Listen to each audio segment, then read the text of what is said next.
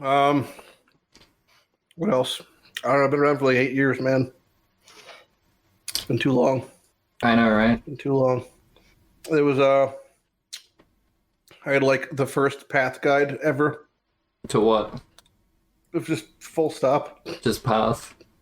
Yeah, it was a cyclone guide. That makes sense. Path existed. Like a build guide. And then I yelled about MTX a lot. And then I got them to remove RMT from their front page of the website. I recently rewatched that because someone linked it to me. That was a good one. It was a good one. I was like a path detective back in the day. Man, I wish I could like remove the suggested YouTube videos from some people on my channel. Yeah, but mostly just uniques. Lighty. I remember the Rags to Riches series. Yeah, and all like too. 2 episodes of that I watched because it was standard. It was good. It still applies to a lot of things today, but have you thought about doing one, but in real life? Anything that's not Soul Self-Led, I just get so fucking bored. Are you playing? Sorry, go ahead. I'm going to stop interrupting. Go ahead. I'm watching POB right now. Yeah, I know, right? What's he making? So I changed all my jewels to a better jewel. Nice. There you go. This is my league starter. Are you still playing hardcore, Lighty? Am I what? You go ahead, Jousis. Fucking just natural conversation. Go ahead, go on. Right, Fuck you. I'm making Duriani's fist. Why? Ew. I want to one-shot things. I want to make one Quackman 2.0. As you do. Something, Wormblaster dead. Have you run the numbers, by the way, on your old One Quack Man with the new discharge? Yeah, I tried it again. They fixed the thing where you could weapon swap and it would keep the charges. So you weapon swap to the Shimmerons and you lose the 2 charges. So that coupled with quadrupling every boss HP, I could only get it up to like 35 million average hit or something. That's what? Wait, so the numbers went down. Jeez. Well, I had like 22 million average hit, and then it went up to like 45 million when they buffed discharge damage, but you have to keep in mind that I lose 2 charges, so it goes back down to like lower than that. And boss HP is now like 73 million or something. To what end? Like, why make one-shot build? Because it's funny to just go, whack, and the boss is dead. Fair enough. It's my most popular video other than the first one. Like, it's the only one that holds up. Yeah, I was gonna say, you're known for making incredibly broken builds and incredibly broken builds with 2 completely different meanings. Either they work really well or they don't work at all. I'm mostly known for the second one. Actually worked. It was terrible though, because like the mapping was garbage, but it did one-shot things. The like server crashing one, that works as well, kinda. I mean, it works in that it does what it set out to do. It's not effective at clearing content. I don't know, it's pretty good. I like it, if you actually put like some sort of damage links in or something. Lighty, question. Yeah. Do you still play hardcore? For charity, that's it. I mean, like, in Talisman, like, I was pushing ladder, and, like, I had rank 1 Scion, and then I just get fucking tilted because client crashes, and I kept losing characters. I mean... That's fair enough. For me, it's so frustrating how, like, I feel like there's just persistent issues with the game's client that it's on such a person-to-person basis, too, because I feel like you can have... I know people who have almost identical rigs to me. I just replaced every single part in my computer recently, and I still have crash just for, like, if I don't, like, fight Harbinger on predictive in Texas, I'll crash, which is just the strangest shit to me. So yeah, hardcore is just, if I'm not doing it to, save some kid with cancer or some shit, I'm just not doing it. I don't think these days. I wasn't doing it as like a diss track or anything. Wait, do you still only play minion builds though? That's a deep meme.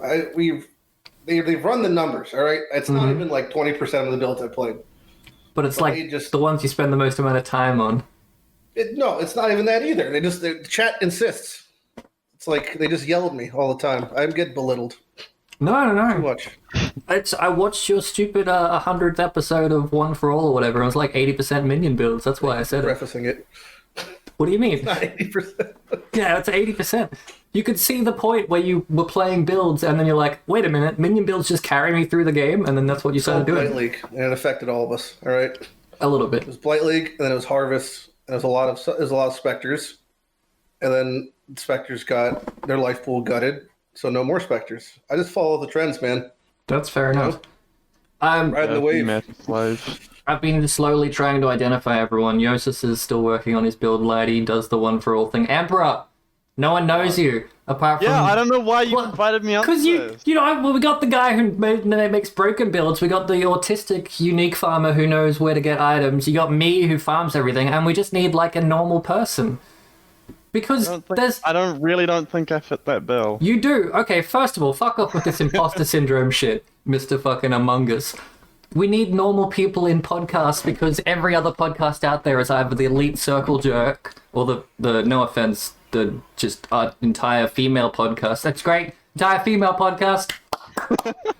I'm sure the Ghostbusters remake was fantastic. I'm sure. No.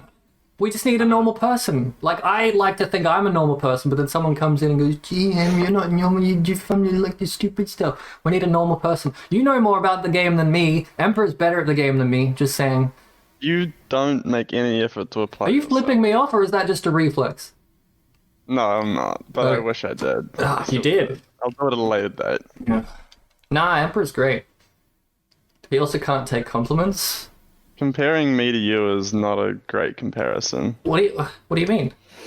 You play the game differently. What? You play it badly. That's what I mean, you dick. You're better than... That's what I fucking said. I complimented you and you went, well, that's an unfair comparison because you're shit at the game. Yeah, exactly. You fucking dick. Ugh. I don't know how long we've been going for, but yet to talk about Pee-wee. Yeah, let's do it. We talked about how you're bad at it. Thanks, man. Appreciate it. Are you gonna play? You're playing Small League, right? Me? Yeah. Do it, pussy. Prove that you're better than us by dominating in a really small leaderboard. I'm just doing a league start, Lighty. That's just you're looking real confused. I'm just doing like a league start private league with like 50 people, and that's it. Just like small economy. But I'm trying to convince this idiot. I've always said that I think that solo self-found eventually. I think that group self-found would be the ideal Path of Exile play setting. Like a group of 6 to 10 people, I think, if possible, would be ideal. Unfortunately, the private leagues don't extend forever, so you can't have one where it's like official credentials. And I feel like if it's not official, just like when we played SSF before SSF existed, it just no one gave a shit because it wasn't like legit. I feel like if they ever made group self-found, that would be like the mint. I think the most fun PoE you could ever have. The most fun I've had in PoE was a 3-man group SSF on League Start, and the Aura bot quit after we got him geared. Coincidentally quit the game and didn't play with us anymore, but it was a boss killer and a magic finder, and that was the most fun I had, and that was a 2-man party. Purely because we both got on at the same time, even though we're both like different parts of the world. But like setting up an SSF group SSF thing, the hardest part of that is for me is time zones. Like even this, fucking whatever time it is for you, the 2 Americans here. But trying to get like 6 to 10 people for group SSF, that would be a nightmare. That's why I'm doing this with like 20. I'm not saying who's the foreigner. Identify yourself. Jousis and you. I mean, Emperor's a foreigner to me, but more or less the same time zones. Fuck, Jim. Whoa, we're all one big happy family. It's like the same continent. Same country, more or less. Same people. Me, I'm from New Zealand. New Zealand, mate. What's your zip code? My zip code? 2. Yeah, That's how many they have over there. Yeah, blood type. What do you got? He's got first island and second I can't island. have my liver. They're smaller down there, hobbit sized. You say so. You say so. Fucking. A lot of bananas. I'm just saying. Lighty's been progression. collecting uniques for so long. He's moved on to organs. It's true. One from every person you meet. It still feels like forever to go. Dude, your beard is immaculate. It's definitely longer today than it was yesterday. Yeah. It's the weather. Oh, you mean like it's fuzzy because it's been raining, or are you just making a joke? You look so cozy. I'm cozy. Are you living your best life? I'm a pretty cozy man. I just ate a banana. I got this. I'm leaning back. How many more bananas do you Comfy have? sweater. That's it. I'm all out of bananas.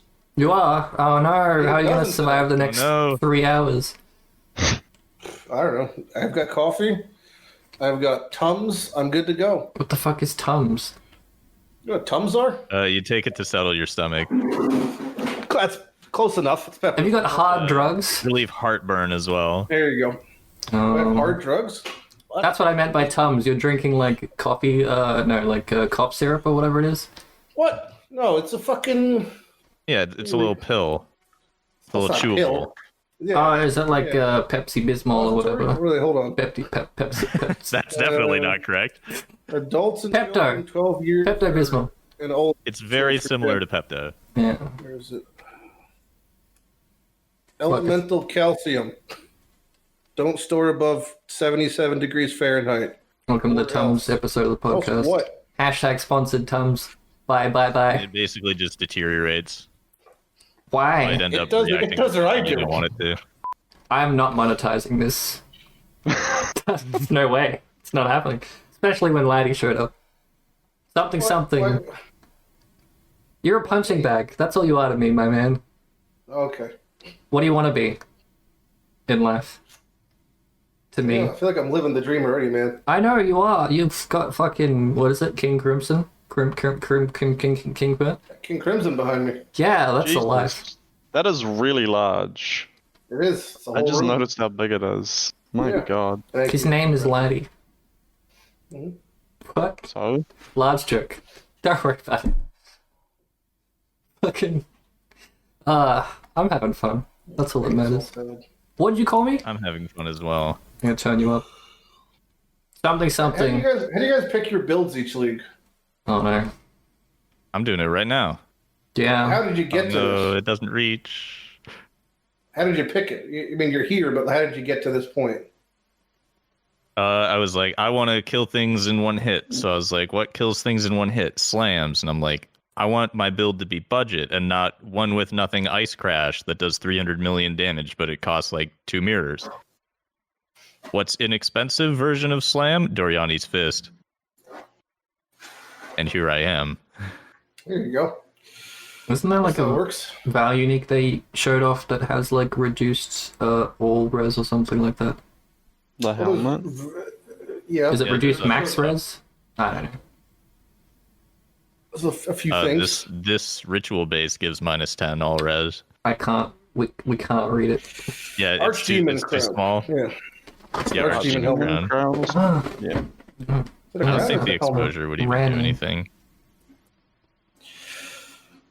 I don't know how to pick my builds. I find some autistic thing that some autistic person made, and then I find another autistic thing that some autistic person made, and I'm like, I wonder if I can combine these, and the answer is no. I never can, and then I cry and suffer, and then I play something that I'm used to. Yeah, I tend to... It's a throw up, right? You try something new and it's shit and you're sad and you've wasted the first few days of your league start so your economy's in shambles. Or you play something that you know is good and boring and you make money. I'll explain in jokes. Emperor plays about 20 builds a league in the first 2 weeks.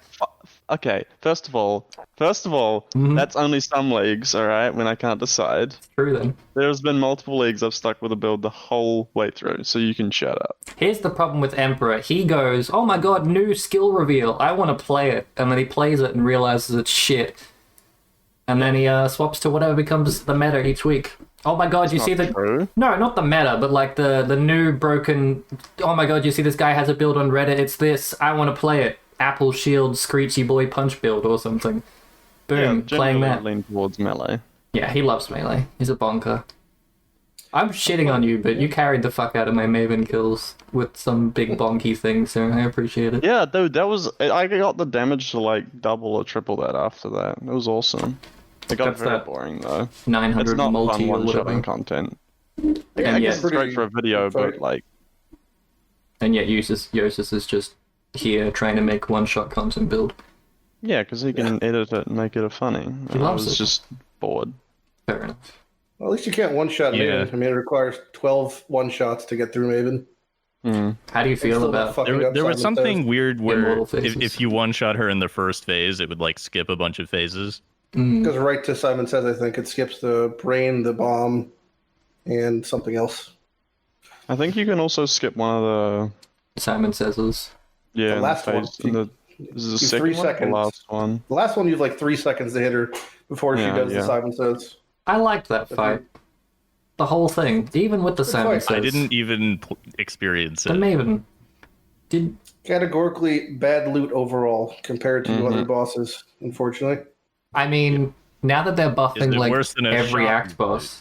Do you reckon they're buffing every? Actually, it probably is. If you were to average out the drops, because you're getting 70% boots that are just you leave on the ground.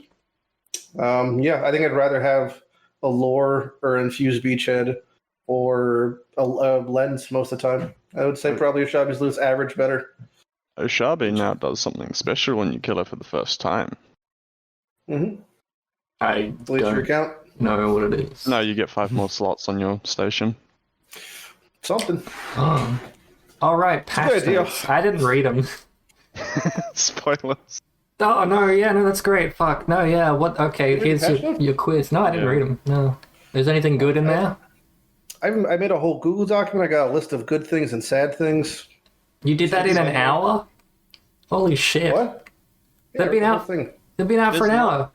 There's not a lot to go through. It's kind of sad, honestly, these patch Well, notes. what are your Emperor? What are your favorite things from? Give me like 5 things you liked and then a couple things you disliked. He's adding them to his document. Vile Ground Slam can now be exerted, so you can fucking just absolutely slap the hell out of someone. Vile Ice Nova looks really cool. Rain of Two Arrows uses. is pretty huge. Yeah. Yeah, 2 uses. The damage got like 30-40% larger. There wasn't a lot I like.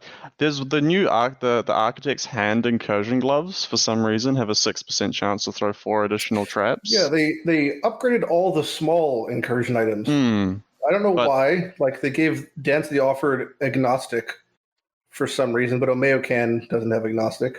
Yeah, and the small sword deals freezes and shocks like it's dealing double damage, but it's like PDPS is negative, so it's kind of just They garbage. like doubled the increased percent physical damage though. Yep. Oh, did they? Yeah, most of them got like, or dare I say, viable items from a solo self-fun standpoint to a degree. Is Still brutality? pretty much What's dog shit brutality after, do? Like week 1, but Yeah. I also like that they basically deleted Blade Vortex from the game. I haven't seen a skill get Blade shit on Blast. like that since like Valspark probably. Like 3 of my builds are Blade Blast. Blade Blast is fine. It's like a 30% Yeah, it's nerf okay, or but something. I wasn't abusing it. I was getting like 2 million DPS. Now it's even worse. Yeah, I think that tends to be the most I would say the most egregious sweep when they do balance changes is you have things like people playing, dare I say, like ethical gladiator bow bleed builds, and because other things abuse it, whether it's exert or poison, they feel the Elder mod needs to be removed, and unless they would have to essentially put almost 200% local multi on a weapon to give like the equivalent damage loss of losing 60% more damage essentially. And there's no fucking way that's happening. So anyone who's playing it's like the same way when they nerf Prolif and then everyone who's using like Glacial Hammer just wept because like I can't play my cool build now because some asshole down the block like was being too powerful. So I just wish they would more targeted things at times, but They tried targeted That was nerfs. me. They tried targeted nerfs. They did the targeted harvest nerf, and look how that went. That was just a nerf to the 1%, and now the fucking minority's in shambles. I mean, majority, whatever. There's like still a ton of things you could do even with the current harvest that post this current patch that like would be considered degenerate looking back prior to harvest. I mean, especially in light of the fact that agnostic archmage builds totally survived this patch note. Yeah. You could do any sort of gear crafting with those builds with harvest post nerf. It's like no difference for them. So I mean, I'm really surprised the mana builds didn't get touched at all. the only one that got touched is the one using like Indigon Chainbreaker. that was a good the read. Miner or whatever. Mine's getting I mean, shit it on went multiple from 80 times. mil damage to 60 mil damage, so Oh, no. it's essentially irrelevant. Some of them. Yeah. This build that I'm making right now is very easy to craft the rares with harvest because none of them are influenced and most of them are And there's fools, 2 so rares? you don't really care about annuls. Yeah. There is Yeah. a lot of orange in that POV, I'm seeing. This is easy to Yeah. craft in Harvest because I'm using This one will rare. probably be removed. This is a placeholder for a late game really nice shield. Like this would be super hard to craft without Harvest. It's like you need 2 influence mods and they're both the same one, so you can't Awakener it. Read it. Are they both Life. prefix? Plus Frenzies. 2 minimum frenzy and 10% aura effect. Is that a Those prefix are both and a Redeemer suffix? shield mods. If it's a prefix and a suffix, you could try, but it's going to be a bit of a pain. There good is. to have I thought they goals. deleted this mod last league, but there's still the Reforge rare with more influence modifiers. Yep. Well, if it still exists, that is. I've never seen that. See, the problem is with my level of casual play, I'm never gonna see that craft. Yeah, I saw it once last league, as Are opposed you to all gonna- the other Infinite ones. Warcry power is a pretty good trade-off. Do you think that Harvest being on the Zana map device for 12 Chaos is worth it? Depends if you're spamming it for a very specific craft and you have lots of chaos to burn. Yeah, it depends like what the seeds are like after the numbers nerfs, like how much you actually get per grove. Because before you could not guarantee you'd get at least 1 or 2 good crafts, but you had a very good chance of it. And now it's sort of like with the relative power of the crafts being decreased, and you get less of them overall, as well as wild harvests being a lot more common. It's going to be interesting. And they're killing Piranda's Harvest crafts as well, or at least the ones that like spit out currency. I think the most egregious thing in the entirety of the patch notes is you can no longer vendor Piranha's coins for skull fragments. That is the most. That's what it insulting thing says, I've but seen they in my also entire say life. that they're adding new vendor recipes, so maybe there's a new one. Maybe you get wisdom scrolls now. A vendor recipe for a scroll. I mean, it's possible. Hell yeah. Yeah, 1-2 5 buckle my coins shoe, per sure. scroll. Sure, Like, I take it. I've got like 300,000 and then the league. 6 Fine. new vendor recipes, all of them shitposts.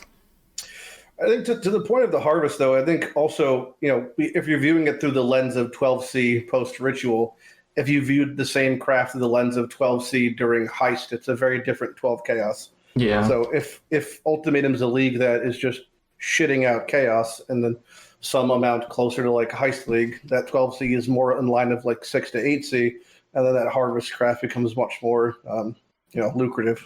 Segue. What do you think of Ultimatum?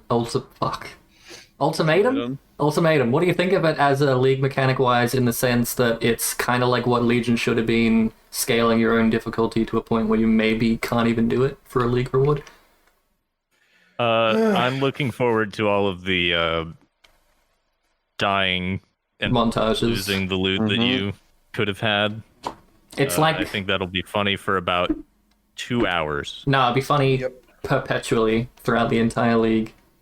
Because, like, you watch hardcore rips and you laugh your ass off, but now you're going to see the same thing except from softcore players. Like, all the times people so died in now I'm heist. gonna be a victim, and Yeah. I don't enjoy that. Well, you can I'm just trying to skip make off this the build first 2 tankier waves. so that doesn't happen. I think My plan is to conceptually, one-shot the entire Ultimatum with one slam. does it all come out at once? Has that been confirmed? No. I Like, don't know. is it I'm just hoping trickles? for Yeah. it. Well, it depends on, because there's different There's ultimatums. There's modifiers, one where yeah. you have to like protect a thing, and there's another one where you have to Yeah. like kill the enemies. They're so- bringing back all the Yeah, but old I can master just not missions. choose that one. Yeah. It looks like a league you're gonna die. Like, not only is it arena, so all the rares and all that good stuff spawn in the arena, but then there's additional difficulty modifiers on top of that. Yeah, it's not So- that you can't choose the protect the altar one. That's just going to show up, and then you have to pick modifiers on top of it, I think. So you'll have to skip that one if you see it.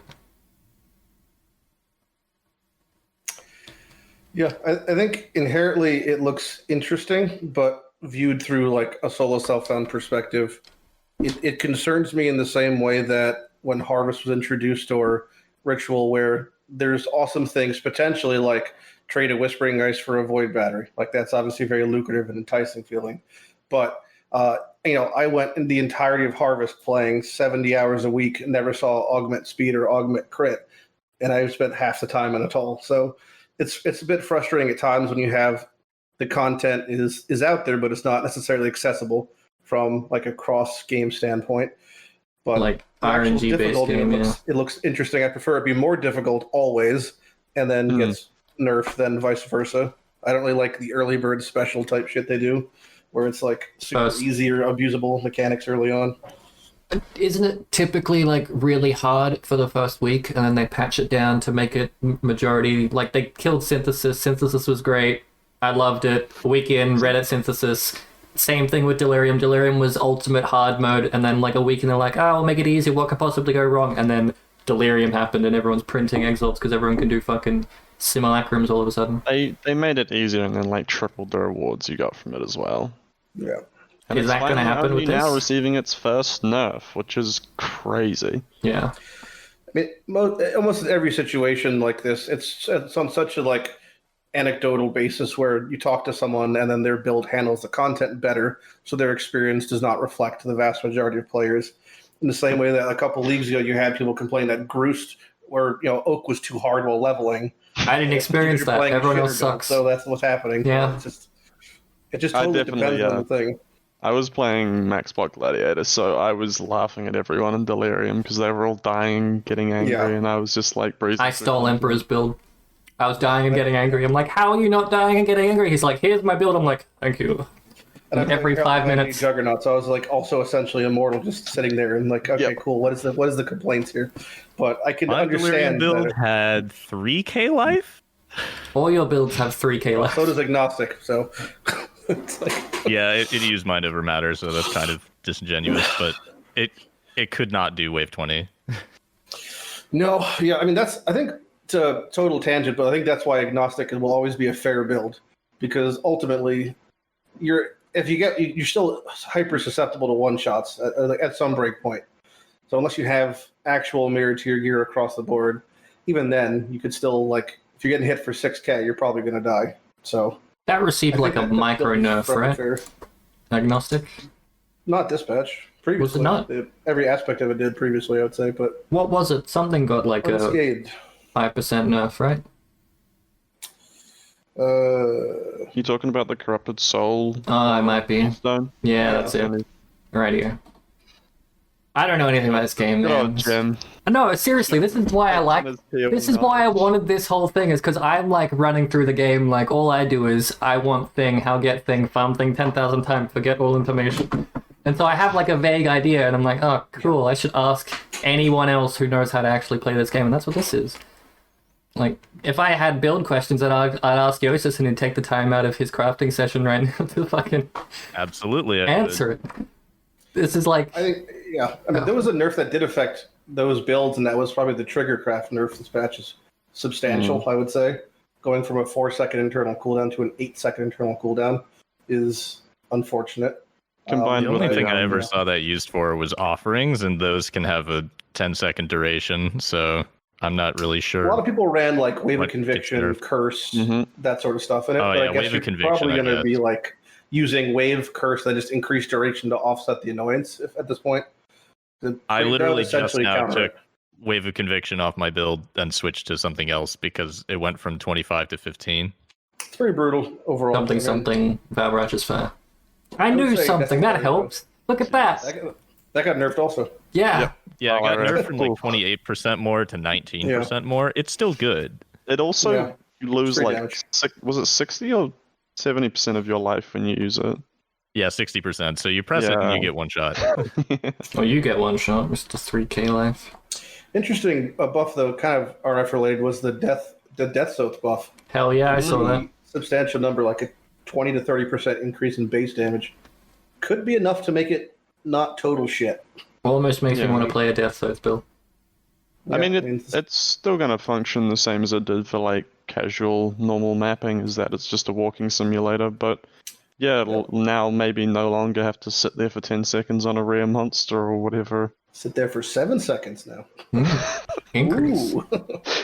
Fireburst, though, actually got a colossal It did. numbers increase. I'm But it quite did also have its surprised. internal cooldown increased. So Now you Not just sure use it for yeah. Ignite or something, I'm guessing.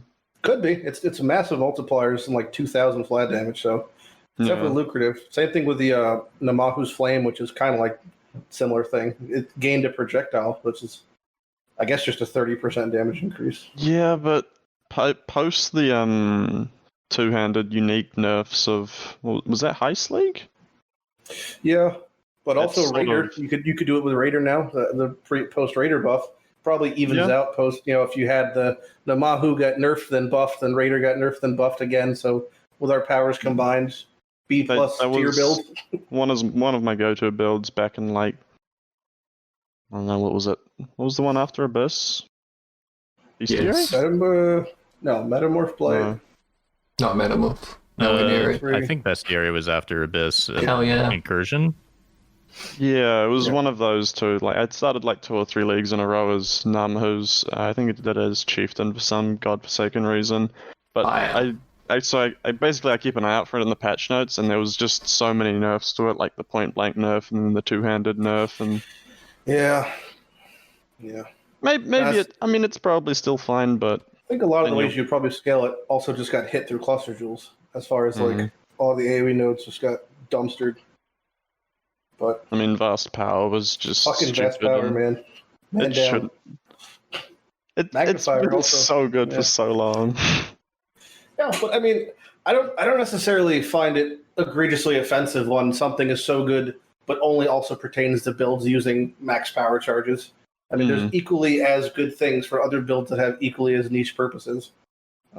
So I mean, like Adziri's foible is insane for like agnostic builds, archmage builds. They're not going to be nerfing foible anytime soon. So I don't mind everything having like its broken little thing. But I think there's probably better examples of things that were super, super good for super, super long that affected like everything. 200,000 million poison DPS build. What was that one that got the stealth nerf? I like that one. The self-poison one? Nah, the other one. Poison Sextant. The one that like they put out the patch notes of like we've completely reworked how poison works because of this one build that very few people knew about that was like 100 million poison It was DPS a or poison something. loop build that used like what's it called, the Val helmet from Legion. It was, I think Octavian explained Yeah, it to me. Mark, It was just a build that stacked poison stacks ridiculously quickly and then used the threshold duel to hit it and would instant kill whatever it hit. Because it converted all the stacks into like a fuck ton of just flat like increased damage. It was really weird. It's basically the Goku build on crack. To what I was doing with Viper Strike, which I do have a video on, but it wasn't as powerful as you're suggesting. There may have been a Pestilence Strike variant. I don't know. All I know is the patch notes came out. It's like, we're reworking how poison works, and everyone's like, why? And they're like, oh, there was one build that very few people knew about, but it was incredibly broken, and that's like when anything gets patched. But that's always like very frustrating to me because I think the vast majority of players just get hit as a consequence of things when they do that. Well, it's like how they say they make the game around softcore and not standard. So they make the game around league trade, basically. Hardcore is like a side, like they don't even think about hardcore when they balance the game, and they don't even think about the casuals when they nerf a skill. Because they they think about it in some sense, but it's more of like, here's how we're bound. They can't split like the gems to work one way in softcore and one way in hardcore, because the point of hardcore is that it's hardcore and deal with it kind of thing. They're still going to think about it. They're not going to completely decimate The something. same issues that frustrate that like frustrate hardcore players that die to equally frustrate softcore players, just less of a permanent feeling. Yeah. So when you're dying to an on-death effect that you couldn't see because the ground is a disco of effects that no one could know what's happening, that's obviously much more a permanent sadness for a hardcore player, but equally as frustrating as the person who's level 99 pushing to 100 and is like, no amount of skill or rig could make me not die to this bullshit. It's definitely equally as frustrating. So I would say that, like, to play devil's advocate to your point, I mean, I think all these issues essentially are across the board. It's just, I mean, I would say they're like beautifully inconsistent with their consistency when it comes to how they explain things. Because even to the economy standpoint, I mean, we still have void leagues for some reason, which implies that they care about standards economy, which I think is like the biggest joke because i.e. Harvest exists. So I don't understand why they would have things like that unless they cared about the standard economy. They don't care about the standard economy. They care about item weight. And you can't appreciate that you have those items. No. It's about the whole, like, I've got this one-of-a-kind item. If the league ends and it deletes it, what's the point of getting it? It's standard is why Lighty collects uniques. Standard's just a collection of here's all my autistic shit I did one league. You go back through Standard, you look through it. And Standard is also for the people who are like, we know that guy, Bourbon or something, right? Emperor? He was in the Discord for a while. Yeah, He plays Standard, I think, once a week, every 3 months. And it's because he works like an immense job and like it's his favorite game. He comes on to Standard, he can pick up his build that's still working despite every fucking nerf in existence because it's legacy gear, and he blasts maps and has a great time. They can't get rid of Standard for that. Like, it's the whole... They don't have to get rid of Standard. They just have to draw a line in the sand whether they care about if items enter Standard or not. They don't. They don't care if items enter Standard because otherwise someone would make a broken build in Standard with a legacy item and then we'd get hit with a patch and in League. Why was Mayhem Void League last league? Because of, like, broken... What do you call it? Easy headhunter acquisition, that kind of shit, right? You said they don't care about items entering Standard. They don't. But they do when it's Headhunter? They do when it's easily, things that... that thing you got rid of, the main YouTube page... That's what they care about in Standard. You know what I mean? They care about RMT and Standard? Yeah, they do. So, fucking, like Headhunter prices compared to League to Standard is like, double the rate, and you get a whole bunch of Asian bot players coming in to play your Mayhem League, and they know for a fact that you're going to be in there, like, scraping up a whole bunch of shit. You're going to sit on it if it went to Standard. They make changes, though. It's not as if they removed the billion mirrors that were added in the first week of Heist from Incursion. So they don't care about to the point of intervening, but they care about to the point of, like, gatekeeping the items. Well, they know for a fact that, like, eventually they're going to have to deal with items, and then how they're changing the socket system. I mean, if they cared enough, they would have made the lab change they did with Joules this league, 3 leagues ago, 3 years. Well, they didn't know how to fix it then, and they were too busy, like, putting out other fires we don't know about. I guess. The unfortunate part is we never know what they... We don't know what that's like kind of... We don't have an insider situation. You'll never know what they did try or didn't even try. So we're always working with partial information of their effort. Yeah, we're always like... We assume they didn't try anything. Or how could they not have thought of this? This glaring issue, how could they not see this when we don't know that this is like the 16th iteration of something they've tried and failed? That's the concerning part, I guess, for some people. Why so? Well, because you would argue that, like, so from my perspective, at least, Path of Exile is a game that has gone unchecked competition-wise for a very long time. So I would argue, often at times I feel like when they're releasing leagues, releasing content, they're basically doing it from the perspective of worst case scenario, there's no real fluctuation or change to what we're doing because what game are they going to play and where are they going to go? So I feel like if they have no competition, they have oftentimes like lesser drive to innovate, lesser drive to fix problems that at the moment are like acceptable for their standards. Back on the why was Mayhem voided thing, I'm probably going to say it's because the same reason we can't have fun things in private leagues, we can only have increases in difficulty. Mayhem is like a fun thing that gets added to the game. It's like extra loot, extra rewards, and because of that, and it's because it's better than playing the base game, if it went to Standard, it would ruin their idea of economy balance. So then shouldn't we have an option to add that fun stuff to a private league and void we it? should. I've wanted for fucking ages. I want to crank up the fucking quant and just tick a little box that says void all my shit. The problem is people would play that and then they wouldn't play the league and they wouldn't buy supporter packs. The problem is that if you ramp up the base game, then people don't want to... Oh, you ramp up, something that isn't the base game. People don't want to play the base game anymore. Mm-hmm. I mean, the same thing kind of happens every time they have a race for the insert boss here first 2 weeks of Hardcore League. Hardcore Trade League ends up like a ghost town because everyone's playing solo self and trying to race to the race for the wool. It's like but they're still like hardcore. They've like ever since they've done this, ever since this is like they've been doing the gauntlet stuff. No one it was already a shit economy. Now it's like no, it's basically solo self found. So because no one's actually playing because of these events. So it's kind of like some people are going to get diverted from somewhere no matter what they do. So but like Ziz is doing that with the tools that they've provided, I guess. If they like provided extra tools, it's like they've drawn the line in the sand of where they want to be. They can't make the game fun at the end of the league so that people won't come back next time. Ziz is making like an enjoyable experience with the tools that they've provided. The only thing they could do to stop that is to take away the tools, and that'd just piss people off. Like how they took away Harvest. I'm going to keep referencing it, but then never talk about it. Good.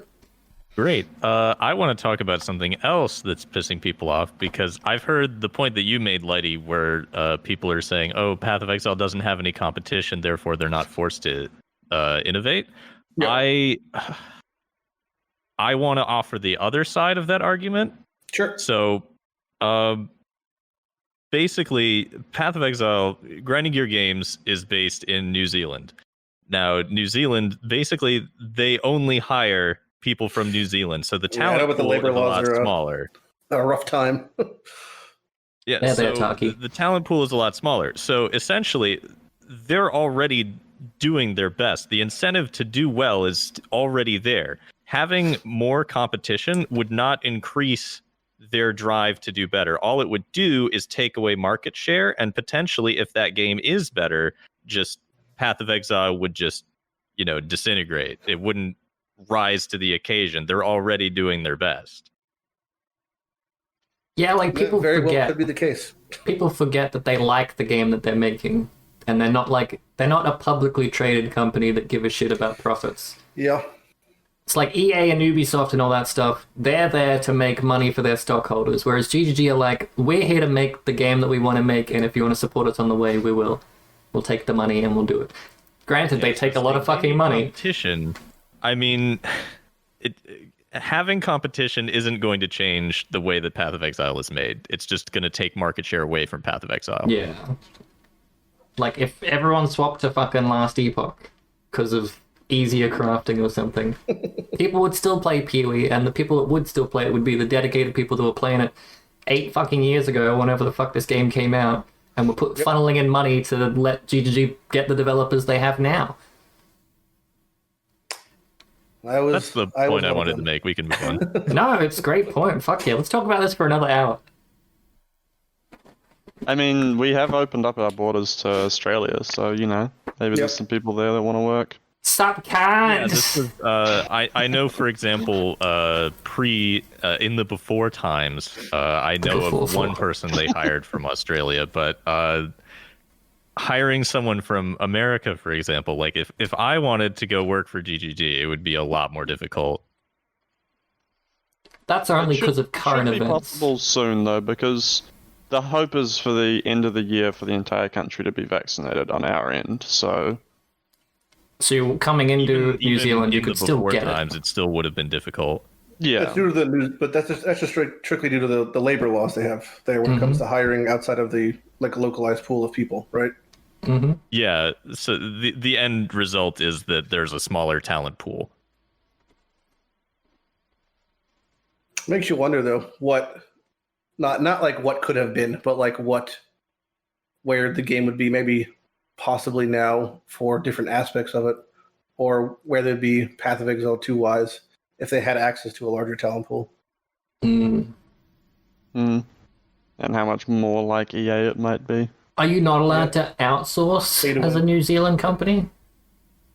They're not for... I don't know the rules. I know, like, personally they're probably against it. But if they wanted to, is it within law that they could outsource, like, 3D artists and stuff like that? To my understanding, it was if there's someone like suitable to fill the position nearby, they have priority or something along those lines. I mean, they're obligated to look for people in New Zealand first, and then probably Australia next. Because that's like hiring someone in, like flying someone in from America or something. I don't mean that. I mean, like, can they hire a freelancer from India or something who loves making 3D rocks and buy their 3D models? I don't have the answer. You should know this. You live there. What the fuck? Why don't you know every law? Yeah, I don't study it. That's fair. It's weird because of teleworking. I'm pretty sure, like, to receive a salary from a New Zealand company, you would need to be a New Zealand resident or at least have a visa. So I guess commission-based, you could work there. Potentially. They don't want our shit in contributions anyway. Yeah, they're gonna hire Lighty for what? Fucking solid self-found unique design? You could be a QA tester, I'm sure. Sustainability? Yeah, man. Fuck yeah. Look at you go. Need more minion gems. Please no. The only real gripe I have is, that's something I've said forever, it's just like, I wish that all the uniques had art. That's the one thing that... 3D art. Yeah.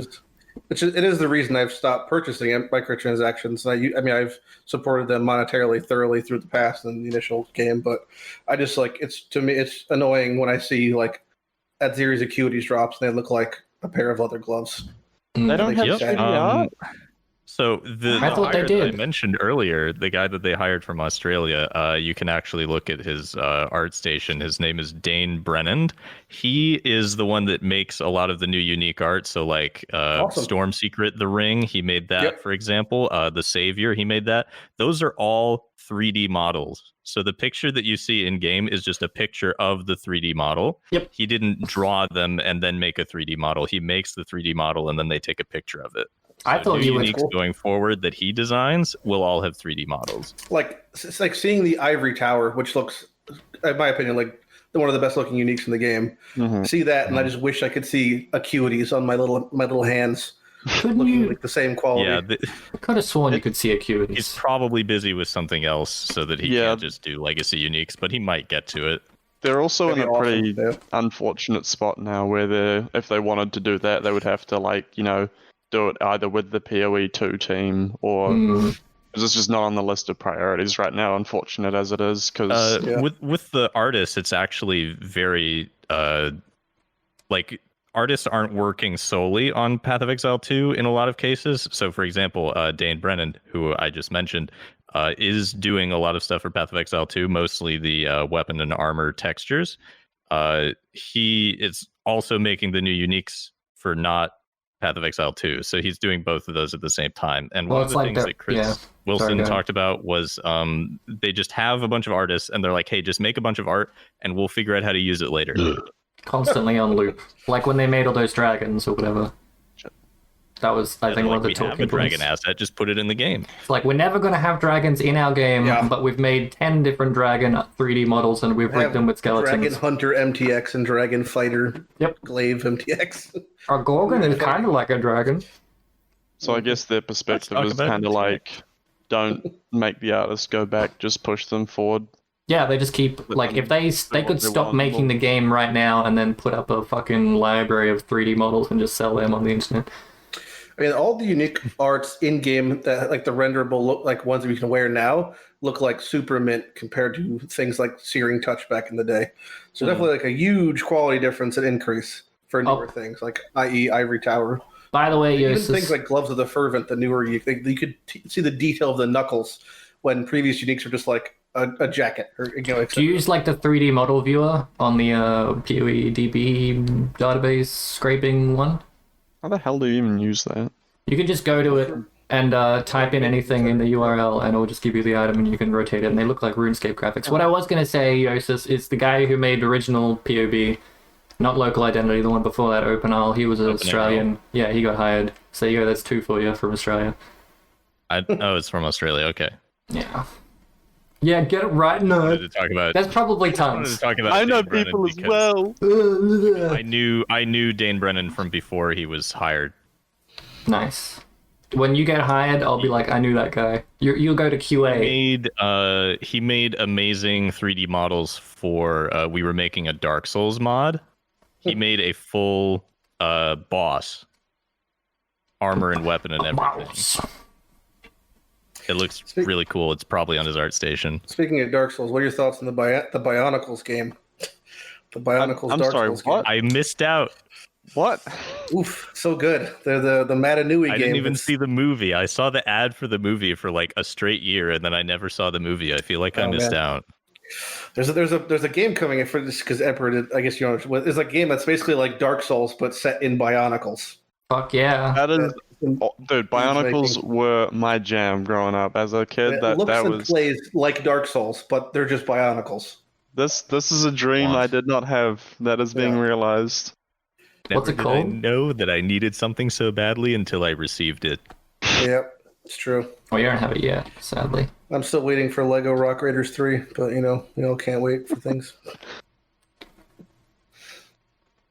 Man, those Lego games are pretty good, aren't they? It's not even like the games. Like, the games are okay. Lots of collectibles, but like the cinematics halfway through, oh, god tier. Like Lego Looking Star at, Wars. Fuck yeah. Looking at the Google document I had, and I just realized one of the things I failed to mention earlier regarding the patch notes, hyper tangent from what we've been talking about. Who gives a fuck, man? I wanted to mention. You go ahead. My favorite change from all of patch notes.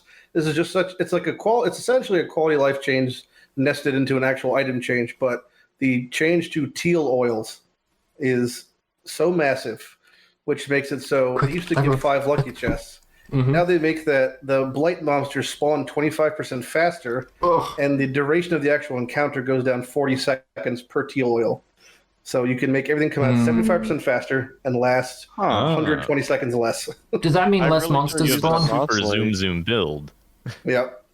Does that mean less monsters spawn, or does that mean that the total spawn Of time? monsters are just spawning faster.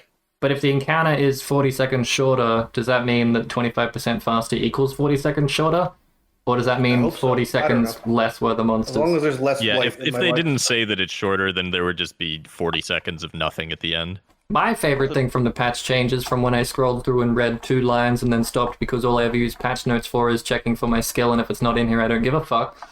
Brutality support now supports any skill that deals damage. Previously required the skill to be able to hit. What's brutality do? Isn't that only fizz damage? More physical damage, no elemental damage. Right. So this is like a reap support now, right? Fuck yeah. A lot of fizz. Yeah, do they're some supporting reaping. the whole fizz degen. Fizz dots and stuff. Fizz dot, yeah, that's the one. Hell yeah. Does it still not work on spells?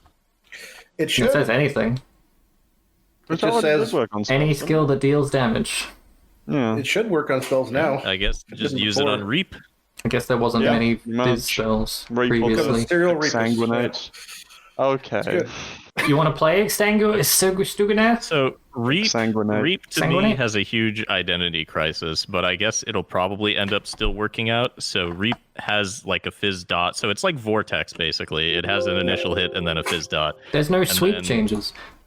Sorry, go ahead. When you use it over and over and over, it gets more and more damage and more cost, assuming you haven't killed anything. But its cast time is 0.8 base, which is really slow, and it's based on the fizz damage over time is what you're scaling rather than the hit damage. So it rewards you for scaling cast speed, but it also rewards you for scaling fizz dot. Well, you could just unleash it, right? No, because unleash that only counts as one use of the skill. That's sad. Maybe totems. Someone in Totems, the Arcus brand. someone in our Discord see, pointed out that it's I know using about this. Spell Cascade in all of its. That's cast speed though. Anytime you see Reap in any of the videos, it's using Spell Cascade. So the actual attack of it is only on the player, that small swish, and then the extra projectile going out is the Spell Cascade, like casting an extra one. Which Pim was going, Pim was going, they don't usually use Spell Cascade when they're showing off new things, but if you go in and look at it on the little taskbar thing, the little icons like Spell Cascade, so you're going to need Awaken Spell Cascade for that, boy. Get some nice spread. I really want to try that. Looks interesting though. I just want to I do agree that it has like an identity castle crisis. channeling. That's a good point. Where it's like it's kind of hard to scale it, but you just gotta kind of pick a lane and. It's cool though that it like supports essentially 2 play styles. You could either convert it to elemental and just blow up the screen, or you could do some weird dot shit. Reap Mines. So speaking of Awakened Spell Cascade, they nerfed Frostbomb exposure to 15 instead of 25, but the damage is unchanged. Yep, so that's gonna be a nuke and a half across the screen still. Mm-hmm. That was very insane, and you're a big fan of that one looked shot very build, fun. so All these things I don't know about. Oh, and Pledge of Hands is now a world drop. Are you sure? That's not happening yet. yeah. Yeah, they later corrected that, saying it's Vial specific. It's a specific. Okay. Yeah. But it should be more accessible. If nothing else, you can still farm the div card. Yeah. Yeah, that's never been a hard thing to get. Even though in Solo 7 you can get pledge within like 3 days of playing off launch. So you know how there's like a couple of spots to farm it. they're adding all like the league items as basic normal drops, and they're implying that they're buffing the loot of end act bosses. So not only can you get Headhunter from like the bird in fucking Aqueduct or like Brian King or something, you could just get it from a barrel because it's now just a normal drop kind of thing, right? They're going to increase the eye level. That's for sure. Oh yeah. But I imagine they only increase it by 3. I think they're going to make Headhunter eye 43. Why is that? So currently there's a couple like clues. They said that it's going to be, they want it to be droppable, so like any casual player can just be going through like Act 6 and see it on the ground and be like, oh, what's this? You know, and that whole experience of someone who doesn't know what it's worth finding it and be like coveting the item. But they want it to be in the base game still. They said it's going to be more akin to about an increase of like, if so, like from 1 in 300 to 1 in 400-ish off an Ancient Orb, which is the exact number if you're doing a Headhunter that's above I-42, because you're introducing 3 new belts to the pool. So I imagine if they just did that, it would basically be 25% harder to get than its traditional methods, but still totally accessible through all aspects of the game. So I imagine that it's just going to get a minor increase in eye level, just above 42, so it reached the next breakpoint in Ancient Orbable things. I think that'd be nice, but it's probably going to be like 60 or something, like just getting into maps. 60 is still fine, as long as it's not like Skyforth level, because if it's Skyforth level, I feel like it essentially defeats the purpose of it being added to the base game for a casual player to potentially find. Personally, I'm pissed off. I-84 shit, you're just never going to see it. Because every time I do any sort of 10,000 maps to figure out the fucking drop rate of a Headhunter by using their stupid div cards, they're like, well, I guess we'll change the fucking rate of the div cards now. Fuck, oh, it's harder to get by fucking deterministic means, and now that you can get it through RNG, it'll balance out in the long run for people playing it. Fuck Are you glad you also did the chest video and they're reworking chests as well? They're not reworking chests. There are a lot of uniques. They're reworking blighted chests. A lot of good uniques that are being added that I think will make a substantial difference in the casual person's playstyle when they get these things to drop in or outside of Solo Safan. So things like Badge of the Brotherhood or Headhunter, just, or Maloney's Mechanism. Like these are things that were not necessarily like unobtainable items for the average player, but even from the perspective of, 5 Exalted could be a lot for someone who only plays an hour a night on League launch. So, if these are interesting, it's Badge being added to the base game is interesting. I think it's a bit of a two-pronged thing because its usage is still kind of not like in the same as Vast Power. It's niche, but it's a lot less niche. But it's not nearly as impactful as a Headhunter when just tossed on the build. Obviously, it has to have a workaround, like something to support it for it to really work. But if its drop rate is like that Badge common, because originally, like when I did the one Quackman video, and that's what I used it for. It was like 10C because it was Blight League, and then 2 weeks and later. then they nerfed that build, and the only build it was used for is Fire Conversion Assassin Blade Vortex that everyone was running for like 3 leagues, which by the way broke another one of my builds because everyone was using Herald of Ash buff effect, and I just wanted to run Storm Secret.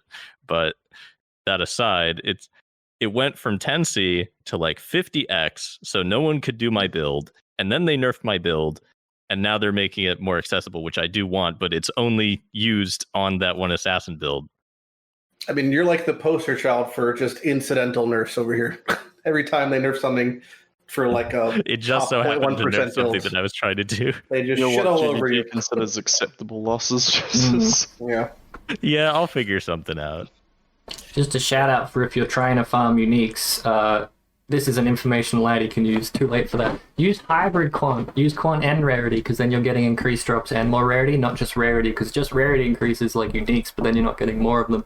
And just quant just increases items, but not more uniques. If you use both, it's like a bastard child of printing drops. Because when we did like 10k burials and the conspiracy that Emperor helps me with.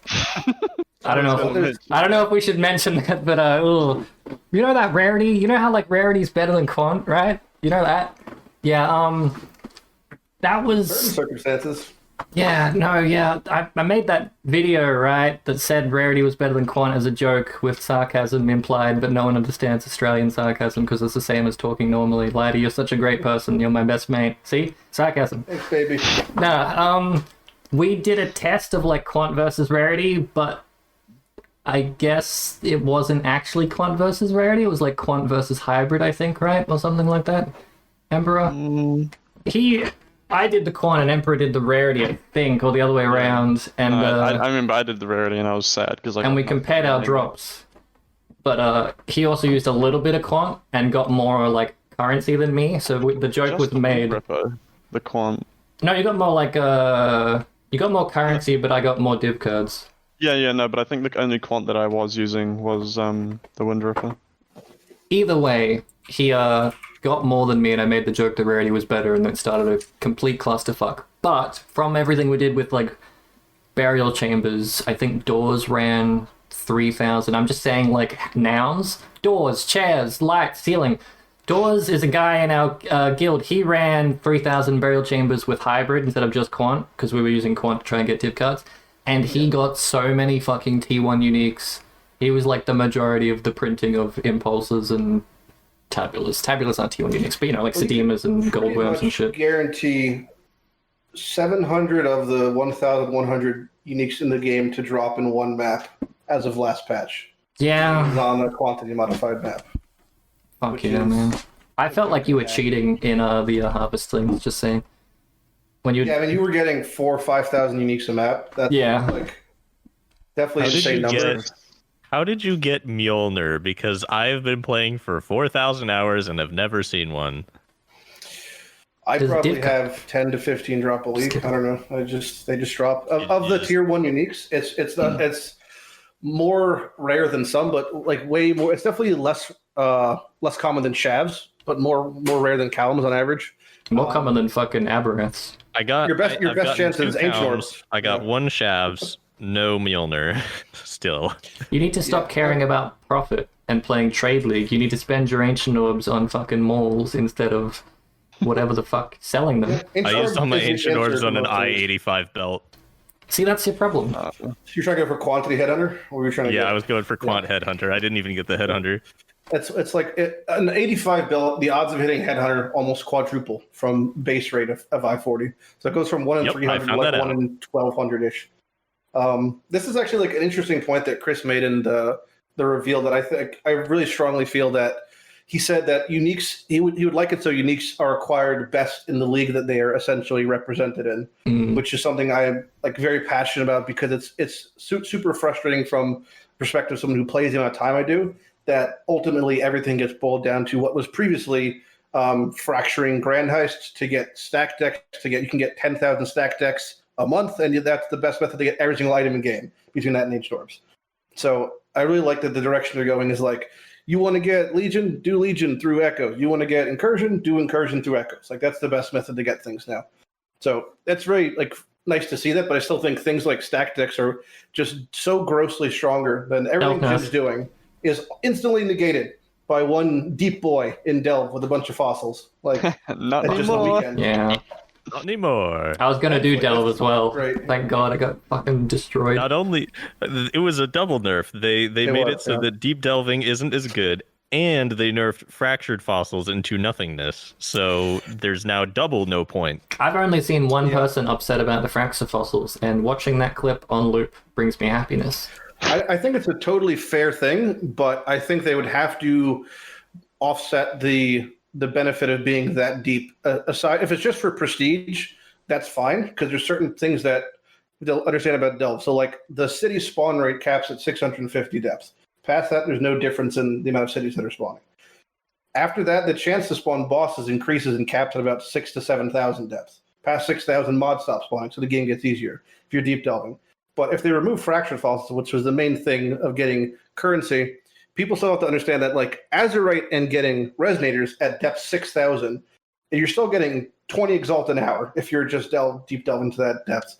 But it's just in a different method. So although like fractured fossils may have been gutted, and essentially is like getting a fractured fossil is like finding 5 delirium orbs on whatever map of you're choosing or a grand heist, you're still shitting out so much Azurite per node that deep delving is A, definitely profitable in Trade League, and B, could even be okay-ish to better because of Abyss sockets might have gotten slightly better because of the Abyss jewels. So, you know, there could be a thing there, but really, no matter what, like Azurite is a finite. It's like high alching in RuneScape. You're always getting something. I mean, no matter what. You've talked me into it. I'm going down, baby. Doing Azurite 3 nodes, you're getting 20,000 Azurite a node at like 10,000. Let's talk about RuneScape depth. more. What do you want us to talk about RuneScape? I don't know. Finally. I haven't played in a while, and I never played 3. I only played old school. I logged in after 7 years and my cat's banned. So there you go. I tried to get my account back. It's like, you've lost your password. I'm like, okay, change it back. And then I got in. It's like, you've been banned. I'm like, why? It's like, you last logged in from this Chinese IP. I'm like, yeah, that's not me. It's like, you were gold spamming. You were macroing. You were selling currency. I'm like, this all happened in the time between I stopped playing and a guy with a Chinese IP logged in.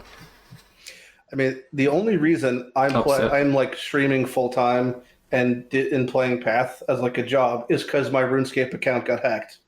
Hell yeah. I wouldn't be doing this if my RuneScape account didn't get hacked. Yeah. Wonderful. So I had an RS3 account and I had an Iron Man because that's just who I am as a person, obviously. Same thing as Soul Southbound for those who don't know what the fuck Iron Man is. And I had a maxed account, everything maxed, essentially every item in the game. And I just woke up to one day being hacked out of nowhere. And then like everything's gone. Just drop traded, everything's gone. So I was like, all right, I guess I'll play the next Path League for like whatever. And then I've played Path forever, but I went back to playing Path full time, and then coronavirus happened, and then it's like, I guess I'll just do this as a job.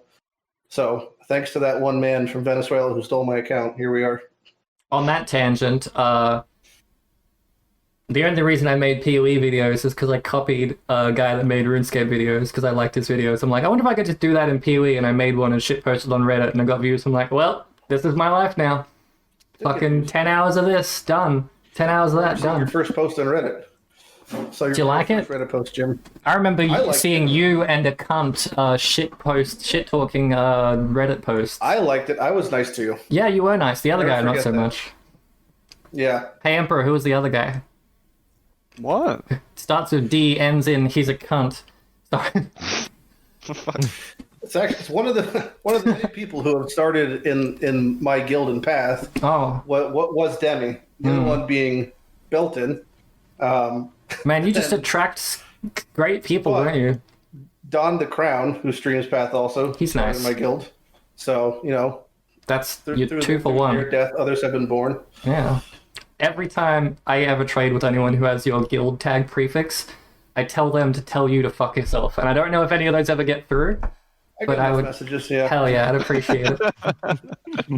Well, I mean, it's also my guild name. I had when the guilds were first made in Path was one of the weekends that it was one of the first Path meetups in the U.S. So I was in San Francisco meeting with like Chris Wilson in a bar while it was happening, and we made the guild and we filled it instantly. There was like 3 guilds that were full, and I named the guild Lighty's Homeless Shelter because we just accepted every single invite that people wanted.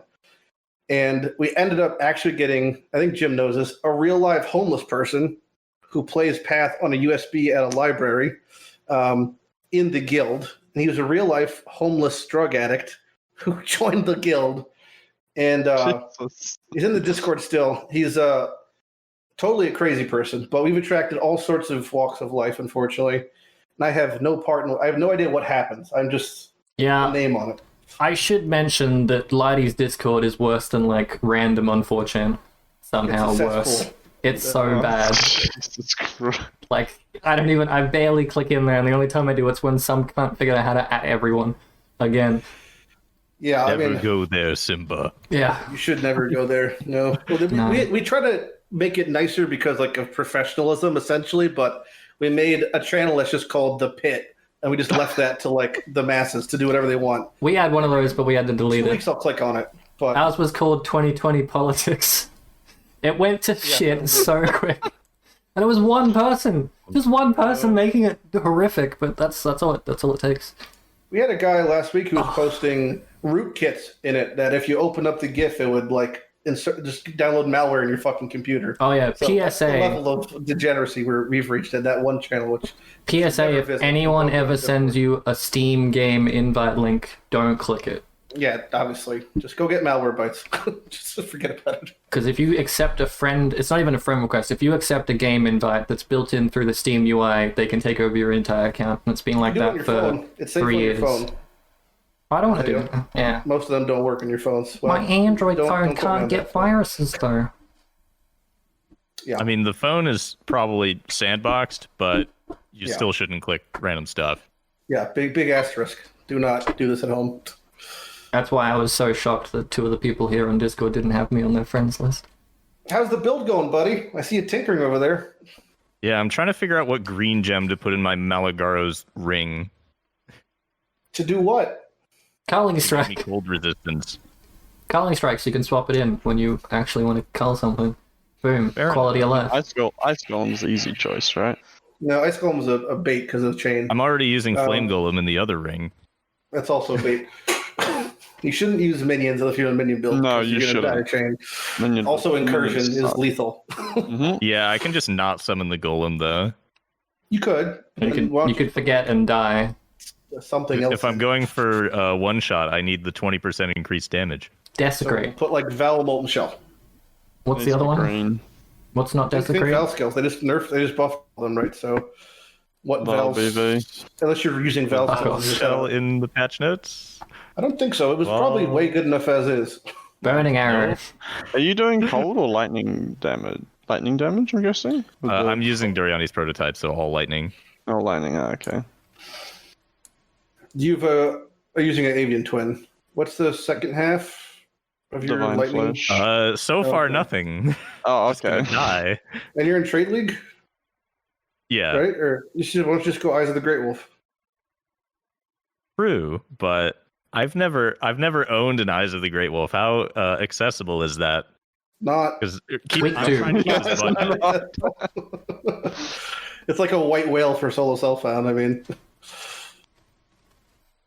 What's the is other one? that a talisman you're using? Natural That's too strong. hierarchy You or can't whatever. use that. Then they need to be nerfed. You can't use that. That's illegal. 3-mod talisman? Oh, that'll happen, probably. Yeah, I just I have a- threw yeah. life and resist on it.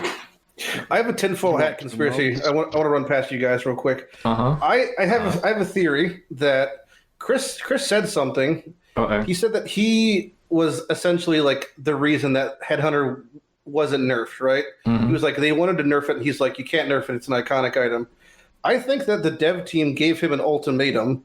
Oh. He's like, Headhunter can live if Talisman dies. Like, pick And I- one of these two things. Your That's child. really funny. I Probably. Because we know that he loves it, but he also wants to do what's best for the game ultimately as the head of direction. So I think they're like, you can't have Talisman, but you can keep Headhunter. And he's like, it's what must be done. What's the bet that they played him? They're like, we need to destroy talismans. He's not going to let it happen. Well, we need to bring him something else he loves. And make him... We know what he's going to pick. I think it was vice versa. I think they just gave him the cold shoulder. Like, here you go, pick your poison. Which one do you want to keep? And then That's he the left ultimatum. right and made a decision. Yeah. Yeah, accurate. I'd back that. That sounds I pretty. can't believe that talismans would be that much of a problem, though. They're not, but that's why it makes sense. It's with the change, because though. they're so innocuous. And this buff, the buff previously was like mediocrely okay at best. That why the fuck would they nerf it? Clearly, they're holding it over his head.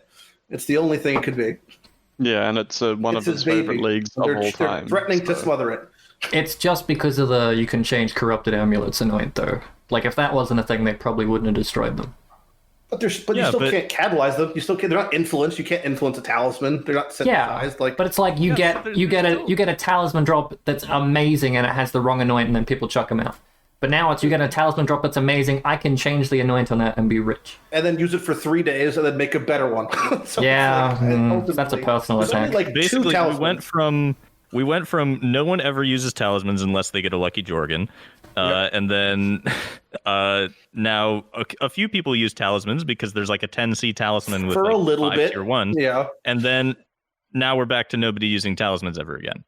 yeah. Except for avian twins, and then the whatever the fucking quant one is, and then you can maybe argue the stat stacking one. The Spine Fuse, the rat one, and then avian twins. But avian twins is used for I don't want to offend you, but a fucking meme build. So Absolutely. and it's like aside from that, and then you have the quant one, which really is just the poor man's amulet because if you have true currency, you're just gonna roll quant on an amulet that has +2 gems on it. And then the stat stacking one is the same situation where you could just get a better amulet if you have, a PayPal credit card. So it's just like, ultimately, it's just it's a stopgap for a mediocre amulet that now just got, on average, worse. Well, it's probably also And in the that's why same Chris vein. Wilson died for our sins and saved Headhunter. In the same vein of like why they destroy Shaper and Elder item influences, why they remove influence crafting from Harvest. They need to give us the good stuff, then take it away, hide it for a month, bring it back under a new, we've introduced new item rolling, and then we like it again, and then they take it away a month later and they bring it back in a new way. It's like, oh, praise GGG for all this new fucking discovery. How they keep thinking of new ideas? They don't. They just recycle content. Was anybody surprised when they buffed all the old content and it gave Adzuri new drop table, mastermind, etc., that Shaper wasn't touched in any way, drop table wise? No. Because his drop table is actual dog shit. I mean, it was good, but it's and now specific. it's not. It was good for a 1 in 22 drop rate of an amulet. He's not a lead there. Nerf was really, really good. Not on every build, but really, really good. Dying Sun is still very good. That's the only good drop. Starforge, rest in peace. The boots are garbage, but the boots are rarer than the gloves. Yeah. If they leave it as it is, if they leave Shaper and Elder as they are, they've got 2 more leagues they can spin off. Val League, Shaper League, Elder League. I don't think anyone's complaining about Elder because Watcher's Eyes are bae. Yeah, Watcher's Eye is a great Also, drop. it's not even just that. It's the duration of the fight is the biggest problem. Like, I'd rather go to the fucking DMV on a weekend than do Shaper if I had to. I mean, it's brutal. Like, they could just remove those 4 bosses and Shaper would be thematically the same thing. Even when you're deliberately letting the Shaper regen to full HP in one of those in-between states, that takes 15 minutes. Yeah. I know that because I did that for the one Quackman video. Remove Shaper, make him harder in Elder, and then make the Shaper in Elder drop Shaper loot. But then what's the reason of Guardians? Of Uber Elder, also. Yeah, but Trade League, sorry, Mr. SSF, you just buy a set. Fucking Pen, the only boss that just has, like, random 20 fuck you pen on his abilities. What was that glitch where you could, like, twin them and then get double the loot? Was that?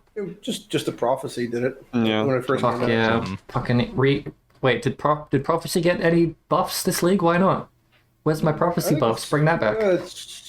I think ultimately Prophecy's in an okay spot if you were to think about it in the grand scheme of the value of Fated uniques. I've had the taste. taste. The biggest problem is, like, everyone would agree, it's just, why would I... It's stopping to map feels terrible in Path, unless it's, like, hyper rewarding. Like, I don't particularly enjoy doing grand heists, but it's undeniable that the loot from heist is, like, through the roof compared to other things. But the best buff to Prophecy was that new prophecies are not voiced. yes, God bless. You do your, you've done your, like, unique hunting thing. How do you go about getting Prophecy upgrade uniques? Is it just like an RNG thing? Grand Heist? I mean, it was so. Grand Heist was the answer to 99% of the problems in the game. They just made it so prophecies actually drop a lot less as far as upgrade chains, but the actual fated prophecies still drop pretty commonly. So it's just the best way to get prophecy items is not prophecy; it's Grand Heist, dropping them essentially. Oh, fuck Grand Heist there. That's fair. Yeah, I mean, if it wasn't Grand Heist, I would say Simulacrum. So it's not like it's going to be the next answer either way. Pick a league that gives out other leagues as rewards. Yeah, but they changed them all, right? Grand Heists, okay. I mean, Metamorph, I didn't want to talk about it because it's like my personal 9/11, but like, it's fucking Metamorph is it's 1 in 1,000 the drop rate of the new Metamorph div card off of Stack Deck. It's been like pretty much clocked at 1 in 1,000. They nerfed Stack Decks as well. Yeah, but this is as of like 3 days ago. It was confirmed like by Leggy and Manny ran like a fucking stupid amount, and they found that's pretty much what it is, spot on. And it's just easier to get Metamorph uniques by like a metric fuck ton by just doing Grand Heist than it is even to bother with Metamorph. Granted, you could run 4 Metamorphs and get all 4 uniques. Does anyone know where the card drops naturally yet? I do not know. Nor have I. Don't you just get it from Metamorphs? I've never seen one drop off Metamorph, and I've run 500 and something, and I've never gotten a unique either. So, I feel like I've seen one from a Metamorph. Then again, my memory, I can't remember what I did yesterday. I know I dropped one of the cards, but I don't remember what it was from. Wonderful. I'm sure that's helpful to you. What do you think is going to happen? Tangent, because someone said, finish your sentences before you start them. Wave 10 or whatever for ultimatums. Someone said their theory was that it spawns a Metamorph with all the modifiers of the ultimatum on it. But what do you reckon it'll be? If you had to wave it. Like wave 10. Like, yeah, they're like, you're never going to get to wave 9, but if you get to wave 10, there's a surprise for you, was their words, more or less. So something has to happen. Spawn a copy of yourself as a rogue exile. It's probably just the boss, whatever bosses they introduced. Oh yeah, I suppose, because like, Or in a portal to the They boss did or whatever. have that showing though, and it looked like it was in like a Like its own map arena. specific arena. Yeah. Could be just a map or a fragment. They love fragments. I thought it would be Construct a like, fucking fragment. you know how they've got those extra ones, those extra maps that are just like the contained ultimatum of double your currency or double your nurse cards or something. I just assumed the boss would show up as one of those, like, itemized. Whatever they think the difficulty of this content is, and however long they think it'll take to reach the end of it, I would just cut it, divide it by 10, because it's never the case. Every time they're like... You want it to be the case, Not to though. talk about aura stacking, but fucking... The league, they gutted aura stacking. Day 3, people were level 100 fully aura stacked in standard, or solo self-found. Not solo, sorry, it's like trade league. So it's... Whatever they think their expectation of progression is like not even remotely close to what is accessible. So I assume people will be doing the highest tier of Ultimatum like day 1, and then it'll be on Reddit in the mega thread. Yeah. I wish there was more like mystique and difficulty and mystery in these things, but it just doesn't seem to be the case unless it's actually time gated. Well, there is for item acquisition, I suppose, but more of that for like content. Don't look at Reddit, forehead. Yeah, no, I mean, what I do. you play I mean, SSF. I did Maven for the first time last week, and I've done 20, 30 of them since then, and I did it totally blind. And then I ripped 3 attempts doing it, but I highly suggest everyone just steers clear of all, dare I say, don't watch my stream, but just fuck off for like a week and go play the game. Because it's just, you're going to save yourself just have fun. That's ultimately The point of video games. what was the question? What question? I heard. How often do you get like people in your chat spoilering stuff? And what's your approach on that? Do you just ban them, or does it just not happen? I mean, I checked chat today. There's like 600 people. I can't even pay attention to half the shit's happening. So it's like, all right. So yeah. But no, I don't give a shit. I mean, they say things. I don't. It's whatever. You can't. I mean, if you don't know what the fuck they're saying, how do you know it's a spoiler? If you don't, like, there's a couple. Not to like tell people how to stream, but if you don't have A, infinite patience, and B, the expectation of having whatever you hope to covet being ruined by the masses, you're gonna just be set up for disappointment. Mm-hmm. So, and you just accept the fact that like if I say within 2 seconds of patch notes coming out, I have 90 people in stream team like, oh my god, Blade Vortex is dead, and I'm like, okay, cool. I could read too, but so that's just part of it. Mine are like, I'm 2 months into the game, played this character the entire time. Someone goes, Jim, why don't you have all your skill points? And I go, how the fuck did you even figure that out? That's my priorities right there. I caught myself with a character that level 97 or whatever, and yeah. I'm missing a fucking passive from Act 1, so... I check with the /passives command every time now. I've been hurt once. Never I again. shan't be hurt again. I love week 2 of the league when everyone's starting to get their builds together and stuff, and I go look on Jim's stream and he's got 3 white flags. Don't sell me out like that. See, I do that too, though. Every and time, I get so I'm much just like, shit. no. You don't need I flasks. mean, like, I won't roll flasks. Like, I try to tell people, if you're playing a character, playing a build, playing game, they're like, oh, why are your gloves so shit? Like, don't fix what's not broken when you're just playing the game. Like, I highly suggest just progress, enjoy the content, and then if you really hit a wall, you could take a step back. But until then, just keep A man going. of culture. Yeah, I I mean, hit maps with a level 10 life flask. exactly. yeah. See, this is clearly this successful man's using Durianis. So if he can do it, anyone can. It's like, you're good at the game, you have the capability of doing that. You could be better if you upgraded your gear, but you don't have to be. You could just be lazy and enjoy yourself. It's a transmute orb, Jim. Well, White Flask is a bit egregious, but Yeah, at I least definitely transmute it. understand, but But what if I brick it? I would say though, if he hasn't died to bleed, if he hasn't died to freeze, Yeah, no Then- comment. I've died fine. many If he times, does, I just don't the care. example of this. I thought he was the he's sitting on top of the plinth. He's the best of us. I am the top one of the bottom 80%. He's the While 1% of the 1%. we're calling people out, behold this worst 6-link setup you've ever seen in your Can't life. be. Smite, shield Oh, charge, fortify, increased duration, additional accuracy, innervate. Where's your ancestral call? Well, I'm only using the smite to kill a worm. Yeah, but you need to kill all the worms. You're just doing one worm? That's The something, AoE will right? probably get the second worm. How many worms you trying to kill? Well, the trigger's going One, to kill just the for ones, the but smite buff.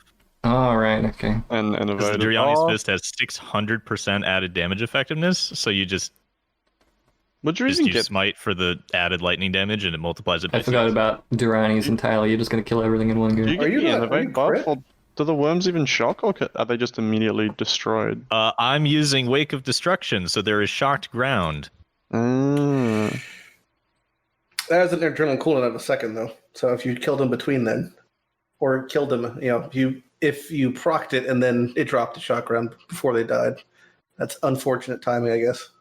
I walk around, I spawn the worms land on the shock ground. If they don't, I walk back over the worms, and then I smite them. Why are you doing this to yourself? That's the plan. It's not going to work out like that in game, but that's the plan. Who hurt you? He hurts himself. The first iteration of One Quack Man, it took like 4 tries to actually get a one shot. What curse are you using? Any curses? Because I'm using Doriani's prototype, I wasn't sure. The one that I have equipped right now is actually punishment, because, like, for example, Sure. Yep. phase 3 Cirrus would spawn at 50% life, Yeah, that works. and then they take, curse effect would be lowered, but 88% increased damage taken on low life. I mean, they'll probably, is it in the patch notes? Yeah, punishment was mentioned. Punishment. Okay, it goes up to 78 instead of 88. That's still really good. Yeah. But yeah, it doesn't work in PoB for some reason. The enemy on low life, yes. No damage change. Well, it's so strange saying POB because I've never used it before. Ever. It's just like, Yeah, you know you're how allowed to- they could give you DPS calculations in game, but they don't? It's just that, except a calculator. And Well, see, confusing. the problem with DPS calculations in game is that you have to assume things about the enemy as well. Mm-hmm. I have never been in a situation, nor do I feel like I've ever needed to know what my damage is, because it's always apparent when doing the content. And I just Do you do minion builds? I have done minion builds. I've done. I mean, at the moment I'm playing Archmage Stormbrand, and I know for a fact because people have told me my PoE damage is it's like 50, 60 mil. But Yeah, I know that when if you do I a build don't like kill, that, you don't need to check. it This was is like, always that. I'm trying to get specifically this much damage, so I need to use Path of Building to figure out how to Last get league I did Chieftain Armageddon brand, and I know I had less than 1 million damage. I did Cirrus 8 in 22 minutes. So I know that feels bad, and I need more damage. And that's as far as I really need to know. It's just like, this damage is not good. I would like more. The exact amount is almost irrelevant. My favorite want it thing until that it feels this does better. now is the power report. It's like, okay, what is the node on the tree that gives me the most damage right now? Sure. Yeah, That's why that's it's telling me to anoint Panopticon, which is the totem skills have better buffs because I'm using Vol Ancestral War Chief. That's a little bit misleading. There's a plugin I have that I like to call the Band-Aid plugin, where you get your POB finished like this, and then you run the auto hotkey script. It goes through every possible damage roll on an item and calculates how much DPS you get for it, and then it spits out a weighted search result on trade, and then you just click sort by highest weight, and then you price it at 10C, and you just buy that, and it fixes your damage. Do you feel like this is damaging to the game in any way? Yes, yeah. Because you're not 100%. playing Path right now. I hate the. but we can't play Path right now. If it's garbage. pre-league, it's So fine. I feel if this makes the game more accessible for people that don't want to do crazy amounts of math, then What if the game I'm all becomes for it. more accessible without POB because they don't have to nerf skills as much because they assume that every person is using POB? I mean, what accessibility do you feel like is not accessible by someone who doesn't use this? Like, who? so like Can you give me an example? when I'm explaining to a new player, they're like, I don't do any damage, I don't sustain, I'm so squishy, how do I get my damage to be better? I can't just say, oh, play Toxic Rain. Like, that doesn't give them enough information. Sure, Yeah. I mean, but if they're playing a caster, if someone's like, "Oh, I have shit damage," I'm like, "All right, what are you playing?" I'm playing Fireball, like something that's not, obviously super prevalent. I'm like, "Okay, what are your gem levels? Do you have quality? Are is your gems corrupted?" Yeah. These are So, all like, for those are the example, checks and Path of balances. Building, I can just say, send me your build, and then I load it up, and then I can find the problem very quickly. And if Yeah. I don't do that, then there could be some glaring error in their build that they would never mention offhand. I need to interrogate them about every specific thing. It's like, are you using elemental equilibrium wrong? because that's a very common problem, and I would never know just by asking them what is your build. Do you think that's like natural selection though? that if they are the problem is I don't want in real life I want Darwinism to prevail. In Path of Exile I don't want Darwinism to prevail because I want more players in the game. I kind of do want it to prevail. But what if PoE is just POB is just another stepping stone in the depths of the game? Like, sure, it's an external tool and all that stuff, but once you get to the point of actually being able to use, like, you get to the point in the game where you know what resistances do, and you know you need them, and you know you need life, and you know you need damage, but you don't know how to get there, and then you can use PoB as a learning tool.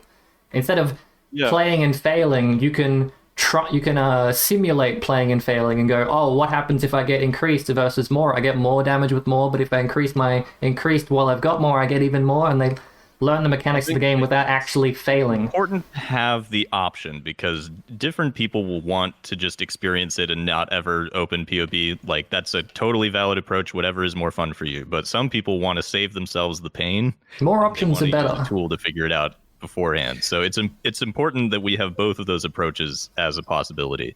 Do you think that they're taking a I would say a good approach, but like for lack of a better term, a good approach at trying to cater and get more new players in Path? So that's a very difficult question because to make the game more accessible to new players, you would have to fundamentally change it. I mean, there are some things that you can say, oh, update the tutorials pages because they're weird. But for the most part, it's going to end up having to be like making the item floor rise, and that's something that they don't want to do. Do you think there's like a necessary level of complication has been taken in the past couple months? For example, like I feel like every league now, they're almost adding at least 2 to 3 debuffs, like splitting mechanics in 2 different ways, whether it's like hexes or curses, or now we have crush and like new methods of slow that are only preventable by certain ascendancies through like delve, and we have tar and also chill and all these things. So it's you think that just the amount of these things are problematic. That more options are overwhelming, but I disagree vehemently. I'm saying that having more things in the game does make it more complex, but it doesn't make it less usable. Like, you don't have to worry about things that you don't know exist, right? To be more accessible to a new player, I agree with that heavily. Yeah, throw them in, and then through only what they see on their screen, be able to go through 10 acts without being the IGN guy. Yeah, I would say that's true. I feel like there's, though, at times, there's always like that struggle between where a new player because one of the things I've seen in most of the new players is they'll have like 6 or 7 active skills for whatever the fucking reason. Like they're using fireball, arc, like people they just don't know better. Yeah, that's what Diablo would be logical. And if you don't consider that you only have 1 6-link and 6-linking something is the best way to get it to do more damage. Not to be Reddit, but isn't PoE 2 pretty much just this is to make the new player experience better? We're fixing how the socketing works. We're introducing the DPS calculators in the actual thing that actually calculate properly. It's a whole new campaign, so you can play the game new, slow, just like everyone else. We'll introduce you to the new mechanics. God intended. So the other thing is with PoE 2, they're adding, you can have 10 6-links. This is a huge step in the right direction for a new player because the new players, they want to have like 4 different skills and swap between them for situations. And now there's an incentive to do that. I feel like it's going to be a balancing nightmare for certain things. So having just for me specifically, 6 cast when damage takens. Any minion build though, 10 cast when damage taken. Cast when damage takens will be limited to 2 now because of you. Limited to 2 for everyone. Limited to 1 for you. Just make account specific. Too difficult to use. Like, you can only have 1 active skill in your cast and damage taken. So yes, you have 10 cast and damage takens, but you can only have 10 spells. That's probably what. They all share. Actually, they also limit like empower and light enhance to just one of overall just get rid of something. Because otherwise, you're just going to have a billion things with 1,048 qualities on them or whatever. Rest in peace. They just remove all the qualities and their effects, and they don't have that problem, right? Like, they just tone it down. On the auras, but just qualities are other choices. Diablo. We want choices. Yeah, more choices. If you don't want quality effects on your gems, you just don't put quality on them. I want more choices of crossbow bolt. Armor-piercing bolt? Armor-piercing round. Yeah, incendiary. Okay. They said they recorded like 50. We're gonna get all of them. And they will be optional. What was that, sorry? All joking aside, those audio cues are a good step for accessibility, and maybe people just prefer it, and they're optional. So people making fun of it, I realized in the trailer, it's kind of annoying, but you shouldn't discourage them from having those options or make Sure. fun I of love them it. for having Great. I think it's awesome. It's hilarious. But yeah, I'm and still gonna make fun of it, but I love it. hopefully it also extends I to choose other both. things your characters say. Like I know, for example, Scion has the bloody Zelda Link or whatever that thing is, which just goes ja every 2 seconds. So hopefully you can turn that off as well, because I don't want to play a Scion. It needs to extend to monsters, so when a monster has volatile, it just screams, "I'm volatile!" right before you kill it. Quality of life. Kind of Right? like in the same vein of I like Bellskull. Scion because of this. You like Scion because... Oh god, he's got his soundboard. Faster? Far too much baggage. I think she said harder. What was it? I thought she said faster.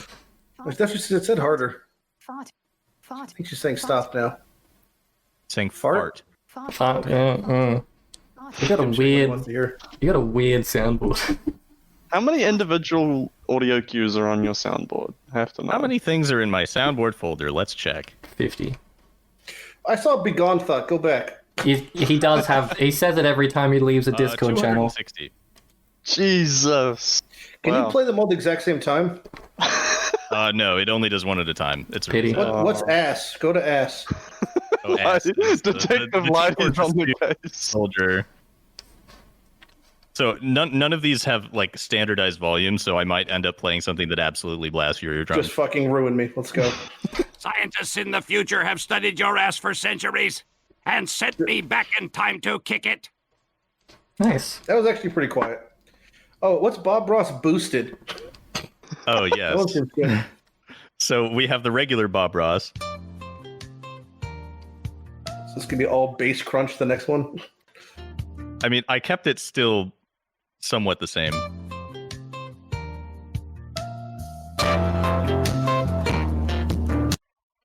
Oh, good. Nice. Yeah. Kind of tame for a boosted sound. That was is. the point. Speaking of sounds, I changed something on my stream yesterday, and it's in Streamlabs, so it's like all copaesthetic. Mhm. But I'm pretty sure it's like extremely racist. And Oh.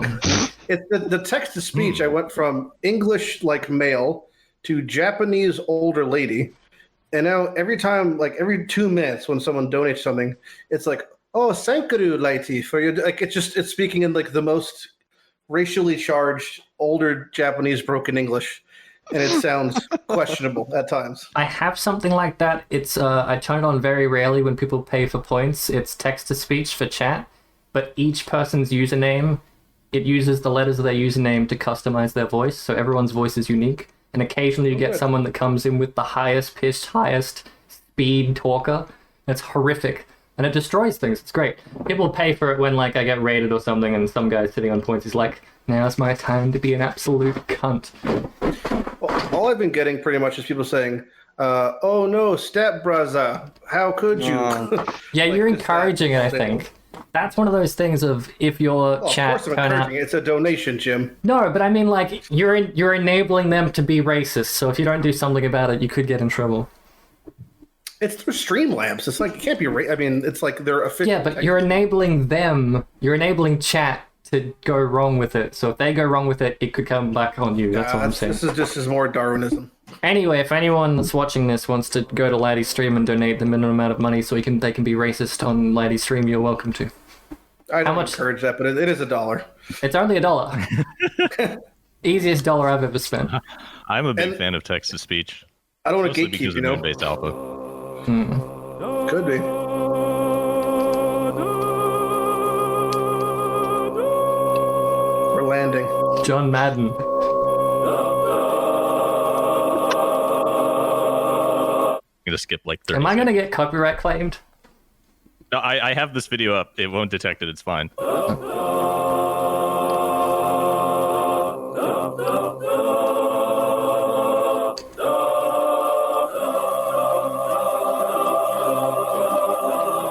Is that 8-bit Mongolian throat singing? No, it's Moonbase Alpha voice to text. Text to voice. It's worth it to play that It goes game on just for for like the 10 text to 10 voice. seconds. Yeah, that's Well, the good. only. It's free. It's free on Steam. It has text to speech singing. It's amazing. We'll play it after this. We'll download it. You said something about exsanguinate or what's it called? Exsanguinate? Exsanguinate? Exsanguinate? I really want to play it, but is it going to be shit? It's like Glacial Cascade. Yeah, but like chaining and stuff. It's like... It doesn't only chain thing- by default. Yeah, but like you make it chain yourself. I want it. Just slap it on a miner. You're good to go. The only thing I That could be taken two ways. thought about when I saw the low life You stuff disgust was me. the thing that keeps you stuck at low life. Divination Distillate. Oh. But flasks recover life. Does it do that? Yeah, it recovers so little that it doesn't. You don't reach full. True. And Yeah. they just nerfed Hardened Scars, so you only get Fortify while you're recovering life. You're still recovering life. It's just really crappy. So you're at half life. You use Divination Distillate. You get Fortify. Wouldn't you rather have a super small flask with a super long duration? That's not Yeah, divination. but Distillate? Divination Distillate has what, 5 seconds? I don't think there's a hybrid flask or a life flask with a longer duration. It's other than, 20-second one. like an Small 8-second life flask. divine, I think, or is it 7? Small life flask lasts how long? The smallest life flask? Isn't Hallowed the I'm longest? pretty sure it would be 7 or 8 seconds. Because you could hand in with the surgeon on a level 80 character to get eye level 80 small life flask, and then just roll enduring or bubbling or whatever you want. And it'll last Yeah, like 12 but seconds of Quant. We need Spare quant. a dime for the poor boy with 12 fucking quant.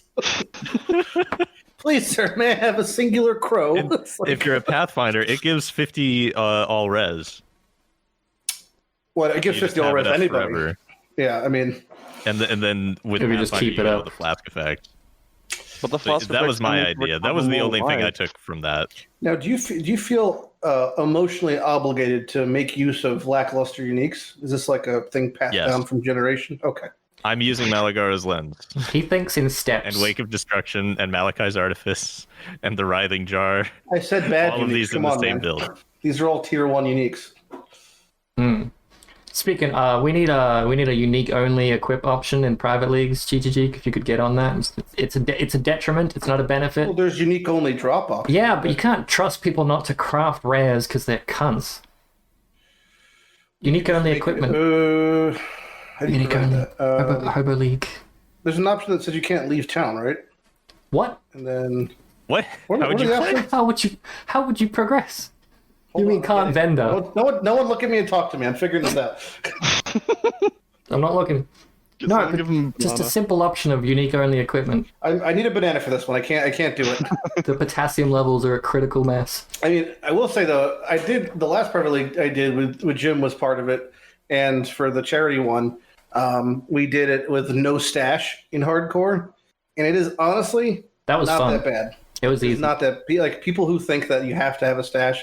Like obviously you're gimped. That's without question. You're like homeless, but it's not as bad as you think it is. If It you're just- encouraged so much trading because someone got like an item they can't use, Oh, but they yeah. knew was really Yeah. valuable, and they're like, Look, "I need to sell the shabs. Someone please take the shabs. I'll take anything. Give me out." I was like, "Here's some the out." most vivid fit, like 200 person economy. They were like bartering in town like nonstop.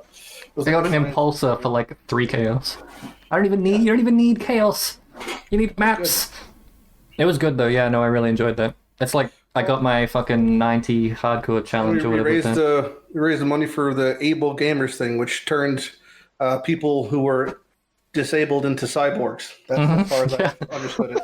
Yeah, custom like controllers, like Xbox controllers and stuff. Yeah, so if you had like no lips, you could like blow into a tube and you could play like COD or something. There That's is. basically Have how you it works. seen the people on Twitch that are like using the Able Gamers stuff? They will Remember the guy absolutely who destroy was in a you. wheelchair, but then wasn't. What was that guy's name? No hands, Ken. No, that guy actually had no hands. But the guy who like faked being in a wheelchair, then like got up and walked. Oh yeah, no, I don't know. I know the controversy, but I don't know who it was. There's a Classic. couple like that. It's not good. There was a guy that I mean, this isn't quite on the same level, but he had like just enough hand to be able to hold the controller, and then he plays with his face. I wish I had just enough hand instead of a whole hand.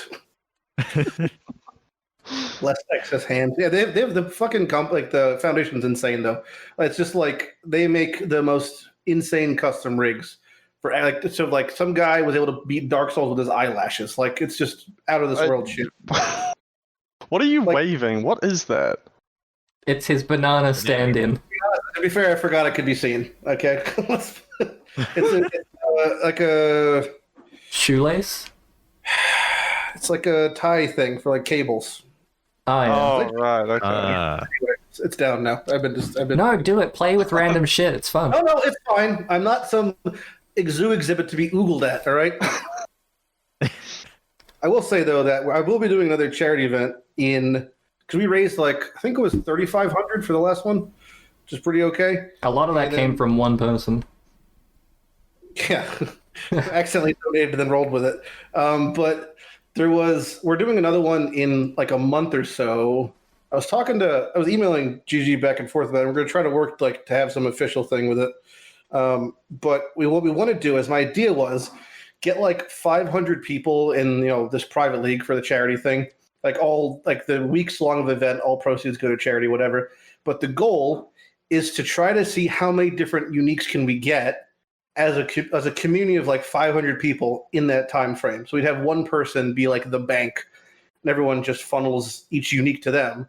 So one group would go off to delve, one group would fuck off to incursion or whatever, and we would see if we can get really close to completing a unique tab in 1 week with 500 half tards running around. Basically, that was the idea, and I think it would be pretty close probably. But there's some that are just to the near point, impossible, so ridiculously inaccessible. Not even we're not even talking replicated breath, but delve ones. There's just no way to get it.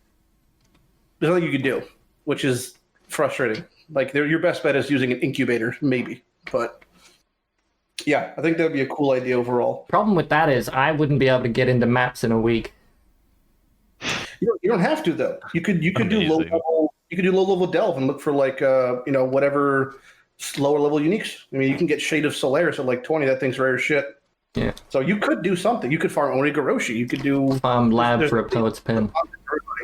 Because there's cards at all points of the game that could be farmed, and you're the type of person that's well, no one's gonna farm it, but it could be. That's Jim. So that's for you. Sad things. So just during our last charity event, he farmed a lore weave in 4 hours using delve. Resetting the first. Sorry, not delve. Not delve. Heist. Yeah. Resetting the first heist. And then I died and lost it, and then I just did it again. Yeah, that's something else.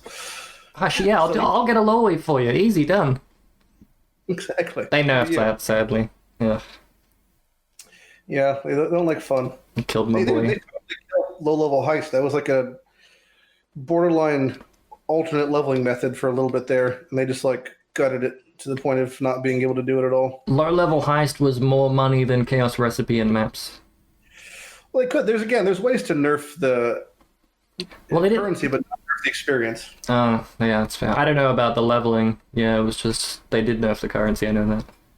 It's fine though. I mean, the only shitty part is you have to go back and then complete the game level 70 in heist.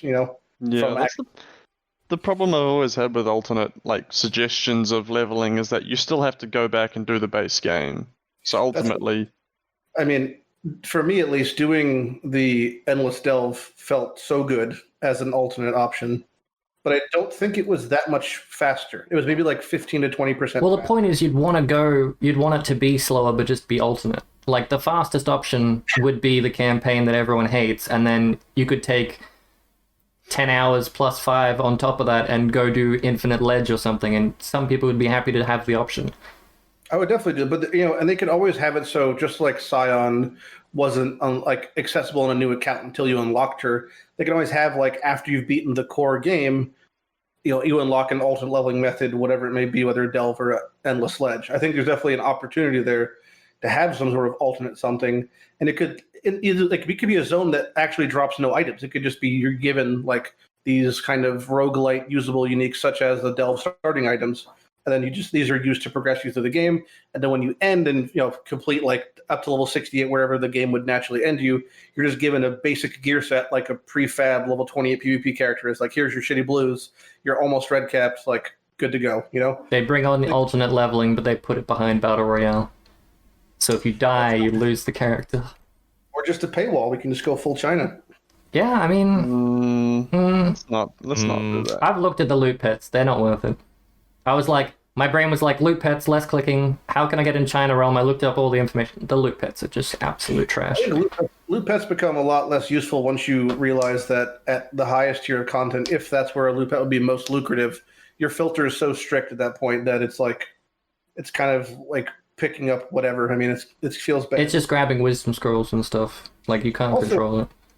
I don't know, maybe someone can correct me if I'm wrong, but I think Chris said something around when he was talking about how there's going to be dropping like overall less loot but higher quality rares, and talking about how like, oh, say you drop 20 rares in the map, you ID them and all this stuff, and you're going to get better ones but like less on the floor and clutter.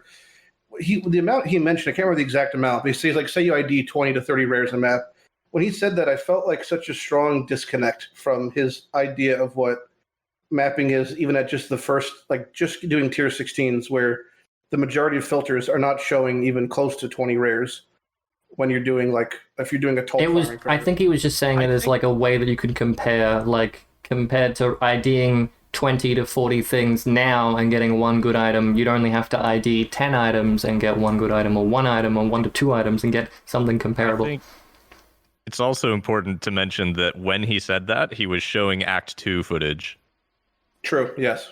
And so it's like you're looking for upgrades for your items, and you go through the area that you just cleared, and it's like, oh, I need, like an upgrade for my gloves or something, and they're all garbage, and then you vendor all of it, and you get 2 alts. And he said that the rares that you get from Heist, or the rares that Talismans were rolling as, aren't the same as the rares you're going to see when they change the item drop system. A lot of people are thinking that the ones you get from Heist and stuff are what's going to be the new rares, and everyone's waiting for that. So that's not it at all. It's going to be slightly better than what we've currently got, nowhere near that god tier shit.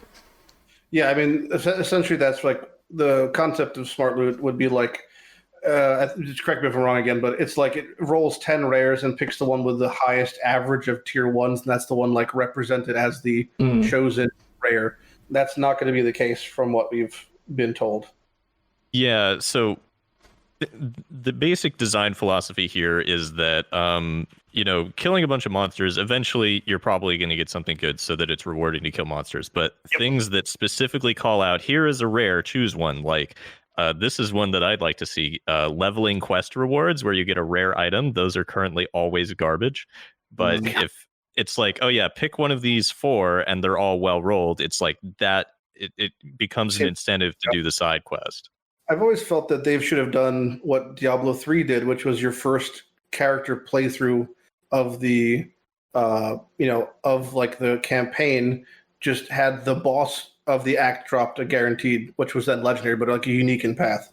So the first time you kill Merble, you get like a unique, something along those lines. Or maybe it's like when you kill like Katava in Act 5, you get like a shitty 5 link or something. Just something which they're implying it now, though, aren't they? It now. I mean, it's more quantity, more rarity. Unique. Yeah, there are a bunch. But it's like Malagaro. Like you kill Malagaro, you get like a guaranteed Malagaro's lens the first time or something. Like that's a very poor leveling item to choose. That's what's on my screen. Like thematic items, like you're saying, Malagaro's items. There were certain bosses that like had a 1% proclivity to drop their like respected rare. So it'd be kind of cool to see something like Malagaro has a 1% chance to drop in campaign, just even just farming it ad nauseum to drop a Malagaro unique or Malachi or target farming, baby. Why is it not a thing? Yeah, campaign. I think it'd be healthy for because I don't want to say it just slowing down to getting the maps isn't necessarily healthy, but it feels like you're at least doing something worthwhile while leveling that isn't just leveling for the sake of getting the maps. Yeah, like the one example I can think of what we're talking about that exists right now is that sometimes when you're racing, it's more efficient to go do the den quest so that you get a Quicksilver flask that is a high enough level for you to alt spam movement speed on it. Like that is the one example of that I can think of where it's like there is an alternate path that is not just straight to whatever will get me to maps faster. I just feel like there's so. I feel like there's a side boss in every area, right? So it's like if I go take a detour to kill this side boss, I might or maybe guaranteed will get this unique that I'm going to use as part of my leveling strategy. Have you played the Hobo Leagues? Path 2 though, because that's like the whole thing we're saying. They're trying to build the zones around like the boss. Have it be like when you're in the area, this is like you get the feeling of like this boss belongs here. This area is intentional. It's not just the thicket. Like this has a purpose to be here. This stuff does exist though. Like it doesn't exist as a way they've designed the game and it's incorporated, but there are ways that you can target farm certain things while leveling to more or less guarantee you unique over time. It's just not a core game function. And if it was a core game function, it'd be amazing. And maybe they're trying to do it with this whole like end act unique bosses drop increased quantum rarity, but that's not necessarily guaranteed. And they're like, oh, we'll make it so if you want to get your gear set into maps and you don't want to trade, you can kill whatever the fuck the Act boss is in Act 10, Katara or whatever, over and over again, but it's still going to be 20 fucking rares that are all garbage, and you're going to have to ID through all of them. It's kind of like, it's more like the hidden secrets of Soul Self-Found is Normal Lab, which is, people don't realize that there's not that many uniques in the game that are level 32 or below. And one of them being like Poet's Pen, it's actually one of the guaranteed methods of getting Poet's Pen. You pretty much just sat at Normal Lab for 10 hours, you're going to get a Poet's Pen. I did that and I didn't get one and I cried. You're probably in the very low percentile because I've seen it done many times and it's very likely. Same way that previously Lex and George, you could farm Parandus and you'll probably get a foible within 30 Paranduses. They just increased the spawn pool and also increased the amount of smart looted rolls, so it's actually less likely, but there's things like that at lower levels that you can do, like farming even specific Val side zones. That's why I referenced if you'd played Hobo League, there's like 7 or so different strats to get a unique early on in all different ways, like killing fucking Hail Rake over and over again. He's guaranteed a portal scroll, and I think every 20 kills you get a unique or something like that.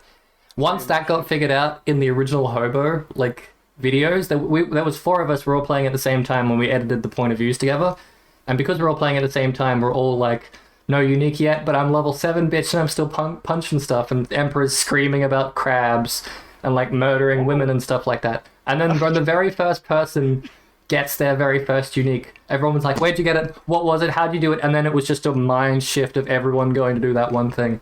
And seeing that play out with 2,000 people in a Hobo League of everyone naked running around trying to get uniques and watching everyone's different strats. I think it was Metamorph League.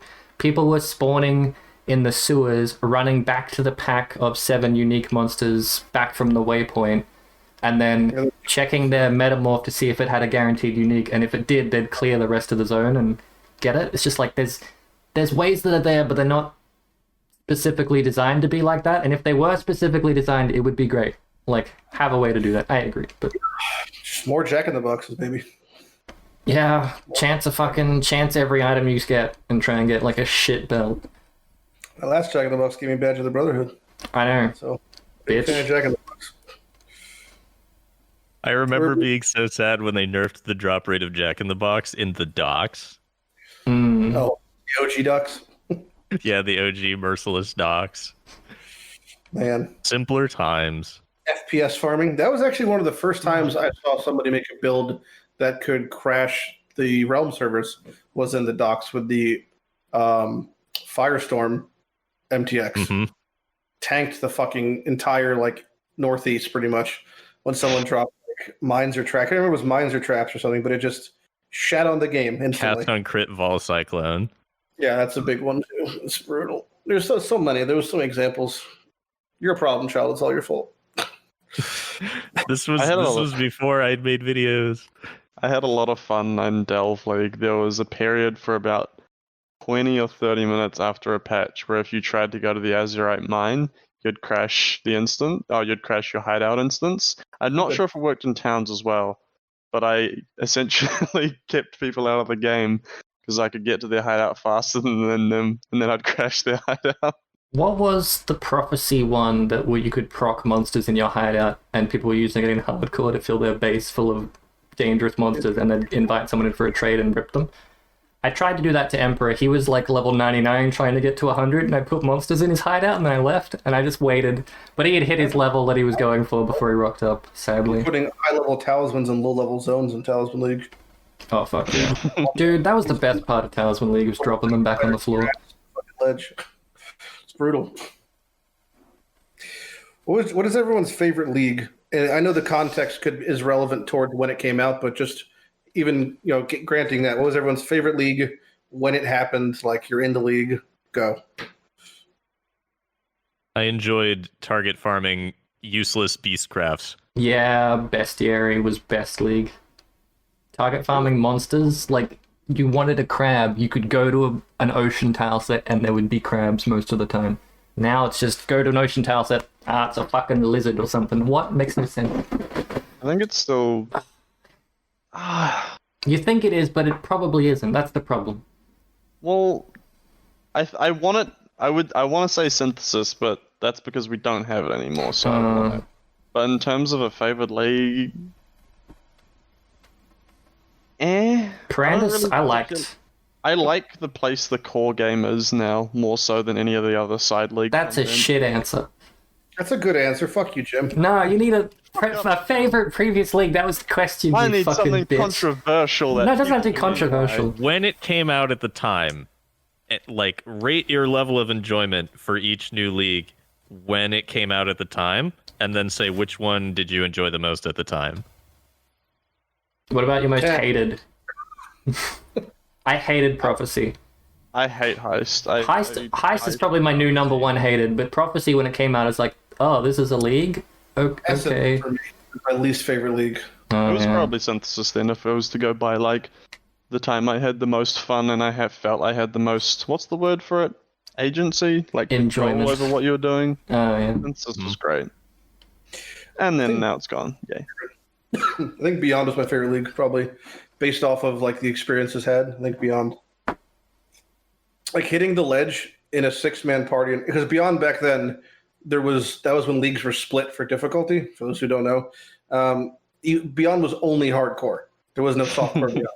So if you're playing Beyond, you're playing hardcore. So playing Beyond on the ledge, that was when the first week there was no cap on how the mods are rolled. So if it was a rare spawn and it had 3 rolls that were Beyond tagged or whatever, they could all be regen. And it would just be an immortal crab against 6 people slapping it to death. And there's like the way that felt. I don't think I've ever been more scared in Path than when a Beyond boss spawned while leveling in hardcore, because they were terrifying, absolutely terrifying. That like an invasion maybe, were absolutely terrifying. Did you ever get in Bestiary actually a red beast could spawn with so much life and life regen that it was unkillable, especially because they had like just buffed rare life? Yeah, it was pretty. There was some times that were inside that, and then whatever the bestiary mod that had the chaos rain, that shit would just nuke me across the map, and that was terrifying in a hardcore setting also. And is that the carpet bomber or? Yeah, the carpet bomb. Yeah. Like, you get like 3 of those proc at the exact same time, and you would just like hold your breath, like, am I alive? Am I dead? I don't know what's happening. That was a great experience, Bestiary. Just all the whack stuff. Seeing people getting carpet bombed is like, God, that was so much fun to watch. Well, I think my favorite moment overall was probably, I think it was one of the Mayhem leagues where I had, I believe, I've never seen more in a video, where I had 13 rare ghosts inside of one Torah mob. I've looked for footage, but I've never seen anyone has more in one rare. And I walked into old Torah dens, which was like 40 blue chickens and like a goat. That was rare. And then I just saw a list above someone's name, and I was like, there was this feeling washed over me, like I shouldn't be in here. I shouldn't be witnessing what I'm seeing. I'm in the wrong place at the wrong time, and I need to go. And it was, and then like getting the fuck out was such a satisfying feeling. Ghosts, I think in general, although I think there could be the one of the least enjoyable implemented leagues, Torment, as far as like just the frustration over the years of watching a ghost run circles around a rare and then It is called Torment League. Yeah, I mean, for a reason, I guess, yeah. But when it does line up, and when you do see out of nowhere, like an exile just enter your screen, there's like 4 green names above it. You're just like, oh fuck! Like that feeling is kind of hard to capture. Yeah. First couple of days of the league, when you get the Deadly Rivalry procs, and you just got Xandro coming at you, and he's like 12 foot tall, and you can't see the ground anymore because it's just spikes from his ground slam. Xandro and Magnus, I think, were my least favorite. I keep trying. EK, that guy, the EK totem dude. I keep trying to get my friend to play PoE because I'm like, he's always trying to get me to play games. I'm like, mate, if you just played PoE, this would be great. And I've tried multiple times. We leveled together once. We were in the market or something, and I was off, like, trying to find the way out of the zone. And he's screaming. And this is in Discord. I'm like, what the hell's the problem? He's like, this guy killed me. He's so quick. I'm like, what? I come over, and it's just a fucking... like a statue or something with flicker strike and 3 speed mods and then 3 ghosts in it. And I'm like, this isn't... and I take a step and it blinks onto me and rips my spine out. I'm like, that is a fun experience. Probably not in maps or in hardcore, but... mobs. I know I think they just nerfed them over across the board, but the current harvest mobs give you that same feeling, which I actually like. It's annoying when it's just you're getting ramrodded, but I do like it that if you hit a harvest, at least now... it's like this could go one of two ways. Either I can kill this in 1 second, or just like have you traps are going to enter me, and I'm not going to see the Kaiser clip with the Soul Eater Devourer. Oh no, but I've experienced stuff myself that I know it's not news. He's got like this character that's tanking everything on the gauntlet, and then there's just this rare Soul Eater Devourer that is just they were pops out of the ground with 50 attacks per second. He just he just leaves instantly. His Vol Molten Shell disappears, and he's just like, nope. You just hear Nani fucking in your headset. It's pretty brutal, but I think those moments are some of the best in Path, and I know it's at time hard to capture them, and not every league can have them. But to me, like that level of shit your pants at, even a build like Al Kaiser's that withstood the hardest test the game has to throw at it could just get basically deleted from just a rare that just happened to algorithm its way into existence. I think is a natural selection. Same, come back to it. Darwinism. Yeah. You shouldn't give players POB. I'm glad we all agree. Yeah, but there is a slight negative here. I already know what you're going to say about this, but so my most recent video is titled Why You Should Play Path of Exile. So, of course, this invites comments for why you should not play Path of Exile. And one of the most popular ones is that no matter what you do, you're going to get one shot at one point. That's IRL, too. Frustrating for a lot of people. I don't think dying is frustrating if it feels like... deaths are not equal in Path, 100%. And it really depends on if you can identify what killed you. I don't think I've ever felt bad when I can identify what killed me, because most times it's your fault, right? Like you don't want to admit it, but like I died because I didn't have enough res, or I clearly have less life, or I didn't have corrupting blow, whatever. If you can identify it, you're normally like, it's kind of the Dark Souls mentality, like something killed me, I identify it, I learned from it, I plan to prevent it, it doesn't happen again. Everything's right in the world. The issue is you're like walking around and then you're just like dead, and you're like, what the fuck just hit? And then you have no idea. That's what feels frustrating to me, which might be just the advent of increased on death effects, or just the amount of particles on the screen, and a mapping experience is like impossible to see really what's happening all the time. And when you die and someone clips it, and then there's 50 people on Reddit going, oh, if he had only just continuing to doing the opposite of his natural reflexes, he would have survived the situation that I've managed to replay and figure out how he could survive. I mean, I've never learned anything from analyzing a death in a clip, straight up. Like, if you don't know what happened when it happened, if you were truly not paying that much attention, that's one thing, but if you're watching the screen, you should have an idea of what killed you, right? If you have no idea, then I kind of blame the content in that regard.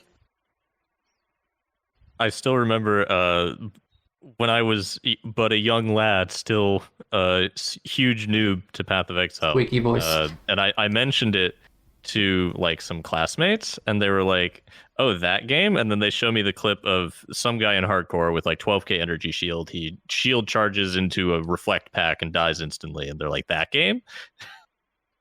Well, that's his fault, though. He should have looked out for the rare. The new player was it Ziz? But as long as it's that okay if been Ziz. As long as you don't do it again. That's the whole thing. Like, we will. You're learning from your mistakes. The issue is like there's a reason that was in the game, and that's fine in that capacity, but it's not fine when you're playing Tornado Shot and you can't play your build because 3 screens away Reflect might one-shot you. Because that's something you can't really plan for. I feel like if there's no reasonable amount of planning capable to save you, it's probably not okay as far as balance. Yeah, this is a very easy point to agree with. Yep. Yeah. I saw a clip recently, or a live. I hosted someone who was struggling through the lab, like really struggling. I think they were on like 1.5k life, and they're like, I'm like, why are you in here? They're like, I don't know what I'm doing. I'm only just started playing this game. Help me! Just panicking, screaming, crying in the corner through traps and all that stuff. They killed Izaro, like the very last one, and they're crying and they're happy and they're filled with so much joy. And then like a little like mob walks over that has a reflect on it, and they punch it and kill themselves. And I've never laughed so hard at someone else's pain before because the utter destruction on their face. They'll never forget that. Yeah, I know, right? It's a memory now. That's the whole point. That's like, it's just, the question is, do you want to play hardcore and really commit to that, or do you want to just like do it in soccer and be like, all right, I've lost my 10%, I've learned my lesson, moving on. I think that's like the beauty of a game like Path. It's just, again, no one's arguing against this, but it's frustrating when you have no idea. I mean, I'm not sure. I'm no hip coder, but I don't know what the capabilities of a battle log would be or a combat log in a game like Path. I'm sure the numbers crunching every second are just like a mind fuck. Yeah, it would be. Something where it just tells They you. mentioned that it would be extremely problematic. Yeah, And, so it would be easy to show exactly what the last hit that killed you was, but it's very misleading a lot of the time. Yeah, it's not partial information. In that regard, I feel like it's as good as nothing. But I mean, It's Keeping, like, a log. for like any game like League of Legends, for example. I hesitate to bring up, but it's a game that I know that had a really, really bad death log for like 8 years. However long the game's been out. Dota has a really, really good one in contrast. that's a pretty good one too, actually. Yeah, so they did eventually fix it, but apparently it was this grand undertaking. I'm sure it is, but maybe it's just one of the many things that Path 2 will become the savior for. It consumes so much server processing power. If the damage was calculated client side, it would be simple to put in a log, because you could just do it in the same way of like an action recording, like Source games and stuff like that. Like every action that plays out. But implementing something like that for If I were to PoE. implement this, it would be so there's a step during the damage calculation where you actually take the damage, right? So it's like 1,000 life is being removed from my life bar. So what you would do is you would keep a very short list of the last however much your max life is, the last that much damage, and what was the source of it and what was the damage type. So that way the list would be kept very short and it would just be part of the damage calculation step. So that's about as lightweight as I think I can make it, where it would still be accurate. And apparently there are data problems with that, where getting what caused the damage and what type and how much damage it is, that's easy. But to a source, like things are named like internally, like this mob has the strangest attack name you'll ever see. Volcano Arc 3000. Golden shower. That's one. There is, Heist mobs have golden shower. Reflectopus So at and best, shit like that. it would be amount of damage, damage type, and then you would have to consider whether that was a hit or damage over time, and that makes it even harder. Is it pre or post resistance? If there's like then there's 1,000 factors, which is ultimately the problem. But then if we accept that we can't do that, would the next step be just removing the top 3 things that kill players out of fucking left field? Is that an option? Detonate Dead? I don't think Detonate Dead's as bad as other things, honestly. But What do you think? usually What are your top 3 worst killers? I want to say Lightning Walker is up there. Martyr Invisible. Ghost, pretty fuck you, but that's again that's like a Ghosts are the worst ones. I died of Martyr Ghost, but I think they should remain in because you should know to look at the mob. Yeah. The second you see a ghost, It's the that only close thing by. where you have to look at the name. If you're standing and also, in a nothing makes that breach, same sound. Like that is such a unique fuck you in the game. Martyr Ghost, like meaty explosion on your body is. yeah, but it's like it's a callback to old school Volatile Dead, right? Also, never remember, even though I somehow died to it 1,000 times. No one ever remembers Martyr. Because it's so infrequent that it's right on the cusp of your memory, where it's like, oh yeah, Ghost, let me keep going, and then it's like, fuck, that's right, Martyr's a thing. I was playing a Flicker Strike build and I put that node on the path tree, the Atlas tree. And I'm like, yeah, ghosts, and they're already like in the rares. I don't even have to worry. It like teleport onto a pack, explode. I'm like, oh yeah, Ghost. I've died enough times to tormented martyrs that any ghost now just gives me PTSD, and I'm just like, nope. Look. To your point, Emperor, the only thing that I've died to that I don't like, it's going to be almost always be some delirium mechanic where I don't know what it is. I can't see it. Like there's like 2 different delirium explosions. There's like the little ground effect one, and then there's like a little bomb one. I sometimes hear it, sometimes don't. It seems like when like the game is getting overloaded in like 100% delirious maps, the first thing to go is sound. Like, I'll be doing a map, and then it's just like, oh, the sound cut out, and then it's like, okay, let me just be on extra alert, I guess, and I'm already dead. This is a first world problem thing, not the delirium thing, but anything that you or Emperor or I or Jousis complains about what is killing us isn't what's killing the majority of players, apart from maybe a Baxel. Well, but again, these are the only things. I'm not naming things that you should know. If it's killing the majority of players, then most likely it's something that you just haven't learned from yet. So I'm not going to say flame blood because there's a very obvious visual and audio cue to dying to it. So if you die to flame blood most often, that's just that you haven't learned your lesson yet. And I died to it quantity-wise probably more than anything else, but I still haven't learned my lesson yet. And I died to something stupid, and I knew what killed me, so I didn't even reference it. And I was streaming at the time, and someone knew was watching me, clipped it, posted it to Reddit, and went, how the fuck did this guy just die? I was standing in the middle of a breach, and a scary thing started attacking me, so I ran away. It followed me outside the breach, turned invisible, followed me for like 2 blocks, and I sat in a corner AFK to log out, and it beat me to death. Yeah, I mean, I died to a pack of rats in Heist that it took myself and stream like 15 Those rats are terrifying. Oh, because they're so small. What happened was 50 of them. We kept thinking, oh, it's Nullifier. Oh, it's this. It turned out that I was playing full Ellie Wildstrike. Turned out the map just had a Fizz Reflect and I had a Vengeance proc. But like we didn't even think about that. We're just like in a different dimension of thinking. You know, I died on my agnostic build yesterday in the Fizz Reflect map. We were trying to figure out what the fuck. How did this happen? Wave of Conviction. Wave of Conviction killed me. It was 25%. But again, like that's just the lessons. Now I know if I could do Fizz Reflect, just take out Wave of Conviction. So like I think those things are so fair. Gem. There are definitely outliers in terms of things that kill you, both in terms of like their ability to kill you and how bad it feels when they kill you. Like, for example, that delirium mechanic where it's just like so bad feeling. Action speed negative, 1,000, and you just can't react to it. That one feels awful, like without a doubt. But then in that sense, there's also delirium has many of these actually. There's the little bombs you're talking about. It's just a problem child of a fucking mechanic. Yeah, they kill you in the opposite way, where you're just like, oh, I'm just dead. What? I saw a little red another one. Grasping Vines infuriates me very much. Oh yeah. The new Grasping Vines, the where ritual one dash out. You can't move at speed. It's even worse. So wonderful. Yeah, that's brutal. God bless. Ultimatum's also gonna, with all its different modifiers that are also upgradable on top of different. It's gonna be another delirium, I think. Well, that's the thing. There's just like so many levels of ground. Fuck you now. It's like tar. Even some builds desecrates brutal, like burning ground. You have to put on Abrath for your pantheon. So there goes your small pantheon. It's like there's so many things like that. Well, it's just because it's like the whole one-shot economy, right? They can't make a build. They can't make a boss that's hard to kill because that's going to remove your damage.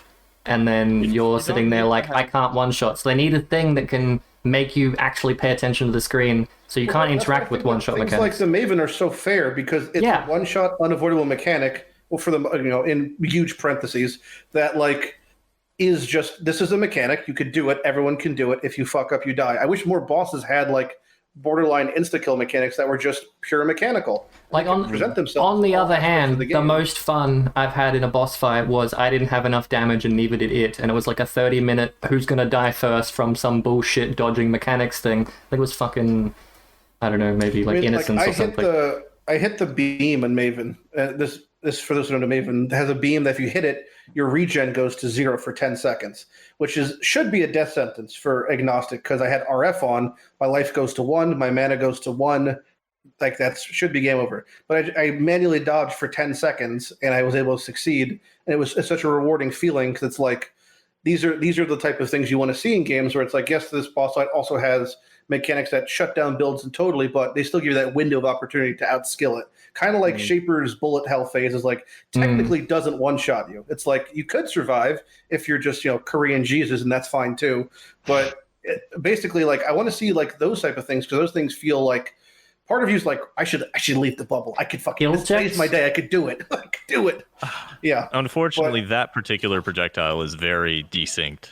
You need a benefit to doing it as well, though. And also playing it predictive is just like a What? huge fuck you. Did we figure out what it was, Emperor, when I somehow survived fucking up the memory game and I had no life? It was like a dodge or a block or like it shouldn't have happened, but I just like stood in it and it was coming at me and I just came out the other side fine. It was panic flasking for sure, but I can't remember what. All I remember, I didn't even notice that I got hit by it. Emperor just went, "How the fuck did you not die from that, you piece of shit?" Because he's been eating them all day, kind of thing. But I don't remember. I think we figured it. We thought we figured it out, and then someone else corrected us afterwards. Because I thought initially you blocked it. But Did you had flame dash on? I think I do use that as my skill. Because I did it once, and I'm convinced you can actually iframes the memory game with flame dash. It's it's a micro That window, but I've done it once. Could have now. been it. Yeah. I tried to do it like 3 times the stream, fucked up, did it again, and I actually succeeded. Where you could flame dash just. I mean, I don't know if it'd be humanly possible to pull it off in time because of again lag and whatever. It happened more than once, but it was predictive. So anything. Yeah, I play could it predictive happen. because I play it predictive also, and that's. I flame dash. I just like the second it's about to pop a fuck, I'm like, all right, flame dash, let's see if it works. And one time I just survived, and I was like, okay, I guess that's just you can. did you take any iframe to damage, get or was it just no damage? no damage, no nothing. Because I think Jim took like 80% of his health and damage. Well, that's 'cause which is why he's I was cheating, so though. confused. Yeah, He's a cheater. and I had He's a like known cheater. 2k life or something. So it was just like, how? Cheater. No. Are you physically there when you use lightning warp? Like, is there ever a point where your body isn't possible to be hit when you're in lightning There warp? could be like a 0.001, like could be like one tick of. I mean, Like if you scale the speed, like you've seen the lightning warp, it's like 3 minutes long or whatever. Okay, the very long one. So what happens is you are where you visibly are until the lightning warp triggers, right? And then when you fall from the sky, you're actually exactly where you're going to land. You're still there, you're just visibly like in the sky. or Yeah, whatever. like leap slam and shit. Damn it. I assume it's movement skill based. That there's something happens where you're using a movement skill when a mechanic's occurring. That there's some maybe unintentional window where you can essentially like iframes things that I've never been able to replicate it. It just happens every now and then. It happens on Cirrus also, like during the meteor phase. It can be inside and like use a movement skill, and sometimes you just like survive. Like there's movement skills that visibly animate you from where you were to where you should be, and you can get hit along the way, but then flame dash. That's just the visual. Yeah, no, I mean, like, there are movement skills that animate you as your hitbox across the actual distance, and then there are movement skills that literally teleport you between, and you're never in the middle area. So maybe it's flame dash is one of those.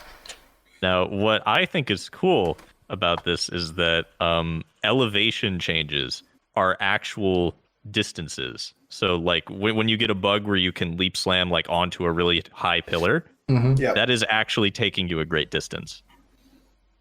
So it's not like it's not like traveling 1 meter in front of you. It's like traveling 1 meter in front of you, but also 12 meters up. So in total, like the distance is like 14 meters traveled. That type of thing. Yeah, That makes sense. So, like, Yeah. you can see this on what is it? What is the map? Lighthouse? Yep. Lighthouse, where you have this extremely long sloping wall, and then you shoot like a ball lightning down it, and it takes forever to get to the bottom. Trigonometry. Because the That's an actual actual distance is distance far. traveled. Yeah. I like how sometimes on maps like that, if there's like a small creature like a monkey, their face can be at the very top of the screen and just like peeking over your monitor. That happens to me sometimes. Speaking of monkeys, I had used Speaking of monkeys, put this Firestorm? man a banana. Yeah. I've used the big meteor from Firestorm being right in the camera as it comes down at a certain spot. Yep. I love when projectiles sometimes just fly at your face. It's really It's great. Yep. hmm That happens all the time when you're pooping projectiles out 20 per second in every direction. Pooping. Mhm. I don't even played a build like that in a very long time. I think Volatile was the last one. That was remotely like that. Well, now's your I miss chance. Shatterchunk. I miss the old. Not allowed to Shatterchunk. complain about mechanics if you use one of those builds, by the way. None of this, I can't see anything. Yeah, no, that's fine. No, that one I don't relegated complain, myself I just to die death. like a Yeah. man. Life gain on hit. But playing like Stormbrand is like there's not a lot going on, and then I'll just be alive then dead, and I'll be like, okay, I don't know what happened, but all right. And I kind of have accepted the latter half of the life in that regard, where I've just said fuck it and put in Cast One Death Portal. Be like, all right, I just accept the death. I'm stuck at level 94. I'll just come back at that point. I did that, but I was stuck at level 72. I would not settle there. That's that was the worst build below I've your ever made. station. That was the one where I was like, question. Elementalist Primal Aegis. What's everyone's worst build? Okay, so Every build. I thought the Elementalist Primal Aegis, the way that it's worded when you read the node, it doesn't explicitly say that it only works on elemental damage, but it only works on elemental damage. So I went in with the assumption that it would work on physical and chaos, but it doesn't. So I was going around with 9 life. If a single physical damage hit me or chaos, I would die instantly. And the best part is that was supposed to be like a low life, super ZHP 20 million DPS delve build, right? Except the way that I built it, it didn't get an advantage in the damage department at all. So it had like 100k DPS and 9 life. Crippled. I had a build during the heyday of like Valspark, like Voltaxic, Valspark, and like Gorge runs. That whole time, I was like, all right, every Val build's viable, so let's make it happen. So I tried to make Val Burning Arrow, where you would only use Val Burning Arrow, and I had like it linked with like LMP and Chain, and I was like, if I just have enough clear, then if I shoot once, I'm good forever. And it just didn't do shit, and I just took like 20 minutes to clear a white map. And then I wept, and that was the end of the build. My worst build was level 95. It was RF, but I couldn't regen enough to not die, so I played the build where you use a war cry to get your life back. Was that Berserker? I spent the entire game walking and pressing E every 3 seconds to war cry, so much so that now, even when I get in trouble in-game, my automatic functions is spam flask and press E, so I can't have anything important bound on E because I might turn my auras off. That's actually why I didn't play Scourge. I stopped playing Scourge Arrow because the way that the play style, although the build allows you to hold right click to charge Scourge Arrow, that's not how the build really works for the LE version. You just tap it. But I went insane every half second having to tap my right mouse button. I just said I can't emotionally do this anymore. I had to stop playing it. Emperor's worst build is everything he plays on League Start and then swaps off. What was everyone's League Start during Ritual? Oh man, I don't remember. Fuck. I did the what? I did probably. Sniper's Mark Ice Spear Deadeye. League Starter. Sounds about right. That was I thought this was some grand innovation, but a lot of people did that. Really? So like every league, as part of my series, I can't play the same build for 3 leagues in a row. And so what I do is for the past year or so, I just make a wheel that has one build for each ascendancy. I spin the wheel, whatever I hit, I play, no matter what it is on League Start. So this league I got Wild Strike Berserker was my League Start. And I liked it. It just didn't. It didn't. A man culture. No, yeah, not. I thought it'd be good because of Trinity, and I was like, I'll get Elemental Equilibrium, and then you read Wild Strike, and you're like, wait, this skill is not like Ellie hit, and it can choose the same element twice in a row, so Equilibrium doesn't really work. But it just really showed me how strong Trinity is as like a really busted support if used properly. But Wild Strike and Berserker, one of the not there.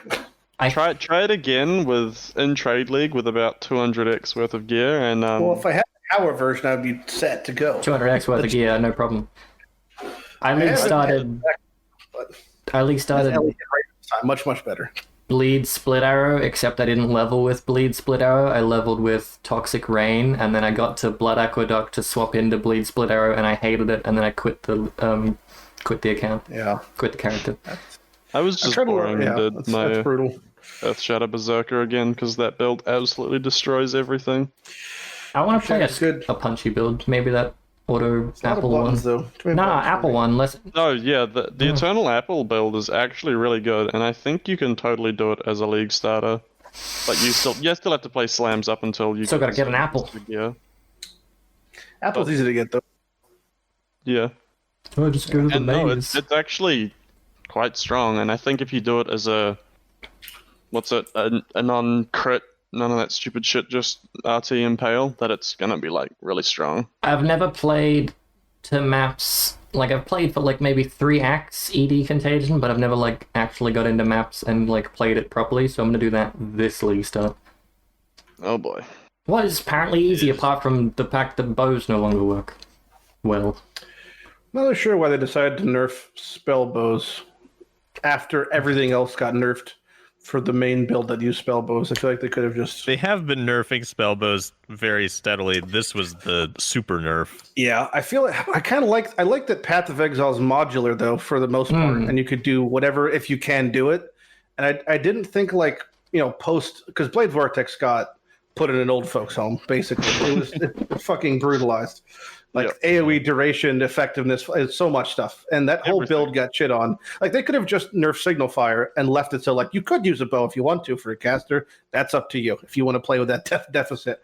But they just, like, said no. I'm not a huge fan of them drawing that stance, I would say.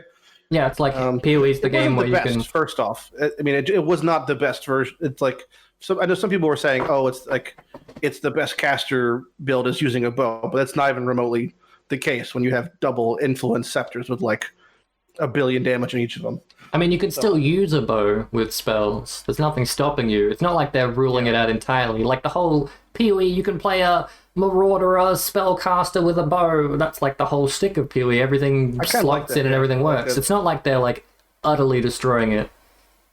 So I'm okay with it, really. It's like great. It's kind of silly that you get a bow with the general trade-off with 2-handed weapons versus 2 one-handed weapons is you get a 6-link, another 6-link, right? It's the quiver's the problem. Like that's the quivers is like, and they kind of didn't really touch the bows, unless I'm missing something. They only like destroyed the quiver being the caster stat stick crutch. A few patches ago, they removed any useful spell damage mod. The only way you can get it is with a deafening essence now. Yeah. And like a bunch of fire damage, for example, they removed that as well. You used to be able to craft that on the crafting bench. Can't do that. Yep. So now it's only gem levels and the deafening essence. Yeah, and then double damage is also one. People multi-modding double damage on it, and then you could, you know, put on double damage with like whatever, you know, other thing you want, and then you do remove. Like that's one of the parts with the bow that was kind of cool is like utilizing harvest to make it really nice, where you could do the targeting suffixes with the block prefixes. So like, you know, if you had a bow that had 3 prefixes, whatever they are, and then multi-modded 2 things. Well, you could do like non-crit to crit. You can only hit a suffix because the only you can hit is crit, and that's the only suffixes there are for crit suffixes. So if you can knock off the multi-mod, you can get like maybe multi. And that was kind of like, you got to end up with a pretty solid bow, which you can still do. But then again, it's just the advent, like using it, like you're saying, using a 2-hand, that's all you get. So there's no point whatsoever now. Where the other thing was like, oh, you could use a Harbinger quiver and you can get like cool things happening, or you could get like a Rigwald and have like free chain kind of. But it was still always worse than just dual wielding scepters or wands or shield. Broken. Yeah, I guess they just felt that it was too strong. I'm guessing it like to start at that cost. Why should Spellbow get aquiver instead of? Why can't you use a staff and a quiver? Use a staff. Because staffs are only good at +5. Unless your staff is +5 or unique and really integral to your build, you ain't using it. Yep. Rest in peace. That's probably why the bow thing.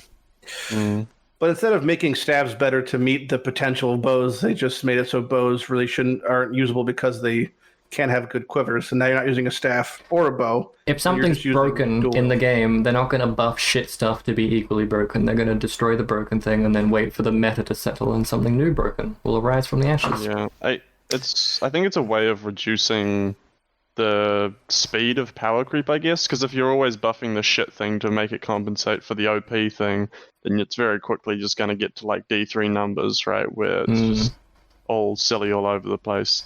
And it hurts in the short run having, you know, the good thing taken away and the bad thing still, you know, you view it as not good, still bad. But I'm crying because Spectres better in the long run. Something. Yeah, I mean, I think that I feel like you go. All right, so I feel like double nerfs happen a lot. Like they gutted Blade Vortex itself and they gutted Spellbows at the same time. I feel like there must be some sort of like the balance team is like, okay, spell bows. I don't like spell bows. They shouldn't be in the game. And then someone else is like, Blade Vortex is too powerful. And so they both come in with two different approaches, and they do both of them at the same time. And then you end up with a super over-nerfed skill. Well, why don't they do that to fucking Herald Stackers? Or stacking builds? I just wanted an excuse to complain about Firestorm and That's Ice Storm. fair. I saw that coming. I mean, Yeah, the double nerf. It's the problem was that you could stack a bunch of them, and the best way to scale damage on them was to increase the duration, so that you would just fill your entire screen with projectiles, and that would be really bad for the server. So what they did was they completely gutted the duration scaling, so that it's not efficient to do that anymore, and they increased. They put a cap on the number of storms, and that cap was super, super low. So Ice Storm has like 80% less damage, and Firestorm is just baseline worse than using Fireball. Yeah. So I feel like double nerfs happen, and a lot where they're unwarranted. Well, double nerfs. Strike. Double nerfs are just like Golden Strike's still fine, by the way. you don't want. They could keep shitting on it. You don't want GGG to utterly destroy every build because, okay, it's like, oh, they destroyed all of Spellbows because of Blade Vortex, right? That's like the whole like why do schools get hit when America's trying to bomb terrorists? It's like, why is there casualties of I'm waiting war? for this analogy to fucking line up someday. Yeah, that lined up, unlike their missiles. Why? You think that the U.S. is bombing schools? Why can't I say what I'm trying to think in my brain? What's wrong with me? I don't know. I don't know where you're going with this one. Collateral damage. Yeah, collateral damage with drone strikes works as a perfect analogy for collateral damage when they're nerfing meta skills. It's like they could just completely and utterly destroy spellbows even more so than they have done right now, but instead they've destroyed them a little bit and also shit on Blade Vortex. So, to kill Blade Vortex meta, but keep more or less the option for spellbows to still exist, is what I'm trying to say. And I think that, so if you're saying, like, why would you, what I'm saying more is, like, if spellbows are, like, not even half as good as using dual-wield scepters, and if you just, and the staffs aren't even up to spellbows snuff because of the quiver, if you were to bring up staffs to be as good as current spellbows with the quiver, that wouldn't necessarily be like making all the shitty, like bring everything up within power creeping, because that would only make sense if you were to pass the ceiling that is currently dual wielding or using a shield or having double influence weapons, which isn't the case. They're not even going to become close to that. And the bigger thing is that, like, Next League and Harvest, even though you can't make, craft these insane influence things, you could still get like +1 to like certain gain mods and gems and all that stuff with Harvest. You're still going to end up with two scepters that have, like, in some cases, +2 spell gems, 90 damage, multi, spell crit, cast speed, and dueling them is going to be blow staffs out of the water. And the nodes on tree don't represent staffs even close enough to come close to that. So they could have just buffed staffs in some way that would have made it, like, okay. But I was just saying that, like, to the question of why would they destroy it in two separate ways, is because if they destroyed it in just one way, aka spellbows, they'd kill a whole bunch of other shit in the process that they didn't necessarily have to kill. I think, but more to the point of, like, historically when they do things like this, like double or triple nerfing builds, that also affects, like, other things like the collateral damage that you're talking about. I would like to see it at some point in time, like maybe like a softer handed approach, and then like letting the league see what plays out.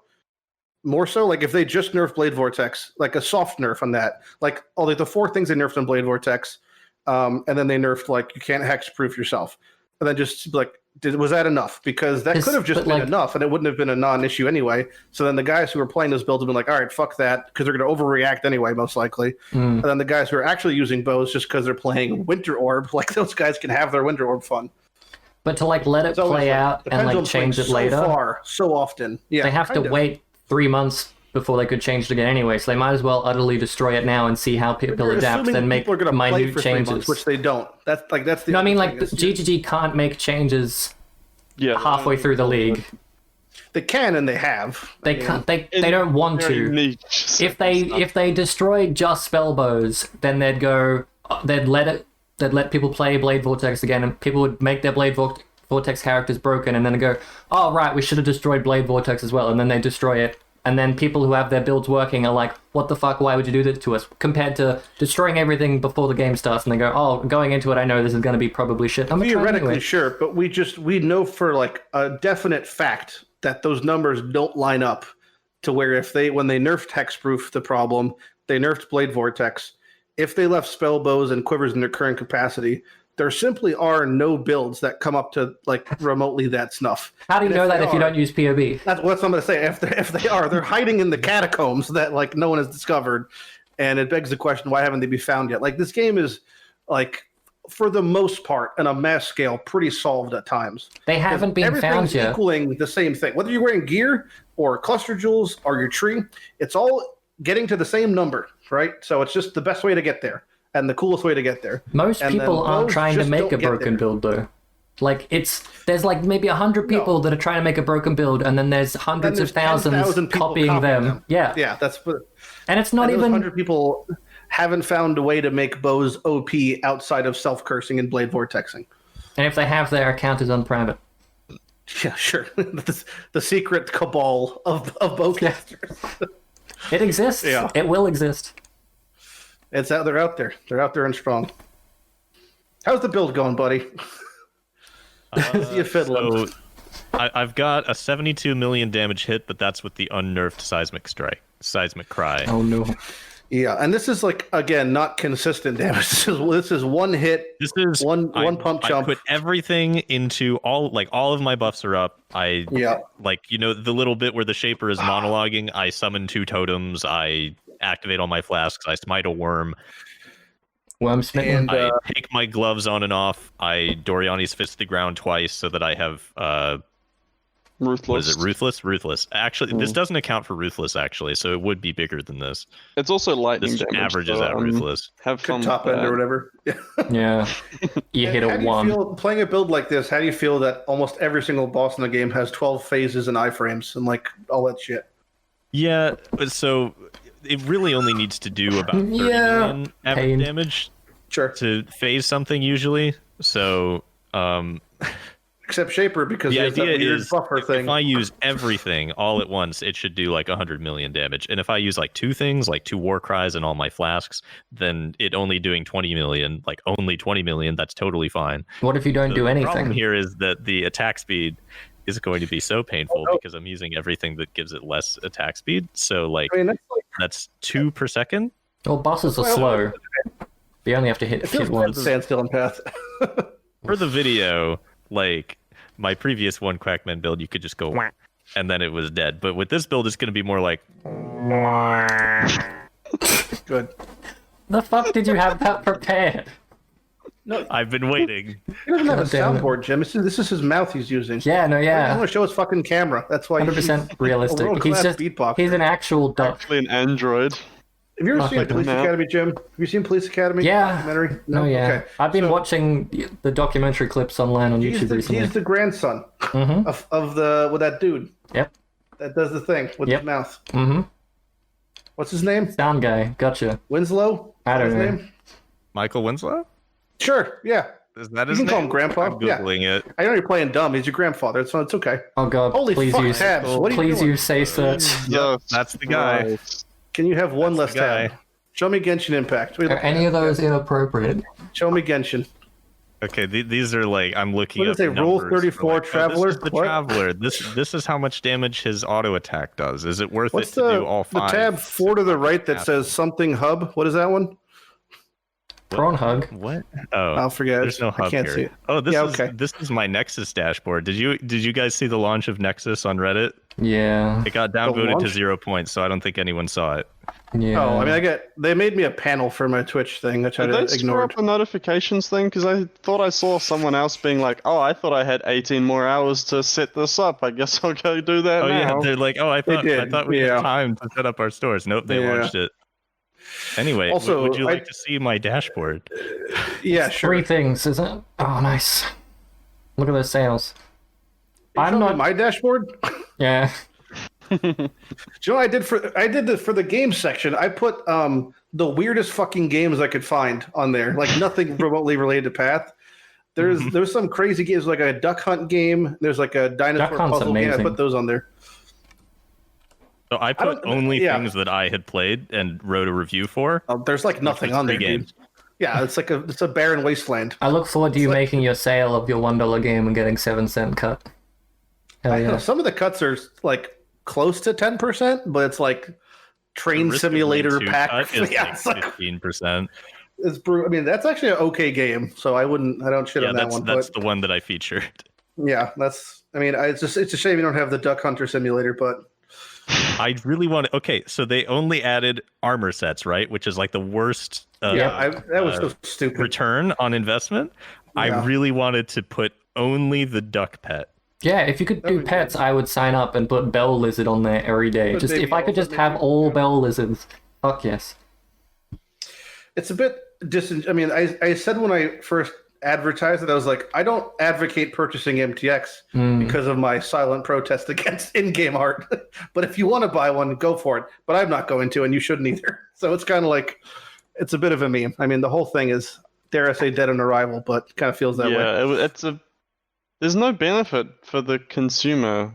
It's the exact same price. Yeah, that's why I was trying to your push, streamer like, or like whatever. when I was giving them feedback on this, I was like, you really need to No lean incentive. into the angle here where like this content creator reviewed this product and you read their review and then they decide to buy it. And if they decide to buy it, then the content creator gets like a little tiny commission. But the point that I wanted them to lean into was that they had reviewed it. And so I'm like, you gave me a 512 character limit on the review, which is the worst thing ever. Yeah. Double a tweet. We'd like Fuck feedback, yeah. but only if it's in this constraints. I mean, they message me on Discord all the time. I don't dare say I ignore them, but they're like, we can put panels up on your Twitch page. I'm like, no one's going to buy a thing. I mean, what people want, for the most part, what I've heard is like, we want to purchase skill effects because that's like the most purchased thing because it's like, new league, new skill effect, and playing something exciting. But it's just armor I don't sets. know why The they exact said, same like, price. armor set was where they make most of their money. That's what they said. They're like, armor set is the thing that we sell the most. I'm like, no, it's not. It's It's way. probably like in It's packs. just whales. The highest Yeah. profit margin or something, maybe. I don't know. Do you find it? I've argued many times this, and I'm ready to fight Jim in the streets. But do you feel like did it upset anybody that Path was delayed because of Cyberpunk, and then looking back now, Cyberpunk just like totally shit the bed? And it's not even that it happened, more that I feel like that from the perspective of someone who, like, just at full disclosure, I don't know what the fuck I'm talking about when it comes to this exact subject at all. But Every from my subject. perspective, it's down boy. From my perspective, it was like, how is their economic situation so fragile that the launch of another game that is nothing related to this on the exact same time, albeit having tons of hype, can just totally demolish their launch? It was just hype. Wow, Somewhat- classic. I think, Yeah. wasn't it just like Now you've lost me now. Just naming games. Okay, Diablo WoW 3. When WoW Classic happened, player numbers plummeted. Mhm. So, like, we want to avoid that. That Really? was the Was it- entire but- reasoning behind And Cyberpunk. that's because there's so much sales occurred in that initial 2 week span that it can be that detrimental to their entire development process. Like, they don't get anything back. If you look at their, like, player retention numbers, it's like all of the player retention that they want is in the first 2 weeks. That's where they get most of their profit. So if there's something else within those first 2 weeks, there goes like 50% of their profit. I've always thought that they should have something that's like a building or a welling up of a mechanic throughout the process. Or, for example, as of right now, you do ritual, or what you had like 3 to 4 rituals a zone, and would it be kind of cool if, like, in the second month it's like 6 to 8 rituals, and the third month it's like 8 to 10 rituals. we So, had that kind of in Heist, and people really did. Well, that not was- like and the I think delay. that You can was see the intentional. spike for it. It's like They heist. didn't have it done in time. I don't And think that was it- like. Yeah, but it's the same is effect, something right? that- It was staggered content, which is what Yeah. you're talking about. I did not enjoy it. People. If anything, it was we like, talked about, I already hate heist. I do not care for the new things in heist. I'm done. Incursion, they mentioned, they were like, Incursion had some of the worst retention numbers, and what they think happened was that you saw the entire mechanic the first time you ran it, and then there was no reason to keep going. Yeah. Yeah, I mean, I wouldn't be opposed to time gating stuff, but the whole thing is, looking back, you don't know what you didn't have. So, like, if we have 4 rituals now, and then we would have gotten 6th and 8, months 2 and 8, months 2 and 3. But if we just started, then would we be like, I wish I just had 8 in the first month, or would it be like, oh, I'm glad that they're increasing things? I think we'd probably the average player would probably be like, I just wish I had 8 on. But like the Then you'd initial cross the same issue, spike, and then we'd loop in circles. the initial spike of players on launch is when they make all their money, and if they're not going to make money off a player on launch, they're not going to make a money off a player who's getting a slowly better gaming experience a month from now. You know? But can they not make enough money on launch to not have to care about, like, to allot themselves the ability? But your suggestion care of more this about it. isn't anything to do with player numbers or how much money they're making. No, not at all. Okay. Just pure enjoyment of the game. Then they could, but they probably wouldn't, because like if the game is more enjoyable, if you know the game's going to be more enjoyable a month in or 2 months in, you're not going to be there for the initial spike where they make all their money. They don't want you there 2 months in. They want you there on the day. They want you to see all the shinings everyone else has got, and they want you to spend money. I don't think it would really take away from. You'd only feel that if you knew about it. I'm saying if, like, imagine you had Ritual launch, and then just without saying anything, the second it's been a month, like the 16th of the next month, Rituals were just 6 a zone. Mm-hmm. Like nothing was said, and then everyone on Reddit's like, "Are there more rituals spawning?" And then no response from GGG. And then the next 16th, now there's now 8 a zone, I think it would be cool, but they're never going to do it. Unethical. and I'm all for that. I mean, Wouldn't it also like create this idea that, hey, they're gonna like an keep doing expectation? this. Yeah. Why can't we have it at the start? This is bullshit. Steam I'm missing AOG. out. Well, don't be such a little whiny bitch then. I think you should just Don't be such a little whiny anyone who's bitch. going to accept Someone who when enjoys the gives me game. a tasty treat, I accept it, and I'm happy and I'm thankful. I'm Okay, being a not whiny Reddit. bitch. This is a very mature mentality that is not applied to a. Well, because I'm a very mature person and I'm very handsome. I'm glad you noticed that. But I feel like that would be. I don't feel as if my loyalty and behavior should be rewarded in a secret mechanic every 2 months. But I would just like to see maybe a diversification of how they look at leagues being rolled out when it comes to not just the retention. And again, this is purely from a fun perspective, but maybe like how leagues can be folding out over like a time gated mechanic. I think Tempest had something similar. Maybe. The problem is they'd want to Here's your tell ultimatum, everyone right? to hype it. Here's your ultimatum. You get that. You get double the league in the 2nd and 3rd months, but it's Yep. voided. Mm, Well, then I wouldn't play because of who I am. But obviously, I want my cake and I want to eat it too, and then I want a second secret cake after a month. So, like, Okay. I think there's some middle you ground have- here, probably. Yeah, this happened previously, where you have the league, and then for the last month of the league, there is also a crazy voided Flashback. mayhem event. But to me, the league the mechanic is always good enough that I want to experience it fully. So I don't want a second thing to go do. I just want an enhanced version of the thing I'm already enjoying. So if I'm already enjoying So Heist, in the mayhem could have a juiced up version of the current league. you just want but unlocks. it's a different game. It's like I'm not playing my characters that I've invested. Something I'm like playing that something would totally like different. encourage no lifing, and as much as it's a joke that they don't want to encourage that, they probably don't want to encourage like you playing to an extent where I've finished the core game in a month and the expansion in a month and the league in a month, and now I want new game plus. You're just going to get a whole bunch of no lifers, and it's going to be detrimental, if anything, to long term like playability, wouldn't it? Yeah, You want an ARG or something like that built into the league. I'm already no lifing. I just want something to show for it. Yeah. Yeah, I think this solution you've 40-40. proposed as well only applies to a minority such as yourself. Like, Yeah, no, so, I agree. yeah. That exists, Yeah. laddie. Just try and get every relic item. Some of them aren't realistic. None of them are realistic. I have the second You rarest see in the game. the Vol reliquary keys for this next league. That's what I mean. Yeah. Get all of them. This Yeah, even league. the way it's interesting. I only need like 2 items from the entire list that they have there, but that's okay. I mean, also we're assuming the pool. So like I had like a Google Doc open of the pool that I assume it's going to be. So you have like Aziri items, Aziri themed ones. You have incursion items. You have the Delve Val items. Like those are the bulk of them, right? And then Val thematic items. So you're going to have things like Foible, or you're also going to have things like Aziri's Reflection, which is by far from the list the most objectively expensive and useful. But also things like Soul Ripper should be on there. And Here's the other thing. Mayokans. This is a reliquary key. Does that mean that they are legacy variants? Nope. no, There shouldn't be legacy variants. They're just shiny. Yeah, And if there are legacy variants, And- I don't think any of the legacy I variations was would thinking be. legacy Soul acuities. Ripper would be. Yeah, Acuities could be one, but Acuities, I mean, most of those were posthumously changed, but the ones that were legacy, those are obviously still the OP ones. That'd be insane. That seems a little game breaking for Trade League, though, to have. Yeah. It's also just like God tier insta lynch. It was just a character, pretty much. yeah. Okay, technically, God tier instant leech is still nerfed because leeches can only be 10% of your life.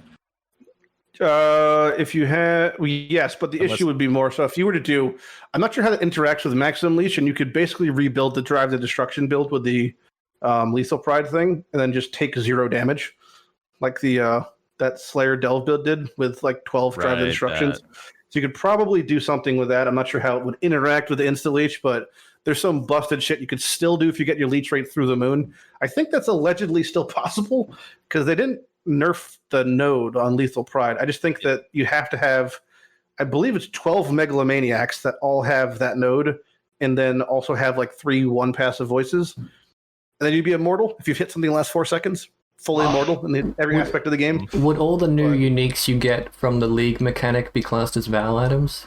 They should be. So you can get foil versions of all the new items as well? I don't think those are going to be in there, though, because they tend not to do things like Come on. They should. I want shiny. Dude, that's your shiny upgrade right there. What if they just have a foil version? Well, These keys are super rare, like rarer than they've ever been. I remember the last based time off the reliquary last, keys I'm dropped. trying to. Yeah, fuck that. I had that was the last league, was the Legacy League, the last league I played Trade, and I never invite a viewer into a map as a rule. The one time I invited somebody in, we got a reliquary key, he got it, he got an Eternal Orb, then he fucked off and never talked to me again. So I made a good decision, I think, leaving ultimately. But yeah, I mean, hopefully they're going to be drop rate wise. I mean, if you play 30 hours, hopefully you'll see 1 on a good day. You won't. no, that's very optimistic. That was old ones, basically. Those were the Delve ones, and I mean, again, but during that time that was the thing, the quantity and the amount of content, like stacking you crushed, was not near what it is now. Even if true. So if you're doing 100% delirious maps, even post standardization / nerf, what the fuck you're doing, with like, I mean, if you're like all the bells and for whistles. example, and you're like 6-man party quant bullshit, sure, you can like drop them pretty. Well, I mean, those people exist, and his name is Empyrean, so it's going to happen week 1. I mean, I know, but like in terms of like normal, not normal, Concern play, is, like normal 10%ers getting one in terms of average playtime without doing like crazy mat farming. It's going to be so disappointing. Yeah, they account for like drop rates and stuff, and they adjust them accordingly. Like you can't exalt drop rates now as opposed to like Reliquary keys are a map, aren't they? Or are they a fragment? Yeah, technically it's a map. It's a white map on the Ultimatum page, which means that you can't get it with increased quant on your player. Only map quant. Yeah, but you could probably get it from an incubator if it's considered a white map. Probably not, though. Because they'd have to update their pool, wouldn't they? Unless they took a map. They updated They the pool can recently. drop from a strongbox, and that strongbox can have mirrored contained items, and then you can have a mirrored reliquary key. you can also just mirror them with a mirror. So Yeah, farm you can't just abysses, mirror because them. abysses print maps. Boom, reliquary So keys. technically, in standard, there is still an infinite supply of eternal orbs because you can mirror all scary the thing is, reliquary split them. keys. if it counts as a map, why couldn't you fracture fossil it? They have a special unique base type where like you can't apply Yeah, fractured fossils. to item the is the wrong keys. base type. Like fishing So rods. it'd be like a white fucking sacrifice fragment So redone. and they're dropping core game, right? Yeah. So couldn't Yeah. Vindy duplicate it? Yeah, maybe. That'd be the real nut. Who gets Vindy to duplicate a reliquary key or replica? Someone. Key? And then they die on the I way had out. Vindy duplicate Infused Beachhead, and I thanked him for that one. But that was the best thing I've ever had duplicated, probably. Or Primordial I Might. feel like this should be more pervasive knowledge than it is, but I feel like at this point, most people should know that unless you're already in lockdown, you can just walk out of the heist, walk back in, and it'll uncontraband all of your items. Oh yes. But it can also a spawn surprising enemies. number of my viewers did not know this. I've had skeletons spawn in the lobby area as you leave a heist before you get back to the rogue's den, like before you get back to the area. And I had and things that drop in that area cannot be looted also, because they're marked as contraband. You can't leave. You can't go back in and take it back in and leave. They're always contraband. So I was wondering if I had like someone could have a mirror drop on a skeleton that leaves there, and it's just gonna be there in limbo forever. So sad. No, you Sad just times. take you can't even take the contraband mirror with you. It goes away. Nope. It's just there. Yeah, it's just sitting there. Can't use it because it's contraband, so it's just there. World famous at that Pretty point. cool prize to have though. Yeah, like those people that managed to get the incursion keys out of the trials and have them in their Yep. stashes. I always I don't had think the you can claim. smuggle it. Well, The What? contraband item. Like if you had the contraband item in your inventory and you tried to leave, No, yeah, you wouldn't get to keep it. It would be probably would drop it. it'd be permanently in that zone. it's just stuck in that zone forever. You'd have a world famous zone you hold open until it corrupts 6 hours later. Yep. You take a screenshot, post it on Reddit. Yeah, and And people it's go, like fake, people won't believe you. fucking Fake, bullshit, fake. Krilson's not real, Ooh, kill yourself. etc. Oh, fake. Yeah. If this was me, I wouldn't have done this. I'm like, no shit, you fucking idiot. What you No one should've wants done to is you do should've this. just picked it up. Just be better at the video game, obviously. What a bunch of cunts. Fuck Reddit. God, the negativity there is. I mean, this is where this video is going to end up. So Nah. Didn't post the last one there, not posting this one. If someone posts that I'll there, post it there. you're banned for life. Gonna shadow ban you from my YouTube. oh no. Oh no, you can't watch You Oh, should not just crap. shadow preempt ban. it by saying that one time that you were in my Twitch chat and you're like, "Fuck you, Twitch chat." Yeah, Just Fuck 'em. preempt that right now. I should have said that when I got Quinn to sign that egg. Oh well. How tall is Quinn? Not very. He's average. Mathel's tiny. Higher than 4 feet tall. Yeah. Yeah. Just taller than 4 foot. Okay. I don't think there was maybe only 2 people there that were shorter than 4 feet. I thought he was pocket sized. No. Mathel's camera. tiny, but he would wreck you. And Rise is like fucking huge. That was like the one thing I took away from XLCon was Rise is like massive. Because his camera angle is, he's always got it so Oh, it's high all up. So cock. He's got a he huge looks cock, tiny. right? That's Yeah, that's the majority of the height. And his massive back of like just you know why carrying though? people. It's because his Polish background. He actually is infused with rat DNA, and it He's a lets rat him king. You channel that straight to his dick. He's like 4 Polish people that have fused into one big one. Well, I'm sure you've seen Princess Bride, right? You have that's Yeah. full of those Big rats. fucking rat or whatever it's called. It's the exact same size ported over. He's got huge rat cock. That makes sense. Yeah. Definitely not Of unusual monetizing that. size. Any other size-based questions? Someone's just gonna call Rise rodent of unusual size. And It's got, yeah. It's a fact. I mean, Yeah, he's fucking massive. It's terrifying. There's like I'm a- 2 people there you That could one's fun. spot in a crowd. Yeah, let's do another another one. one. Next year. But, ExoCon? Yeah. Yeah, that's a long ass flight for me. Yeah, but just do it anyway. I went to the one in, like, I went to the first, like, one of the first meetings ever. The one talked about it was in San Diego, I think. San Diego, San Francisco, San Diego, and no, it was in San Francisco, San Francisco. Where's the place to the west? San I don't Francisco. fucking know your country. And we met it was just so fly by night the whole thing. So maybe it was just because the first one, and it was like 40 guys in a bar, and it just had a little paper sign that said "Grinding Gear Games," Every and sorry, go so ahead. awkward. Every other day that wasn't an XLCon event was just a Discord flag of this club, and then you'd rock up and there'd be 120 guys in a corner fucking talking about PoE, drinking alcohol. I'm like, what the fuck is this? It was great. And there'd be like overflow, like you'd fill a club and we'd walk into a new club and be like, hey, can we just, you'd walk up to the bar, like no one's there. It's like, hey, can we just have like a meeting of nerds in the corner over there? And they're like, you're going to buy stuff? I'm like, yeah. He's like, yeah, whatever. And then like an hour later, it's just full of just sweaty nerds, just talking about fucking farming strat. It was a blast. What was the smell of ExoCon? Tell me that. Horrific. Okay. As you'd expect. every con. Yeah. Because I used to travel Yeah. to like Magic the Gathering invitationals and that sort of stuff, and it's always horrendous. It's the same type of situation. Yeah. Yeah. I brought Fucking- man. like deodorant with me to spray on, and no one told me that I stunk. So I just kept doing it, and then still people were like, "Jim smells." I got a hug from Jim, and he smells. I'm You're like, well, eating- fucking tell me, you impolite shit. No, that's great.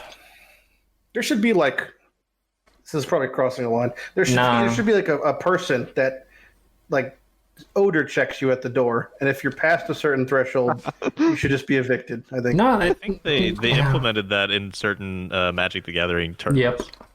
I've never seen it happen. I've only ever saw someone kicked because one guy got kicked because he had a lizard in his pocket. And that was, but aside from that, there's been most things have been pretty calm. They have like meet and greets of idols in Japan, and I think they've banned them because of inappropriate smells and bodily fluids on hands when they shake hands. Sounds hot. Jesus. Japan. Good. Sounds like Japan. Yeah. Someone gives you the old cum shake. Yep. It's a one-way street. But no, XRCon was fucking amazing. Like they should do another one and get more people because fuck me, it was awesome. How many wooden hammers did you end up with again? I got a fucking email this morning. I shit you not. I will read it out loud. One sec. Why do you have wooden hammers? I mean, I Okay. just collected, a gym thing. There was a card game at XLCon and everyone was actually playing it, and I'm like, fuck it, I'm just collecting as many wooden hammers as I can get, which was like the shit tier item, and I just didn't know how many there were. I think that ended up being like, I got like 150, which is a stack like this. Good. But they probably only had like 200 or so. They managed to get How some. hot was it? Temperature-wise? It was fairly nice, cool-wise. Where the fuck is this email? Someone sent me an email saying, hey, do you have any XLCon cards? I want to buy them because I'm collecting them because I run a game, like a board game company in America. So he's just scraping YouTube videos, finding like emails and trying to buy cards Maybe it from was XLCon. maybe it was the Wizard of the Coast.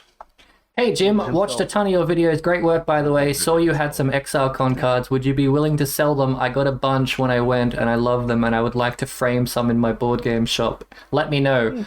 My reply was, all I have is hammer. And then he got back to me. He's like, I would totally buy them. Any interest in selling them? I have 150. What the fuck? They're signed on the side. But They are signed on the side. They Selling- have to be arranged that specific way. Yeah, selling one ruins the signature. Shit. I probably can't sell them, man. Just ghost him. He'll never see this. Don't Yeah, no, he won't see it. He doesn't watch a ton of your videos and would never see this exact call-out specific moment. Fuck that guy. tell him about. Just ask him. See if he needs help with his car's auto insurance. Yeah, no, yeah. He'll never talk to you again. I've been meaning to get in contact with you, Lighty, about your car's insurance. But your vehicle's answer- extended warranty. I answer those questions on stream, I answer those calls on stream all the time, and it's always enjoyable. I don't get Sometimes they're not in English, and that's always No. fun. And the reason I know that's the same so thing. far Yeah. refuse to answer any call that I don't already have in my contacts list because, once you answer, it's like, okay, this is a confirmed active human 9, being, yeah. so they will call you more. I don't know. I only get like one every couple of days, but I always answer them. It's not like I'm getting 20 a day. Like my phone's not blowing up with it.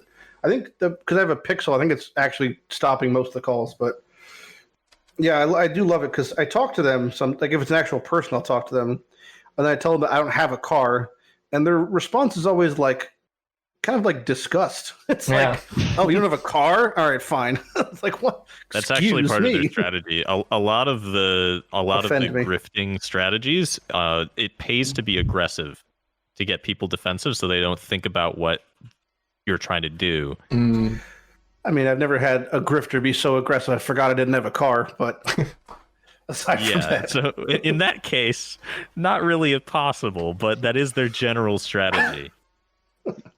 God, it's so weird that grifters and people that just stand in the middle of malls and try and get you to donate to charity are basically the same people. you're talking about the Salvation Army, Jim. No, I'm talking about the people who get paid $30 an hour to stand and try and get money for their charity that then they spend on admin fees instead of actually going to a charity. like Yes, I'm talking about the season Santa salvos. Claus? Salvation Army is scum, having worked for them. Ugh. You work for the Salvation Army? Yeah, they fund like Terrorism. ISIS, right? Nope. they fund terrorism. They fund like anti-LGBTQ like policies and shit to try and like illegal black people, gay people. They probably do that as well. Oh shit! Not probably- the illegal Sorry, black people. I was gonna say illegal gay people in America, but my brain went America, black people, because everything's fucked over there. So what you're saying is this, just to follow the train of thought, Salvation Army was the reason for Hotel Rwanda. That's what you're trying to tell me, pretty much. I'm sorry, I'm not cultured. I don't know what that is. There's so many atrocities in America, you're going to need to explain. Yeah, you're gonna have to specify. Give me the Wikipedia We link. don't have a list. Well, first off, Rwanda I don't know what that is. Not America. Not in America. Yeah, I don't know. I'm sorry. I'm not. You know about the Hutu and the Tutsi? No? You're saying this, and my brain is just playing Simpson clips that So many said this people once. give the U.S. shit for not knowing like geographical things, history things. I can't remember what I just did forgotten, yesterday. like, the whole- I can't remember. The only I don't know way you can anything. get an American to learn geography is Movies. to blame them for a shooting that happened somewhere else, and then they have Yes. to prove no, that is not in America. It's true. There was something that happened a couple of days ago in the U.S. There was a trial for a police shooting of an innocent person was interrupted by a live shooting, which was then put on hold because of a school shooting, which was like the ultimate trifecta. It's like playing Uno. God! Yeah, we call it the U.S. hat trick right there. And it is worth bonus points, just to clarify, when that happens. Oh my Is God. there a card game that's Uno but with guns? They put the whole area on a 7 p.m. curfew when that happened. Oh no. Yeah. That's more than you've done for a virus literally killing And when everyone. he's saying the area, he means the U.S. Yeah. That's the area. That's weird. Fuck, man, America weird. I probably don't have to tell you that. It's a strange thing that it used to be a point in time in the U.S. where if your country was ever like at war with another country, there was like a sense of every citizen felt it. But I think at this point in time, it feels like if like, for example, when the U.S. was at war with like Iraq or Iran, it was. You could just you would never know unless someone told you, essentially, unless someone close to you was actually there. You could just go outside and be like, I'm just at Starbucks and I have no idea that this country would or would not be at war, which is such a strange disconnect. And that's why I'm not going to be starting Explosive Arrow in the new league. Why? I don't get it. It's because the totems, man. I don't want to play totems, I totally sympathize with not wanting to play totems. But I am playing Stormbrand, which feels like totems, to be honest. But it's just better. Yeah, that's the thing. Totems It's like with none of the downsides. Why totems when brand? Why trap when mine? Fuck Why mine. play Path when you could play Torchlight 17? Grim Dawn 3. Monster Hunter. Grim Dawn 3, I think, is actually just going to revert to being a MUD. It's just going to be a text-based game. What was Fuck It's going to come full circle. I streamed Sekiro for like a week. You should have turned on the old Asian lady's text-to-speech for that. Would have been on brand. I don't have any text to speech. Anything that's like any kind of stream alert, I never turned it on because they're so annoying to me. Yeah. It makes the stream really chill though. It was actually, you were talking about earlier, like people would spoil things in your chat. My chat was so small for Sekiro, I had like 50 viewers. So it was a blind playthrough. That's Nobody less. spoiled anything, and I didn't ask people to spoil, like, oh, where do I go here? I'm totally lost. Where is I had such the opposite Yeah, problem that me people were too. spoiling Sekiro in my chat today. Even though you were playing it. I was playing Carry On, that like 2D monster game where you're like a alien monster or whatever, and my only two people in chat was a mod and the world record holder for speedrunning it, who was backseat gaming me so fucking hard. It's like, Just if you go left here, your ass, you like, can cut off 10 seconds. I'm like, dude, come on. Yeah. I was stuck in an area and I'm just struggling. I'm like, dude, how the fuck do I get through here? He's like, well, if I were you, I'd glitch through the wall. I'm like, no, how do I get through here as a game? Screaming animation cancel, animation cancel. Yeah. Fucking. I streamed Chrono Trigger. I couldn't believe there was a Chrono Trigger category, and I got raided by someone with 4 viewers, and then he's like, "You're the only other person streaming Chrono Trigger," so I had to raid you. Stick together. Yeah, man. It's so There are awkward when some you times play. where you see. I mean, I've made a point now where, aside from this week, because it's like Path Week, I rate people at the end of each stream, so we'll bring like 300-400 people, whatever, and it has to be like they have to have a camera on, not follower only chat, less than 10 viewers. I keep forgetting Those are about the follower only chat.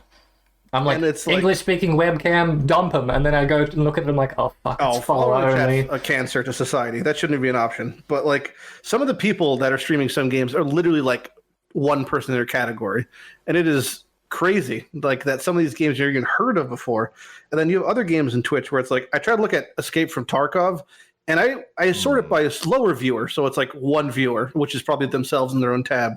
And it's like 10 minutes of scrolling to get past it. It's just thousands of people streaming to nobody playing Escape from Tarkov, just yelling at themselves most of the time.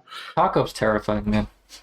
I wish I could still I kept play trying it. to find like a friendly person checking chat, but it's been so hard.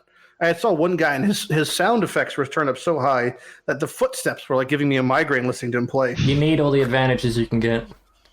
I guess. I In still that don't even know how the game. game works. It's I terrifying. assume it's a card game. Yeah, it is. It's like Gwent. I don't know what the fuck that is either. Yeah, it's like The Witcher, a card game. It's explosive arrow. Tell It's me like tell me traps. skills. It's like traps. Gwen was great. Yeah. Gwent is the best part of The Witcher. There's a mod that I want to It's play. The Witcher? Yeah. There's a mod that I want to Jesus, play it's a card that game within The Witcher 3. What is a card replaces game? Oh my god. every combat encounter in The Witcher 3 with Gwent. So when you meet the Griffin for the first time, it's just a Gwent encounter. So you sit down with the boss and play Gwent. And if you win, the Griffin dies. I've never played The Witcher.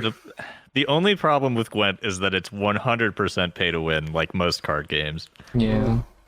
Like once you get the god deck, you can't lose. So why can't we play I liked Magic. Divination Gwent? Pee-wee? Where's my What? fucking Jim, Exile? Where's my ExileCon spin-off? we already did this. What do you mean?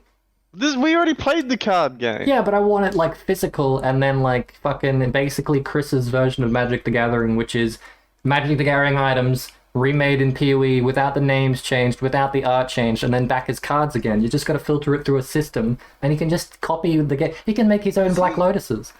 Does he even play Magic, or he? Just No, he uses it as money laundering. Probably. That's a bit of a slander, but all right, sure. No. It's like, come on, let's Black Lotus. supposed to How launder works. money It to is, Black. it is No, I an understood. investment. It is a sound investment. Hey Chris, I'll sell you a Black Lotus NFT. I had a Black Lotus once. How'd that go? I had most of the power at one point in Magic. It died. Then I went to college. Oh, Now I have no money. oh. Did you sell them, or did you just forget about them and Yeah, they I disappeared? sold them. I wish I would. I mean, that's like one of the more painful things if you knew as a kid what things were worth, right?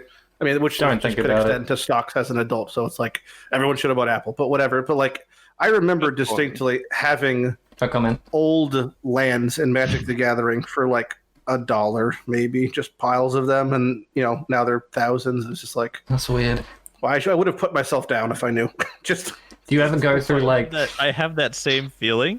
I still have over in that other room is a big box of like Yu-Gi-Oh cards. The only problem is they're all worthless. yeah, But I'm that game still hoarding them. did not age well money wise. I had Pokemon. I had someone who works for does PSA grading for Pokemon look at my shit on stream a couple weeks ago, and I'm just sitting on like 10 grand and shit from like the first set apparently, which I had no idea about. I just Sell it. Well, I guess so. I mean, it's like a lot. It's a big process to get everything, whatever.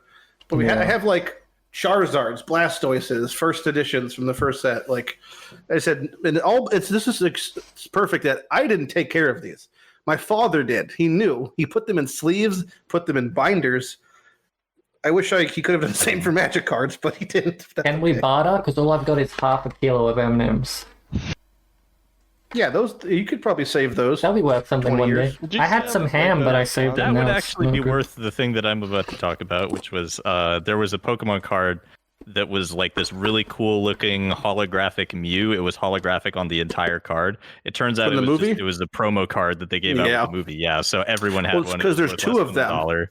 There was two versions. There's the movie one, and there's the Japanese one, which was worth thousands of dollars. So they looked very similar because that's what they based it off of. But one was given out at every movie theater in droves. Another one was like there was like 20 of. And I think the difference is the back of the card looks different, which sounds about Japanese. So Yep. So I Yeah. got one of those, and I was like, "This is surely valuable." When I was like Yeah. 6 or something, I hoarded it. So what is your most expensive thing? Lighty did this Black Lotus that you had as a child that you got rid I of. was gonna say my love for Jesus Christ, our Lord and Savior, but that's okay. Yeah, I used to not swear. That was probably my most priceless thing. And Well, now I don't I'm have a Black Lotus now. If I did, Now I'm a I would cunt. fix my deck in my house that's falling apart. my dick. My dick. My dick. I used to be My good. dick is decaying. Yeah. Okay, important question. I know Jim's seen it. Have you other two seen the New Oh, Zealand two girls. Deck Oh ad? yeah. Okay. What? Oh yeah, I have. Yeah. Oh, the Yeah, okay. the deck. Mm. Yeah, I the built deck. deck. Got a new dick bird. Yeah. Yard. Yeah, I saw that when someone on Reddit was like, "Oh, Bex, you got dangerously close to pronouncing things that you shouldn't have," and then Boys and someone their linked that dicks. commercial. Yeah. She stepped down video. as community manager because people were being weird, right? No, is that what she happened? didn't step down. It's just like if they that made a is new what account. happened, I would totally not be surprised and would Yeah. be in support of it. But I think it was a little bit different. She had a kid, I think, was the one Yeah. thing. Oh, that was the hiatus, and then Oh. she came back. I think it's because people. I think people were being weird.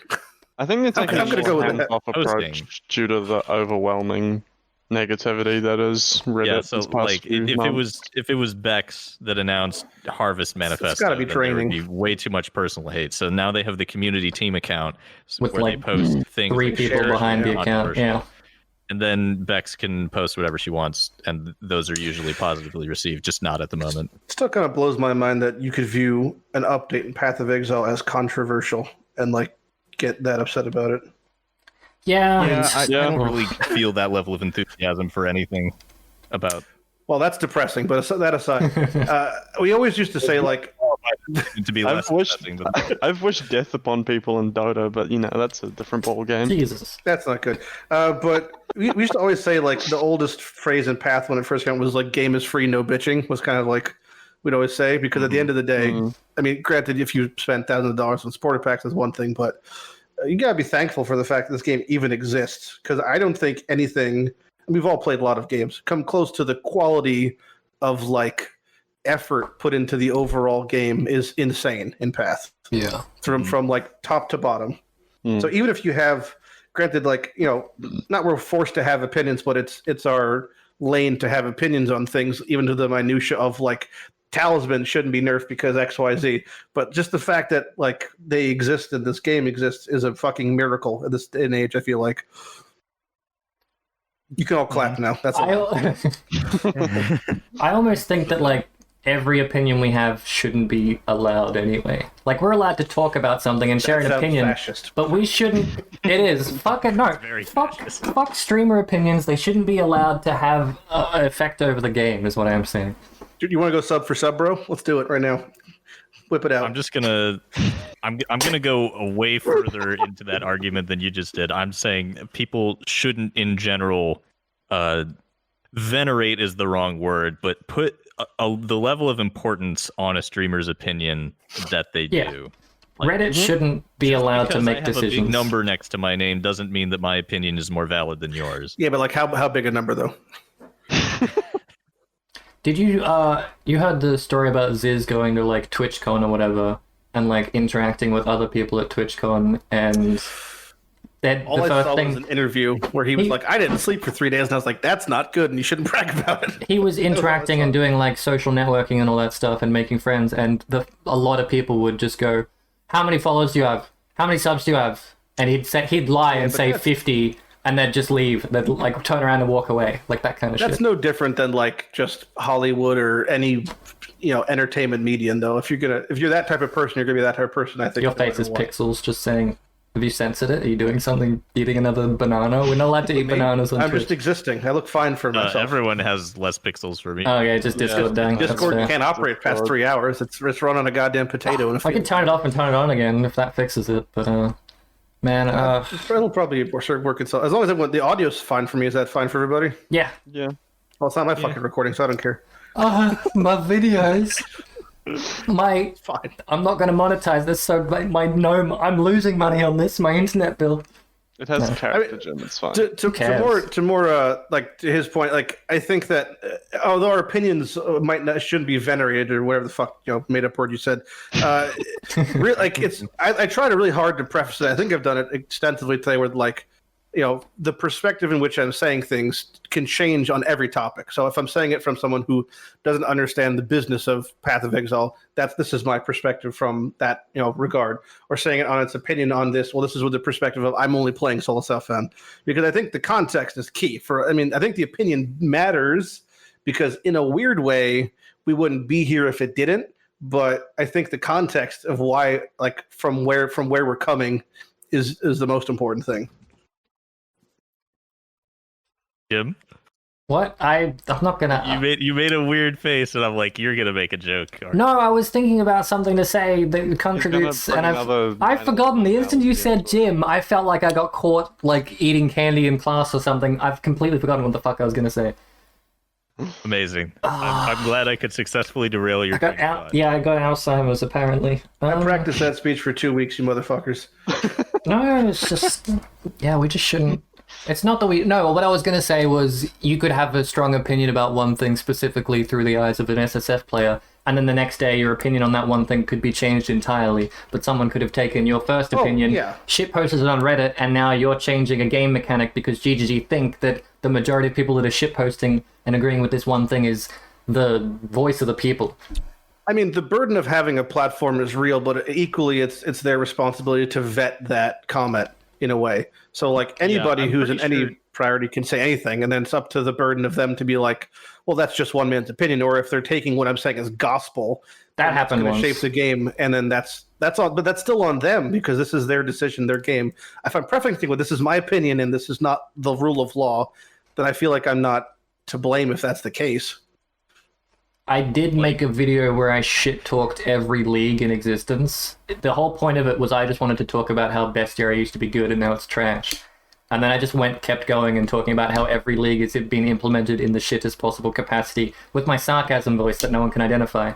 And a whole bunch of people commented like, oh my god, Jim's spitting facts, I totally agree. And then someone posted on Reddit and it was a Reddit thread full of people agreeing with me. I'm like, what have I done? Is that the video you deleted? Yeah, it's the one I unlisted because I was just, I didn't want, I made a comment and another video saying that it was obvious sarcasm, what's wrong with people, and then the comment thread of that was people like, who at GGG got to you? I'm like, what? I mean, but you should, in a way, you should trust them who made the game, who made the game you initially loved so much, to know, to not react to what you did and identify that it's just the masses meaning, in a way. Like, so... Although the burden's on them to make the decision, and you could pull your video if you feel like it went too far, it's still up to them to be like, yeah, it's just one dude doing a video. Like the next day there'll be something else. But this was like on the heels of me making the joke about rarity, and then Reddit taking that, and then everyone else coming up with the same result, and then wasting a whole bunch of dev time on a thing that didn't matter. I don't think, I don't say it's going to come off harsh, but I don't think your opinion and my opinion is as important to them as we think it is, if you even think Oh, no, yeah. Absolutely not. I just mean like someone could, you could say something. Someone's day that gets looked at for 5 minutes. I don't want to be the martyr that dies on the fire of some shit meme, shit post. Well, that you could say something. He died for his sins. Yeah. Aside from that. Yeah, you could say something balance-wise, and then someone can run with it, and then suddenly it's your face on the Steam locomotive of just absolute shit posting. I just want to stay out of there. Mm-hmm.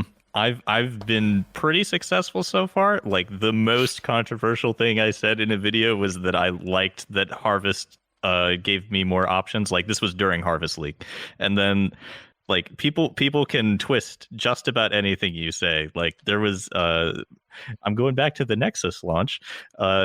Someone in the forums said it was pretty funny that Jousis just put clowns on his, and I'm like, that wasn't my intention, but it is pretty funny.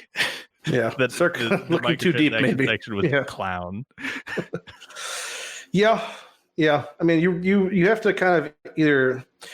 There's been so many people have said similar things, but if you look at one comment, you have to like, and you want to look at the one positive comment. I think you bear the responsibility to equally look at the negative ones if they exist. I mean, that's you can either take it all or you can't take it all, because otherwise it's you're gonna get so thin-skinned when it comes to someone who actually says something that might cut too deep on a bullshit topic that you're like, it affects you too much. This entire time, Reddit's Harvest away. Yeah, no, literally, this entire time after the Reddit, I nearly said Reddit manifesto, the Harvest manifesto of complete shitocracy.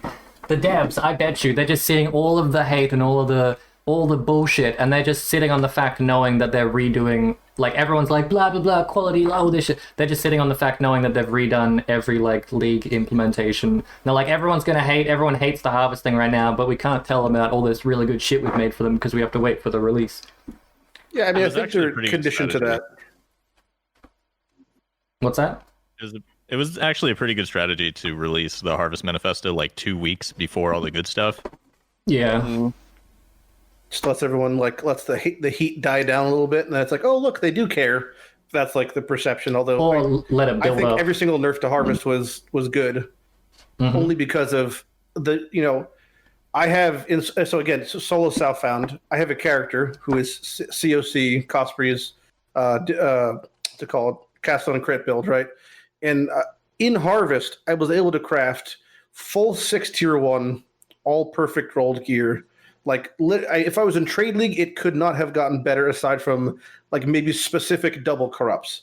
And I did it in, like, 2 weeks, and every step of the way, I got the overwhelming feeling like this is such a mistake of a mechanic for the health of the game, but there are such cool things in here that would be so great. And I think that the way that they implemented Harvest now, and it's going to be implemented, still has all the accessibility, like the res swaps, and the reroll more likelies. Those things are so good for the game for a player who wants to make a maybe not as powerful build up to that power level, but still does not come close to the degeneracy that was existing. That I think all the nerfs are fine, and they could have done more nerfs, and I still would have been happy. I think they should have doubled down after the manifesto came out and all the hate came out. They should have just said, we hear you about what you want, we're keeping the changes, and then also just like revealed what they've done today about fractured fossils.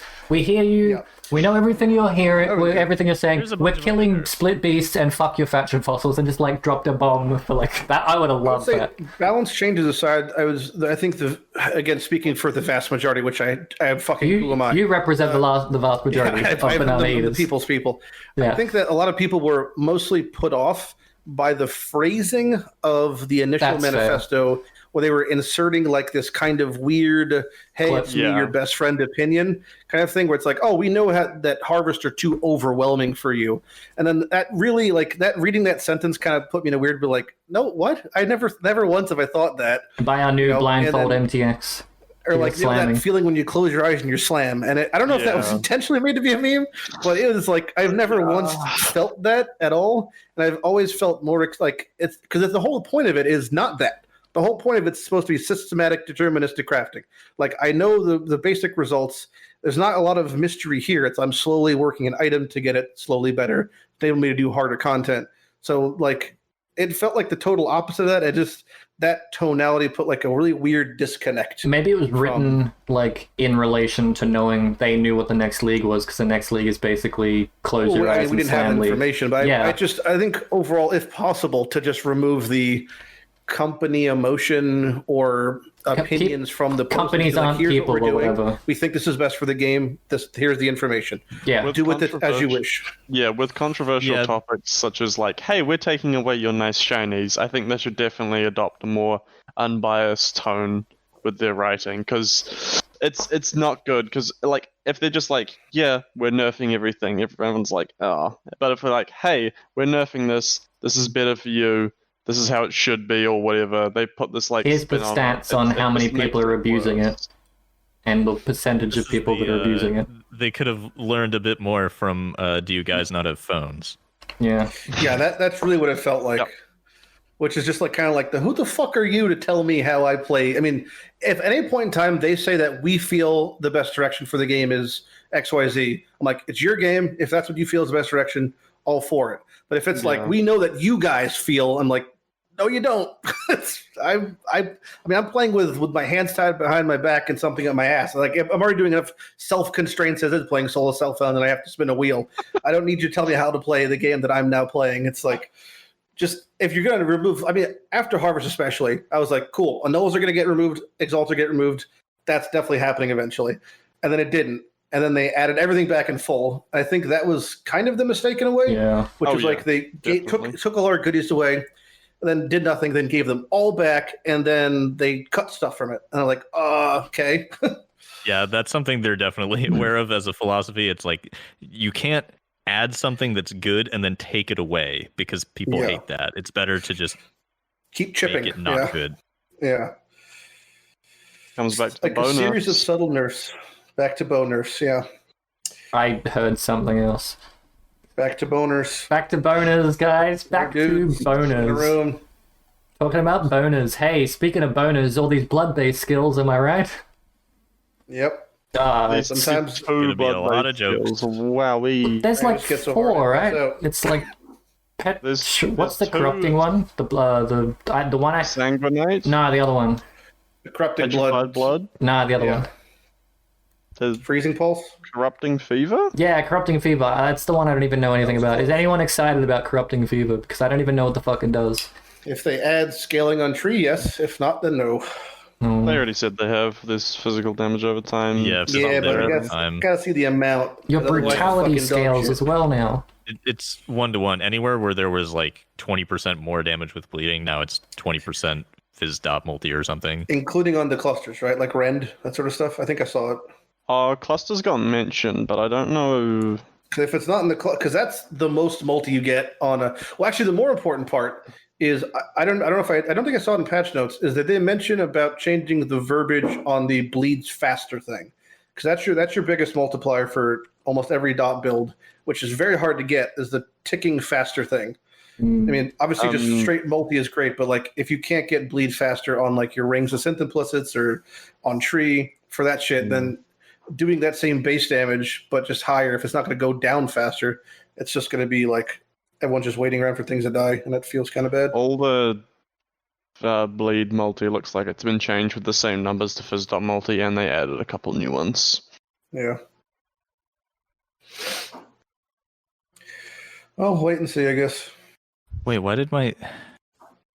Does it still work like if you make the monsters flee, they take more damage because they're moving? Like That's Rupture. only bleed, Yeah. not fizz dot multi. Okay. Not like like that Not one for the had corrupted blood stacks or whatever with the corrupting fever. I don't know. I don't think corrupted blood applies in the same way because Oh. it's just bleeds that do that, and corrupted blood is like a fizz degen that is a bleed, but it's also not a bleed. It's weird. Why do you have 70 rage on your build? Perma rage. I was dealing with the infinite rage Oh, war yeah. cries with Berserker. So chaos orbs don't change. It really should be 60. They don't add or remove implicit, so they won't fuck with quality. So you can't use metamorph quality with the new chaos orb to try and get like something with like fizz rolls. It'll just when you know like the influence, not the What the influence. fuck are you saying right now? The fucking, you know, the what's the shit that everyone hates? Betrayal. What's that shit? Veiled. You know the veiled chaos Half the orb. words you're saying. Veiled chaos orb. There's no way to make it like fossils or anything to like try and get something good. It's really just chaos spam and pray, We right? have no idea. When I saw the Veiled Chaos Orb mods, I don't think they were adding as a veiled craft. It's just adding the mod itself. What? The veiled. It's adding the mod. You use the It's adding- Chaos yeah. Orb, It works as a chaos orb and adds a veiled. Is it just Yeah, does that that seem you like I don't have think- to unveil. garbage? That's what, but it didn't seem like based off the initial picture, it didn't seem like the veiled mod looked like a veil, like it wasn't in a crafted mod. It looked like it was just a mod that was a veiled mod. It was Right, just you a might still squiggly. be able to craft something on top of it. That's what I'm saying. Yeah, Right, It looked yeah. like you could just add the mod. Like if you were to use a incursion orb, it gave you an incursion mod. So you could still craft on top of it. So I don't know if You it can't has any apply bearing. crafted mods to things with veiled mods. So a Can't- veiled yeah. chaos is do basically that. like an essence in that it guarantees a mod, except it can be one of 3 good mods. So it's like one of 3 essences that you then pick. But you don't But accept it's the just a mod chaos being orb. Slightly veiled mod. different. So there's no way to make you get like because you're essentially just chaos spamming. There's no way to increase the chances of you getting something specific with your chaos spamming because chaos spamming doesn't Yes. work with Well, with Catalyst, metamorph I quality. guess. No, they don't. Is what I'm saying. It Like, doesn't work with chaos spamming with yeah, Catalyst. it only works with no. adding individual mods, and since it's chaos spamming, Oh, okay. Okay. Yeah. So you're saying like, is there a way to influence how the other mods yeah, of the non? Okay, no. Then you just shit out of luck. it's just chaos Yeah. spamming. So how much do you reckon they're going to cost? Nothing. Not They're gonna too be what? much. Nothing? 1.5 chaos. Oh fuck yeah! Probably close to that. 2 to 3C from someone who actually has more than you're 2 gonna need to a sell. 3 days. fucking large amount to hit what you want, and also have removable suffixes and prefixes and all that shit. Yeah. I hope they're more common, so you can use them like while leveling, and then it's like, oh, I have a baseline, crappy axe, but it has 120. I think we both know biz that's not going to damage be the case. No, it took them how Yeah, many you years get to at add least orbs of one. binding? Harbinger was Yeah. 3.1, right? So If we're it's talking been, about obvious changes, just Lab is like screaming at you. I am 2 looking years? forward to Orb of Binding. 13 leagues. However many with them quality of add lives. orbs of binding to the core Fuck game. yeah. Yeah, but now that it's here, totally worth it. Now, Yeah, it now is. you've played Like- all the leagues up until now, you can finally use them for your intended I purpose. wonder what's up with those And then in decisions PoE 2, sometimes. they go bye-bye. They're not going Yeah, bye-bye. Yeah. Well, yeah, there's no sockets. So what the fuck is it going to do? You can just use it on the gems. It's now. Stop, just What? an Use it on easy the fall gem, link, and use it on the we go gem. like- Yeah. It crangles your gem, the gives it a jeweler- random level, and makes it fall link. Disgust me. They're gonna keep it. Oh yeah, I wonder if they're just going to eat half the fucking currency in the game when that comes out. Like, what is? Well, fusing still work, and jewelers still work. Fusings go bye-bye. You don't need to Using link. go bye-bye. Are you sure you don't need to link them? You unlock Yeah, links, I believe, you as only you need to progress. jeweler 5 sockets, and you don't ever need to link them. Would the quality of the gem change, like how many sockets you could hit with a jeweler? Of course. Theoretically, Oh, someone's gonna have to test it. they didn't confirm one way or the other. It's also decisions aren't set in stone. There's still Yeah. plenty they could change. So, I already know my answer to this, but are the changes to Betrayal making you want to actually kill Katarina? I felt, I killed Katarina anyway for content. Yeah, but your content is, I got What the Punchy fuck? Boy level I 70. never am I doing things for content. I don't know. I don't think I'd ever killed a boss for like the sake of doing it, and it wasn't to get something from it. Like I killed Katarina for Flask and for Devouring Diadem. The second I get either, she's dead to me Right. because Would- it's just like hyper ineffective to do her compared to farming a safe house. But I want feel like- I want one staff. I'd like Probably one gonna staff. kill I'm not her gonna- for the first week and then ignore it. Same as Yeah, always. they wanted Yeah. Katarina to be more rewarding, and they mentioned that people wouldn't do her because it would reset the syndicate board. And then they're like, it still resets the syndicate board, but now syndicate members have a tier 4 reward that you can only get by killing Katarina. But the good tier 3 the rewards are now reward tier is the most 4. powerful case is the tier 3. Yeah. So, We've done the best nothing. ones are still the same. Please Some of them play are the this. old tier 3s, except It's- that it's- everyone else who wasn't killing Katarina get fucked. I mean, The only it's- thing that I it's think the rate of would be occurrence, way I better think, is the issue. Ashling in research. Add 2 veiled mods. The veiled mods will be tier 1s. What do you mean by rate of occurrence, Lighty? The rate in which I do one mastermind is not equal to the rate in which like doing one tier 4 research with it that fled from mastermind, or I could do 3 tier 3s. I'd rather just do 3 tier 3s Yeah, if you can do like 3 tier 3s faster than you can do 1 tier 4. because once your what's the board's point? set up, that's how it works basically. Yeah. So you just take the L for a week. Well, it's so fast now to set up your board with the echoes, and none of the changes that were made from this shit prevented the setup speed in which you do it. Assuming you don't fuck things up and RNG goes mediocrely your way. That I'd rather get 3, or will actually be like 6 to 10 pure breachstones versus like 1 to 2 giga pure breachstones or whatever the fuck they be. If we're talking that, those are the numbers. So like they're gonna for it to be better. They'd have to really, really, really juice it up because that's currently not the case. I don't think. Yeah, I think that people that effectively utilize the betrayal board are still going to keep doing that. And then there might be a small And- segment of players that were like, didn't care either way, that are going to kill her Well, now. I don't think it's enough. That Could many it people be set that up the it's board. Could it be that it's a nerf disguised as a buff, so that they took what Some people players, sure, yeah. would want at T3 and moved it up to a T4 and said, if you want to farm this, get fucked, you'll have to do Katarina?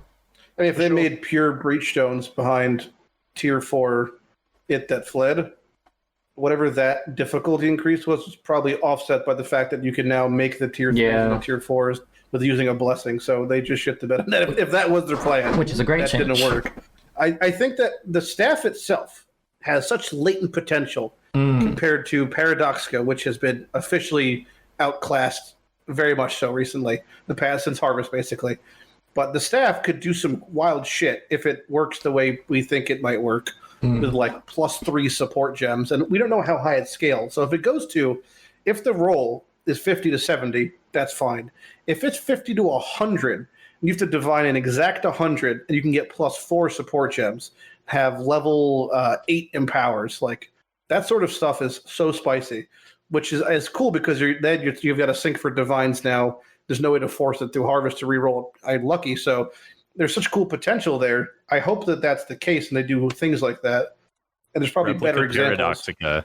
Yeah, let me write down. I have to guaranteed. have to get 100 of these ID stuffs. You might actually be able to. No, it's still going to be No, shit, because but- I'm 90% sure veiled mods are tagged to the item when they drop. Like, I don't think those update posthumously. We were reading it a couple of days ago about that because that was my first thought. Because I have a couple of replica paradoxes that are unveiled. I'm pretty sure that there's a couple of people linked articles where it's like, yeah, that doesn't work like that. Like, this is locked. This item is now identified. Like, basically, yeah, like, but set like in stone. new ones that In the new league, Oh, new when ones. you get a new replica yeah. Paradoxica. I think for it to be better though is going to be which is great. It's like Jack in the Box scenarios, right? I love the option of like, I got to win 6 checks and balances to make a sword that's like pretty okay, and that's so cool though. Like, It's like nothing's more actual fun than, like, when crafting. you're hitting like nut after nut after nut. And you're like, it's happening, Bob. Get the camera. That's like one of the best feelings. So I love that thing. Unfortunately, Replica Paradoxica, you're only going to see once a league, but yeah, we can all dream. You would be It's seeing just- more, actually, if they didn't shit on fractured fossils, but they did. There's so much to do in this game now, isn't there? Fuck. Mhm. Can't do it all. Got to pick something. Yeah. You can get close to doing Pick it your all. poison. Okay, yeah, sure. You can do it all. man. You can do it all, lady. You can get close. I will say that I actually agreed with that change to the master mission Yeah. rate because I left League with 300 alpha missions that I just never did. Like, Yeah. Okay, hmm real question though. What does Awakening bonus do now? just everything Increase still your does plus synthesis minus the snapshot. master. That's the biggest one because the last day of Ritual, I ran 15 synth maps with all the mods tagged on. And that shit is so much fun dropping synth mod items. Like, you forget how many synthesis implicits there are. There's like 1,000, and all of them are shit. But there's like a couple of them that are just so good. Like, I hit on a hubris circlet, 15% aura effect as a synth mod. Like, that is such latent potential. Didn't hit explosion, so that's tears. But like, you can hit so cool Light things like radius. Light Radius is got, Waka Wairu map. You're good to go. There's such things in there. Like, I think synthesis maps in themselves is one of the more exciting parts of the game from a solo self-limited perspective because there's so many cool little like doodads that you could do with them from the actual Uncharted realms. And then the rings themselves are really build enabling. A lot of the uniques are good. And there's also the shield, which is legally in the game. There's some things are just not as good, but overall, synth maps are like way more fun than finding like Elder or Shaper Guardian maps. It's not even like remotely close. I just don't even run those anymore. Sad. I've done so many. Everything I just said, just dismissed. All my fun times just shit on by your efficiency in Trade League. It's not even efficiency. Because I generally run the core in-game content. That's usually like the thing that I end up doing the most. And I've just run so many Elders. Ever since it came out, I was doing Elders. And then when Uber Elder was the main thing, I was doing Uber Elders. And then even when Cyrus was coming out, I was still doing Elders. So have you been doing nothing but Ritual then? Have you just been doing nothing but running Rituals? No, I stopped doing Rituals like a month in after I did all the challenges for it. Is that not the core content? Or what are you talking about? He means like implanted bosses. Like Cyrus, like bosses, Oh, sorry. you've been doing nothing but Maven then. Yeah, I did the like 60. Not that many Mavens this league. I don't really like the Maven fight. I don't like that it can just instantly kill you if you fuck up. What? Well, you mean the Simon Says, the memory game? Yeah, and I don't like the memory, the lasers that I like. Parkour Because I know you're lasers. talking about earlier, but I don't know. I don't like a mechanic that just turns off your regen and then lowers your resistances. Well, just don't Well, touch them. It doesn't kill you. Yeah, just no, it doesn't. No, it doesn't kill you. But Just get good. any of the other 99 things in that fight do kill you. No, you gotta just you should just move better. You know. Yeah, no, definitely for certain. I haven't practiced the fight as much as other fights, Listen, so I'm not. if you practice the fight, you too can. You own a practiced the character. fight a fuck ton. I learned the fight from you practicing the fight. Yeah, but if I can't do the fight every time perfect without dying, then I'm not good at the fight. Yeah. So, fuck that boss. Hey, I've forgotten how to kill Cyrus. I can't do it anymore. Cyrus Also, is so easy. I know, but I just can't because I'm dumb. I think My that build was Awakener. garbage. I am watching it. I think Awakener is a much more difficult boss than Maven, objectively, and for all the wrong reasons, kind of. And on top of that, its drop table is so much better than Maven, which it should have been the big thing, you know. But like the fact that we can't drop portals going into Awakener baffles me. I assume it's thematics. I guess I don't know. Just don't need a portal. Just Sure, yeah, but then re-entering that fight is the worst boss experience in Path of Exile for a new, especially for a new player. I can't even imagine. Like, the key is to just not. I did not kill Cirrus this league because the one attempt that I did on my totem character, I ripped 2 portals just trying to get back to him. Yeah. it's a combination of the storms, the fact that his abilities can off-screen you. If you're too far, the audio just doesn't trigger. So you won't hear the die beam. You'll see the text, exported to the screen, and then you'll just be dead. Or you'll get ported to the middle, and then you'll be stuck in the meteor lane. Then you're dead. It's just like such a cacophony of bullshit that can happen on that fight. One that time, it's just not fun. the exit to the meteor maze was into a storm, Oh yeah, that and so happens. I was trying to path out of the storm, and it pathed me back into the meteor maze, and the meteor one-shot me. Yeah, it's the pathing in that fight. Whatever the width of the meteor maze wall is not accurate. It's like way larger, so when you roll your mouse over it, which would have normally just left the area, instead your character doubles back around and goes inside the inner, and you're just like, well, fuck me. Why did you do this to me, sir? And then you end up dying. And then those are, again, one of the deaths where it's just like, I mentally knew what I had to do. I physically should have done it, and it still killed me. I feel bad. And like that's... I know not everyone feels the same way, but I really enjoyed the ass beaming Cyrus. I thought that was hilarious. Reverse beam. What? Yeah. Yeah, his cast animation wasn't accurate. I've never had that happen. way- That I was had this it league, wasn't it? recently. It was at the start of the league. It was in like the Oh, first okay. week or couple days maybe. And yeah, he would just like go do his like beam thing this way, and he's just shooting it that way. I did a couple, I think it was the beginning of last week. He just left the arena. I've He never just decided- seen that one. I've killed him so many times. I want it to happen. It happened when I was walking up the steps waiting for a phase change, and he like floated towards me really fast and then just fucked off up north. Then eventually just came right back down in one shot, and I was like, okay, fucking okay. There was one Cool. that happened where the Cyrus got out of their hideout. I think it was on the Chinese realm, and then also did the racist, maze. No, I'm just saying this because I couldn't understand what you were saying. No, Be more racist. no, it's not. The Cyrus fucked off, but then teleported the player to where he fucked off to, which was out of the map. And so it was just a fight that was happening with nothing around it. I don't know whether he managed to kill him or not, but yeah, it was cool.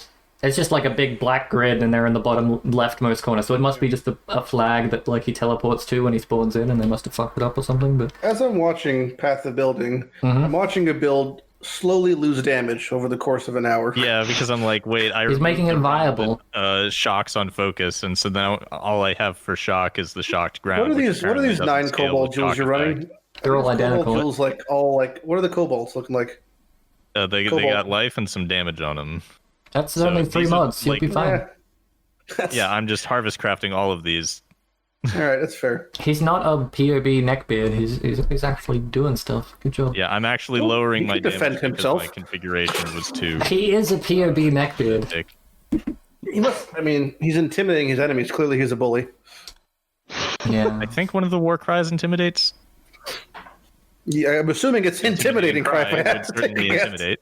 I don't believe it does. It doesn't. Enemies taunted Overwhelmed. by this war cry are intimidated. Oh, it does? Oh. No. Clearly, it's not correct. Yeah, it's Also, war cries are exerted cool. attacks deal double damage. War cries are a really good change. I feel like overall, But some of them, they are not created equal. Some of them are This seismic better than cry, others. yeah, it's I don't like Just war got nerfed. cries from like this will only go up to like 50 million, I think. I don't like I- that war cries are the crutch that two-handed melee or like slams have, but then Well- the rest of melee don't get that. They just sort of Yeah, get I mean, nothing. Initially, Fortify was supposed to be the crutch that they had. I mean, Yeah. Diablo 3, you playing a melee build, you have a built-in inherit like 30% less damage taken. Yeah. You obviously feel that. can't do the path because it's modular. So the question then becomes, how do we make something similar for melee classes that are at an inherent disadvantage because you're playing a melee class? We'll give them Fortify, and then again, Path of Exile. So everyone who's not melee uses it. Yeah. It's just a hard thing to do. Like maybe have it so melee characters have Fortify if you've attacked with like a 3+ link 2-hand skill recently. Like there's things you could do, Yeah. but I just It's want just there to be like, some yeah. sort of like alternative for like basically strike skills that isn't savior an in-game weapon that makes them feel in some way not even like they don't have to be as good or like better or whatever, but just something that gives them their own feel. I mean, I think it boils back to, for me, like because of how modular Path is, I think melee is going to either be the best build or like the best thing in the game, or it's just going to be a series of band-aids holding it together. That's how it kind of always feels to me. Let totems Like, be able to war We cry. got Crush now. We got fucking Fortify effect. We got 6 war cries. I'm pushing buttons like a squid. Like it's just, it's so much you could do, and it's gonna make it work together. And like Earth Shatter's insane with Impale and Bleed and all that stuff, like pre-nerf. But it's a lot of fucking bells and whistles to get it, which should just be like a bonk build to work. Like thematically, it feels like it's way too many grooves in the brain of the build for it to be for something that should just be unga bunga smack the ground. Like, but it's operating at such a higher level than the rest of the game, where it's like, I'm summoning spirits that are also casting a bit. Oh, really? I'm just walking simulator. I'm playing a mini build. It's I got walking stick. simulator.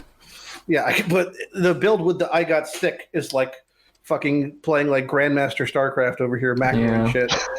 So it just seems like it's really not that bad. Well, I mean, how many buttons is the triple war cry? Okay, Like Earth Shatter is Piano. the worst. This build in particular, I'm filling up both of my hot bars. Fuck So see, he's a problem child. This is exactly what I'm talking about. But this is like, he's not playing Unga Bunga Slam Ground, but he is slamming the ground. And he's playing the most, difficult way to do it in a Like, what is whatever. this for, Link? Ice Spear, Hex Touch, What increased is- crit, punishment. And this is in a focused helmet. Why are you the way that you are? I need to crit for EO. See, I What's like your builds that weapons are again? simple. Oh, that's right, Dorianis. Never mind. Yeah, Doriani's. So it'll do only lightning damage. It's an Ice Spear that only does lightning damage. Are you traveling north because of EO? I mean, there's other Basically. good stuff over here. Like this has shock effect, which I guess. Yeah, is but no like if longer- you had EO, you would stop at Purity of Flesh, right? out here, Yeah. yeah. You're talking about the scepter that has EO. Could you weapon swap to that while casting? No, it doesn't work. Although Sad. there is a weapon swap mechanic here where I can have my weapon swap, War Cry, and then swap to the lens Mm. for the infinite War Cry power, so I get So more it rage. doesn't snapshot the keystone on cast though, right? No, I'm pretty sure they nerfed that before they even brought the scepters out. I recall them mentioning it. Mm. That'd be Yeah, spicy. you can't have EO while EO you're cast the using ice spear, unarmed swap attack. back, and then go back to unarmed. That's what I was thinking. No, when you swap out, you no longer have EO, so it gets rid of the buff. Sad.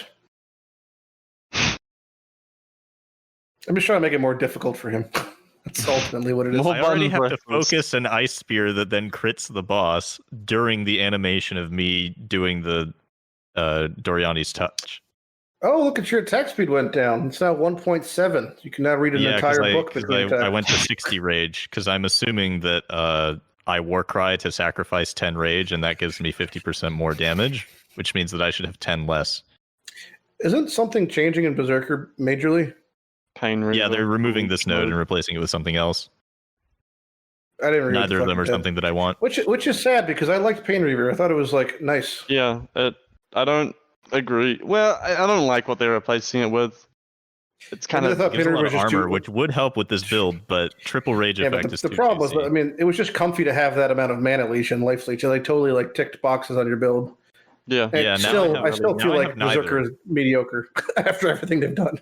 I'm gonna have rage degen and no life leech and no life regen, so I need to fix that. I have energy shield gained on killing a shocked enemy, which is gonna Quite happen a helpful. lot, but I only have 500. Weird that they can't make a flasks. build. Just run a flask. They can't Yeah, make a one- build One that curry is like ward. a You're good to go. one-shot bonk build simple, because then everyone would play it. Well, It has to be Rocking Chair gives you complex in life. some way. Yeah, that's actually the goal here, is to make one-shot bonk build fairly simple. I mean, the This is number of not buttons you fairly have to simple. press is going to turn most people off.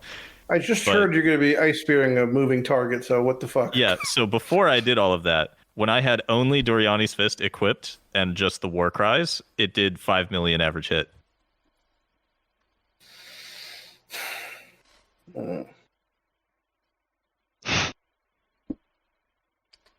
Should just add this build to the wheel. Yeah, do it. I don't think you should. This build in particular. Do you know? There's only one piece of the puzzle that's difficult to get, and it's a bit of a linchpin. But Doriani's prototype is extremely hard to find. Actually, Yeah. it's Oh also yeah, found. it's like a harvest only. But it's going to be added to the base game, so that's good at Hopefully. least. They didn't mention it specifically, did they? I've done the math on how many uniques are league specific, and they said they're adding at least 100, and there simply is not enough with the ones that are obviously boss gated for them to not pick a pretty wide array, and one of those is Doriani's prototype. So like anything that was introduced as a league in an open league mechanic, like Doriani's or Storm Secret or Badge of the Brotherhood or Corpse Walkers, like they're all definitely gonna be added to the base game because you just get to 100 with like all those things. So they're not adding metamorph uniques, they're not gonna add blighted uniques, things that are like obviously boss things. So with that, there's no way they're not picking shit like Doriani's prototype. The cool one I'm So looking forward to is earlier, the Golem Amulet. I like that one. I had a lore weave set up, so I Not a didn't use delve item? Doriani's prototype. I didn't use Malagara's lens. I had roughly the same damage. The only problem is I had to use Wave of Conviction, Curse on Hit Conductivity. That's a lot of stuff. I mean, you can get curse, you can get Ellie Week on hit for your gloves though. On a Doriani's Fist, which I'm also trying to get a high roll on. Yeah, Hmm. you're in trade league. You do whatever the fuck you want. I Yeah, don't true. think the Golem Amulet would get added to the core game if you could already get it in Delve. No, I definitely guarantee it would because it's of the Delve uniques. There are 5 that are not gated behind bosses in Delve, and I guarantee all 5 of those will be added to the fucking game because they could just drop it. Golem Amulet can drop it like level 20 in Delve. Yeah. Technically, and I think that'll be added because again, like reaching that list of 100 is not easy with adding things that are not boss uniques, and it's like to not have those 5 because I know that they're going to do Demon Stitcher, which is like they're going to do Grey Spire. So I think they're going to add all those things. Looking They're forward to definitely getting not going to add some Delve Rings. high-value warband items. I don't think. Well, they might add Warband items, but those are already in the base game in a way. Yeah, so it's the Delve item. Yeah, except you can't get Delve items while mapping. Right. But this isn't go about to getting Lighthouse. shit while mapping, because you can already get league specifics while mapping. This is about getting shit while leveling. How do you get the Delve Amulet while mapping without introducing external mechanics? I mean, like, the small, like, Atlas % roll is like 3% when you kill a map boss to get a league specific item drop. Sure, you could. This is like a monkey typewriter scenario. But Yeah, it is. I'm printing me some Shakespeare. Aha. I can trade roomies for a granite flask with 0.4% of attack damage leached as life during effect. That being said, if the chance to get a unique from an axe boss I like is that. That was just in the 3%, middle of. I'll happily take it. Hiya.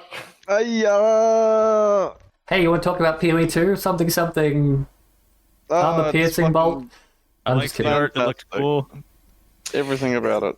Looked a lot like Diablo 3 second act to me. Like from the thematics to the actual mob types. I mean, I love that, but it looked a lot mean- like it. Diablo 2's second act also, you know. Yeah, There's I it. mean, Supposed to be.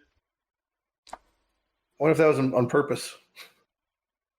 I like the mobile. I'm not really for like I hated the hub in Heist, but I like the mobile command center and like you kind of like pick Throw a a place cool you want to thing. go. Yeah. thing. That's I kind of wonder if that's actually going to mean anything, though, or if it's just like, I'm going to fell Shrine Ruins instead of Animation. going to kill Alira. the way that they phrased it made it seem like you had like to pick one of 3 options, and your option dictated the story progression through that place. Like I don't think it was you get to go to 1, then 2, then 3. I think it was like you do one of these 3, and those gives you 3 more options type thing. What I heard Like, phrasing wise choose was your you adventure. could you'd have to go to all of them eventually, but the order in which you pick them changed the eye level of the monsters in the next zones. Yeah, maybe If that's you like. the case, then that's just flavor then. Yeah, it seems like it's Which is just fine, flavor. too. I think It's like just flavor. flavor that, like, you know how if you do party play, it'll like scale the monster level to the highest level of the person. It's like flavor Oh, that's Jim, I don't know. Felchar, you don't have friends, SSF boy. It'd be like instead of going to ledge, you go to like fucking labyrinth, but it's tailored to your level. Yeah. Which is I have a good and bad in the same time. I don't fucking know. They took what do you call it? The skills of like dash. You know, like you hold shift, you can dash backwards. That's now 2 separate skills for Stabby Boy spear skill. Wow, so good. I like the new weapon types. I think it was kind of overdue.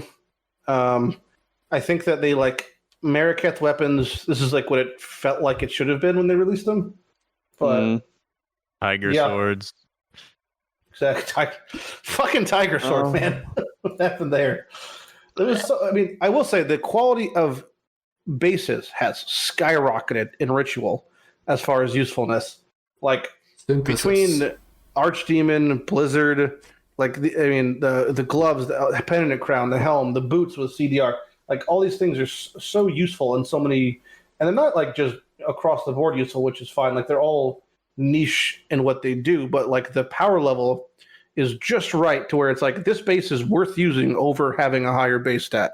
And not many things have been given a similar vibe. Like crystal belts have been cool and like steel rings, but it's pretty much been dominated by Stygian belts. Have just been like the thing forever, and nothing else has come kind of close. Have you guys seen what the new base types are? I saw the Chaos Ring, which is like Yeah, there's an amulet, there's boots, there's gloves, there's a quiver, and there's a new body armor.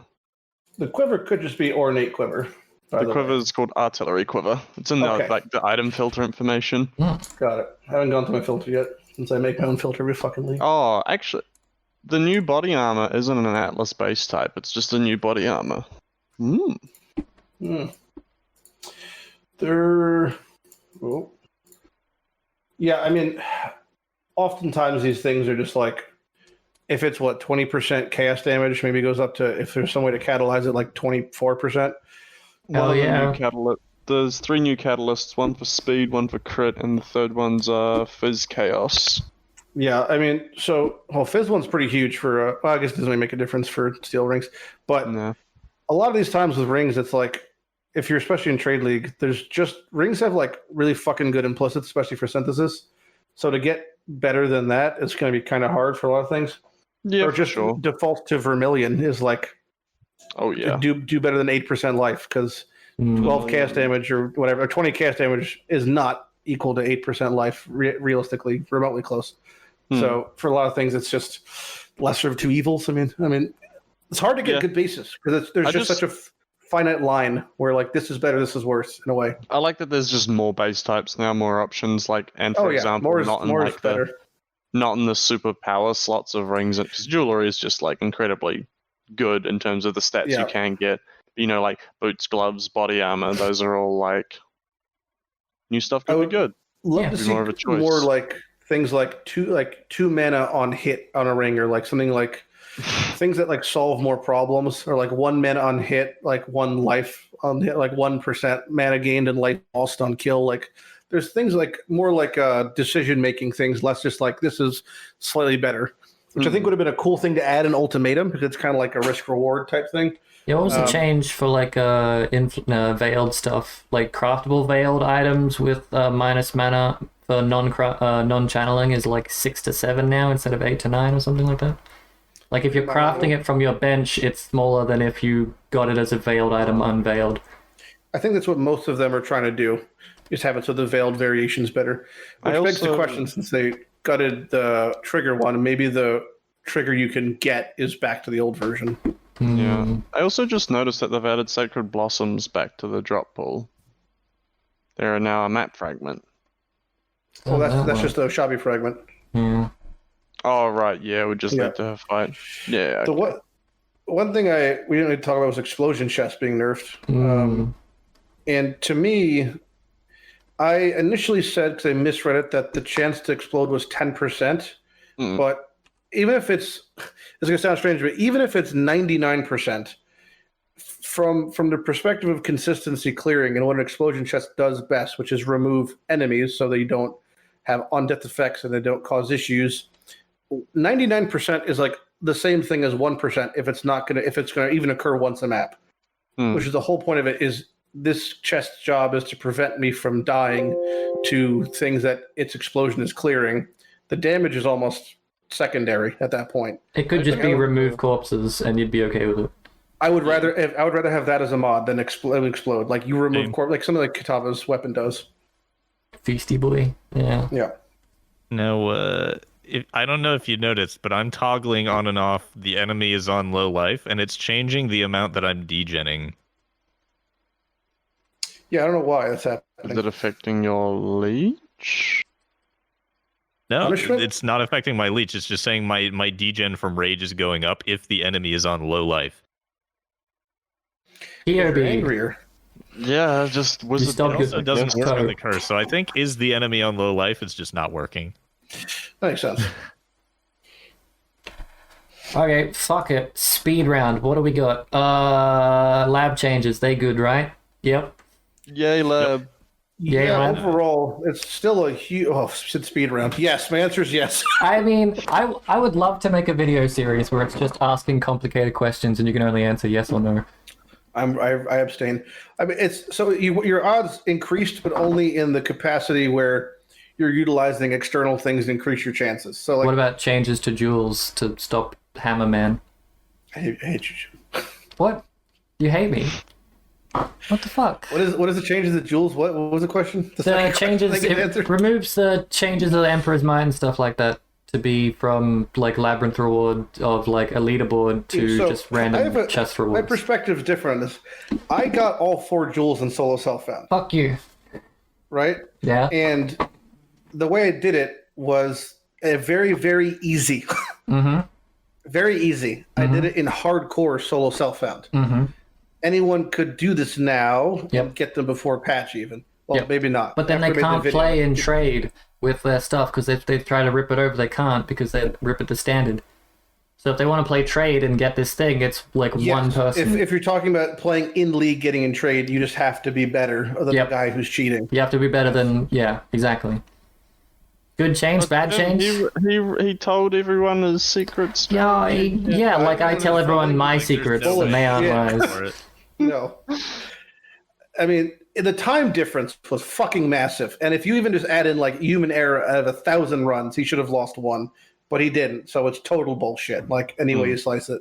Unless he's literally like a god. And if he was truly a god, he wouldn't be using this shit in the first place. So But I think he's ultimately rambling. he was doing something. All of his best times were by like an extra minute. Oh, cut it's off, huge and difference. none of them were on stream. And then the time he showed on stream how he did it, it wasn't remotely close to the time where he actually won that day. So, like, I can't prove he's cheating, but fucking he's doing something, and it's irrelevant because he's done. To be fair, we all thought the same thing of Speeded Runny McGee's time setter. What was his name? Fucking Taito? yeah. We all thought the same thing, and then he showed up at ExileCon and was just like a god. Okay, doing it on stream and showing people pretty much proves that you're not cheating. Yeah, Everyone's did that guy do it on stream? I know. That's just fuck that guy. Something at Zeri change. What's this? Nothing. Sacrificial. Oh, I see. There's 4 Splendid. new uniques. There, 2. One of them was shown. It's a cool staff. There's 2 in Uber, 2 in regular. She's got huge tits. Next question. Vendor recipes. What do you think they're gonna be, if anything? Fishing! 6 new vendor One of them recipes. looks like a corrupted lore weave. Yeah, I saw that post as well. Corrupted rings. Oof. It could I'm just gonna say be a Eternal reused Orb. asset.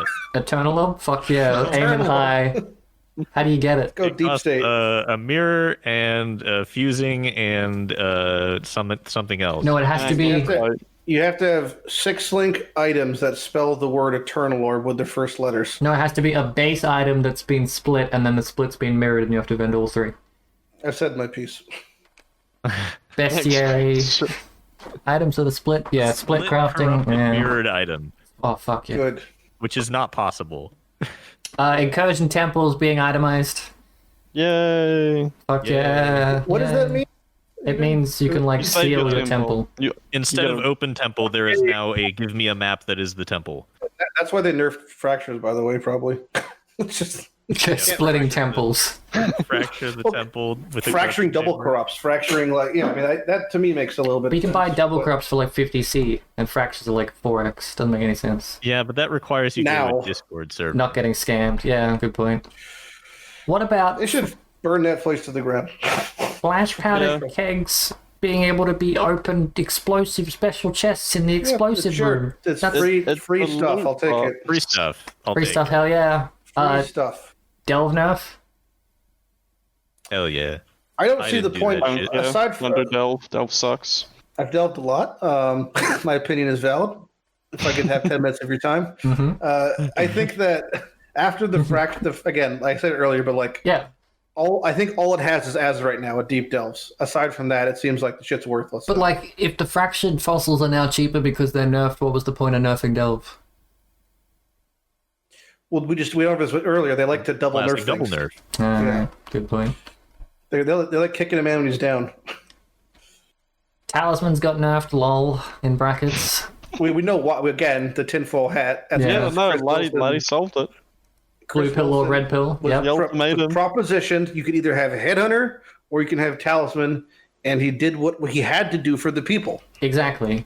Thank you, Chris Wilson. Brandis coin I drop understand your increase question mark? Apparently. Whatever saves my wrist. Yeah, that's fair. They're probably not going to pick him up. Breach something upgrades, pure something essence. What are they called? Great. Yeah, the blessing upgrades. Blessings, Fantastic yep. change. Fuck yeah. That's Abyssal nice. jewels?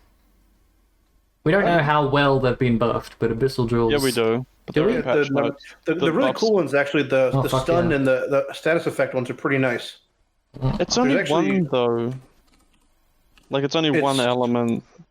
Yeah, I think there's probably all of them, and they just didn't include them. But the stun, even the stun one, you could Stun basically one get is stun nice. immunity.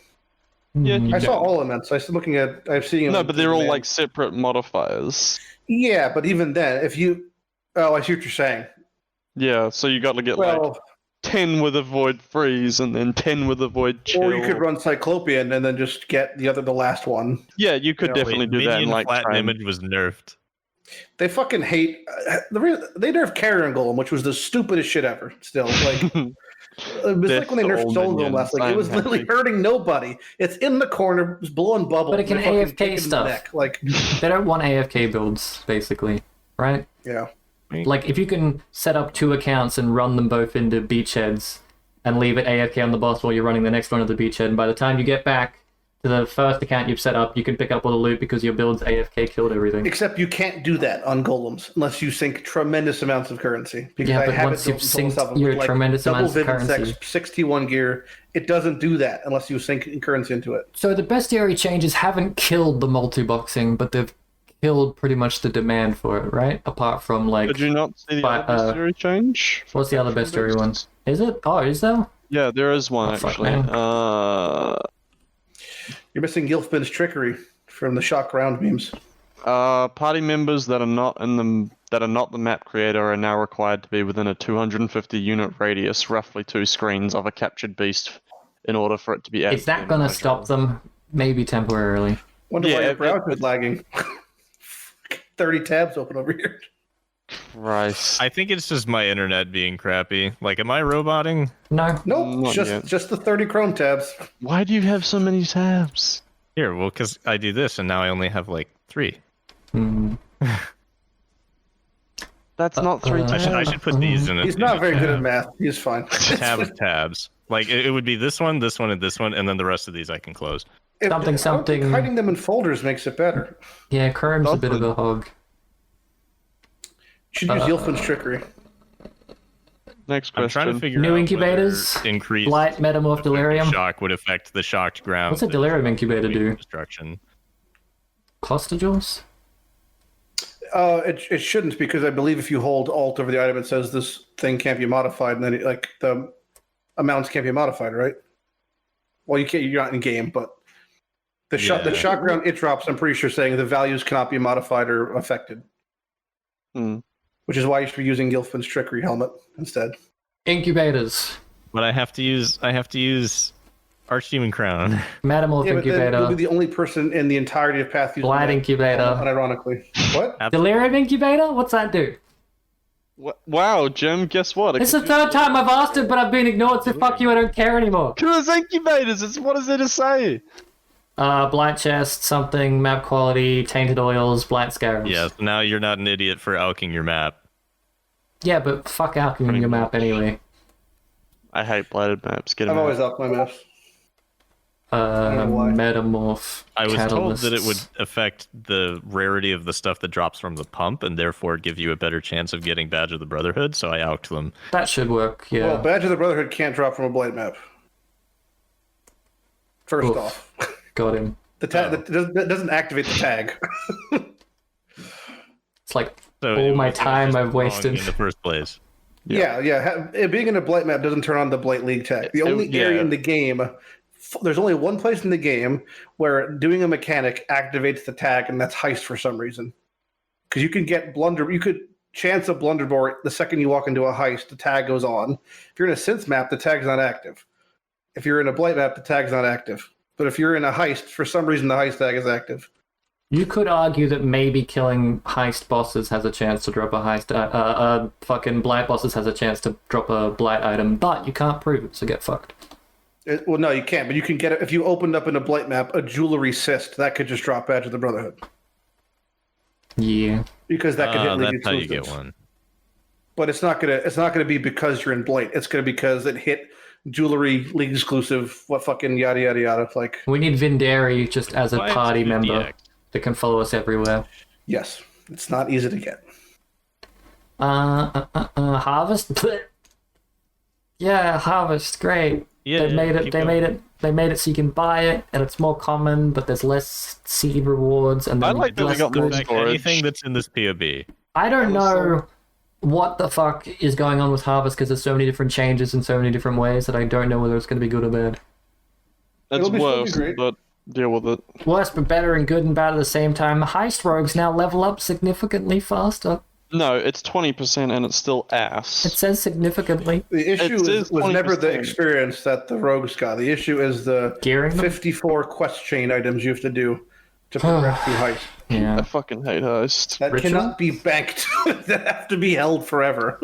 Ritual is now at an 8% all of my spawn heist rate. rogues have no items on them.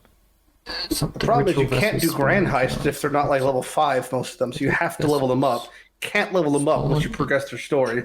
Their stories are tied together. So if I want to level Vindy to 50, I have to level like Nanette to fucking 5 or whatever this fucking thing. So it's like you're still stuck doing everything always. And then not to mention if twins can only drop if you've done every other heist quest in the game.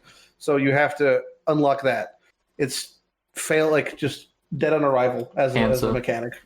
Something about Still Ritual. gives the best How do you feel about getting a headhunter or mirror in a ritual and then never seeing that ritual again? Not only because you see the ritual again and that won't be in there, but also because it's an 8% chance to get another ritual. There are sextants and regions. There's things that increase that. And also And vessels. they've increased the weightings for like I would say deferred items to show up again. the vast majority of players who complained about not seeing their deferred items again Well, hopped bitches. characters and didn't realize that shit is not account based. It's character based. So if people I deferred things on one character, they play a different character. It's Also- not gonna show up again. If the instance that had the deferred item in it is still active, you can't get that deferred item in another instance because I would duplicate. Correct, and that leaves a blank spot if you hop characters. You'll just see the empty spot of where it was. Fuck yeah. I'm glad I they had thought of that. instances where I was doing like 12 hours a day, and it took me a couple days to see the items again. But yeah, it's definitely just RNG to a degree. I only ever had that happen on mirror shards. Yeah, for me it was Nothing exalts. close to that like value No, ever came I- out of time. I Exalt deferred an 14 item at card, the something. beginning of Act 2 and got it in Act 8. Yep. What was the item though? It was like a 400 it was like chromes or something. Was it like a lot of chromes? Like 5 chromes. I'll Fuck take it. yeah. It's a lot of chromes, man. Yeah. Chrome is for Are you home. glad that you waited? Were you in desperate need of those chromes? Could you feel the weight of them when you took them out of I that really ritual? felt Shut the up, weight of those Jim. chromes. That's oh my. Player size that is cap? the least- Hmm. Player size cap? No longer shins with Headhunter? Yeah, What the 100. fuck? Yeah, you can't see people just only feet. As far as Feet. we know. Self curse is dead anyway, so you weren't getting that big anymore. Not So Yeah, that. doesn't matter. Something jumbling of Assive passives? Atlas passives? Atlas passive? I mean, there's so much to digest That's- in the Atlas yeah. passive changes. You'll see it when it I hits would the Atlas.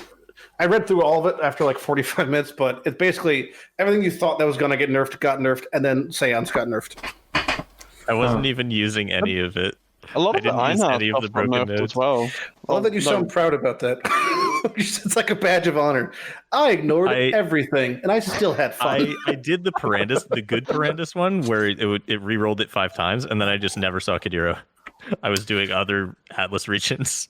I mean, why didn't you just have Kadira roll on your watchstones and then put it on the map? And that's like a 56% chance to spawn. See, hold Why on, don't hold you just on. use one of your Rolled 50 on my Brandis watchstone. scarabs? Bold of you to assume that I have watchstones that aren't the quest ones. I'm just gonna go let you bonk things. You'll Jousis is such a shit tier player. That's everything, I think. Anything else that we've forgotten? Because we forgot about Explodey Chest, so there's definitely stuff we've forgotten. Who cares about exploded talked about chests? No one exploded used it chests. anyway. I mean, we already talked about it because we forgot about it.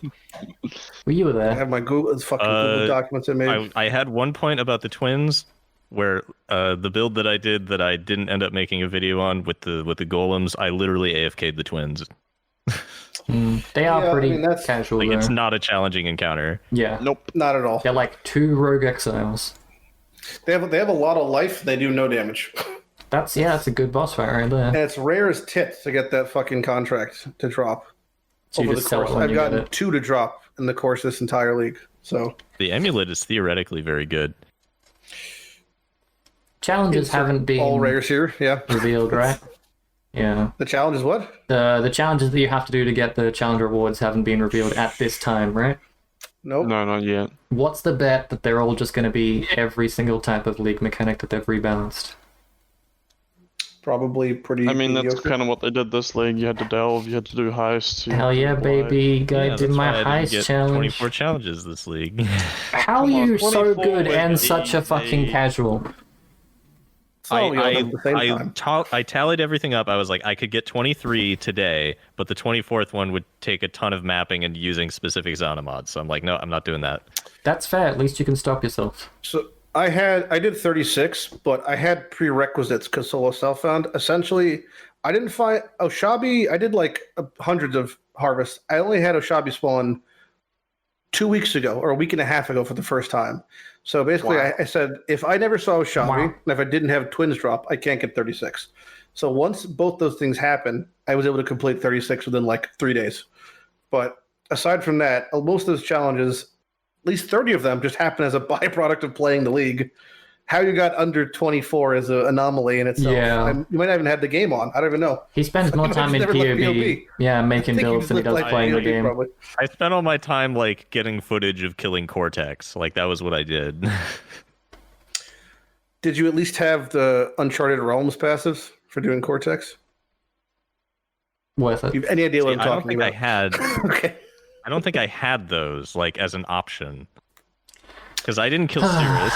We're playing the same I game. didn't kill enough Maven. Oh yeah, do you like the changes to like something about whoever puts in the disputed or whatever the fuck, the feared only gets the completion or whatever that changes? Yeah, because that was No more multi-boxing.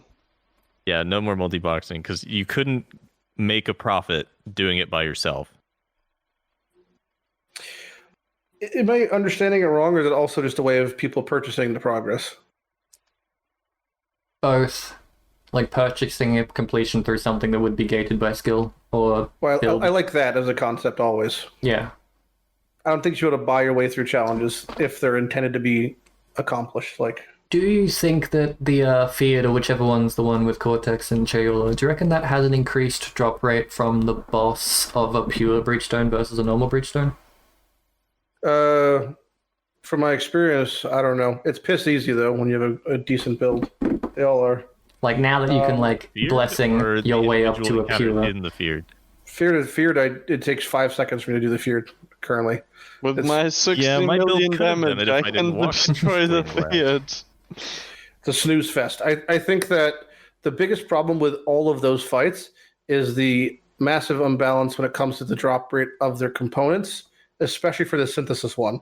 Getting 4 different synth maps to drop in solo self so not offered through Zana to drop is not easy to have happen. And it happened twice the entire league.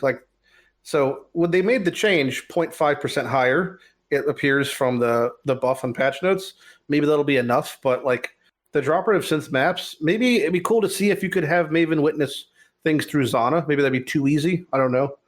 But it'd be cool They to see the specifically progress. mentioned the getting a synthesis mission through Zana is now much less likely. Well, it's good. I think they removed the craft also. I mean, it's like I think that since doing synth bosses was not inherently valuable because you're getting a small chance for it to occur, but the drop itself, it has so many dead drops. Then within then, if you do hit a ring, there's 3 out of 5 of the rolls are trash. Just the base roll, not even including the synthesis implicit. So I feel like it's so many levels of RNG that its current spawn rate feels totally fine for someone clearing as much as I am. So to have it spawn less often will make a lot of those items just never be seen. They Which feels did bad. buff the Uncharted Realms passive. It's now plus 1% chance to drop. Yeah, rather than well, half. that's 0.5 to +1 is a lot. I Double. guess. Yeah, I mean, It's still tough don't, to- we still don't know what the base chance for them to drop is, do we? It's over 1 in 100, that's for sure. Whatever the map thing is. So maybe Yeah. maybe it's now 1 in 100. Which, if that's the case, that's 1 a day at the rate I map. Don't forget to check your Zana store, because she could sell you some maps in there. She can.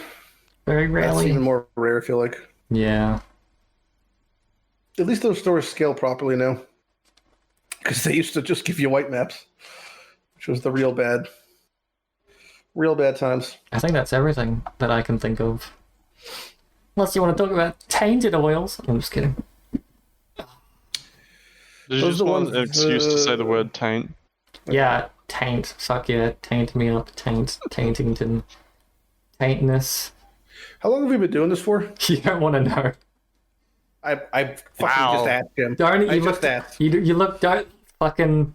This is great. This is what I want this to be. If I want it to be a little bit longer, but this is what I want each of these. You want it episodes. to be longer. Yeah, I think 20 minutes 4 to more would be 5 hours. perfect.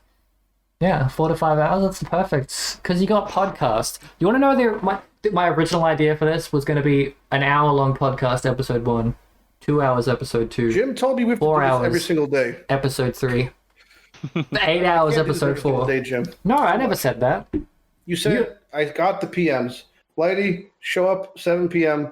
We're doing this today and every single day afterwards. You're a really good person, laddie. You're very knowledgeable and you can talk just non-stop. This is great. I'd sit here and be like for the first hour, I'm just derailing it and not even starting it. And Lighty's asked the very first PoE-based question to try and get the ball rolling. I'm like, fuck you. I'm gonna go back to talking This is about my job. unrelated shit. Yeah, fuck. That's the difference between you and I. This ain't my job and I'm unemployed. Help me. It looks like you're living in a prison cell, by the way. What's I happening? moved up from a shed to a house and now I'm in a townhouse. I'm helping out a sibling. By You're being in a rent. townhouse, Yeah, I'm a 3-story townhouse. but the town was there before you didn't found a town around your house. No, this is a townhouse, which is in a city, not a town. Just to clarify, you didn't purchase a home and then try to start your own town and become the mayor. That's I wish I could, because then I could supply my own internet connection, ISP. I could dig up the cables and put in fiber. That'd be amazing. Why can't you do it right now? Because there's fucking monopolies and shit, and I'm The town will poor. let you. Hey man, if I thought you were the mayor. give me money, and I will I'll found my own town. How come all our conversations end with you saying, "Give me money, Jim"? Because I can't keep giving you sexual favors for free. You say it's a favor. I feel like it's more like a penance at this point. Borderline community service. I mean, Maybe on your part. Well, yes. Well, yeah. yeah. I mean, it was that Yeah. was implied. I don't. Yeah. Fuck. Tainted oil.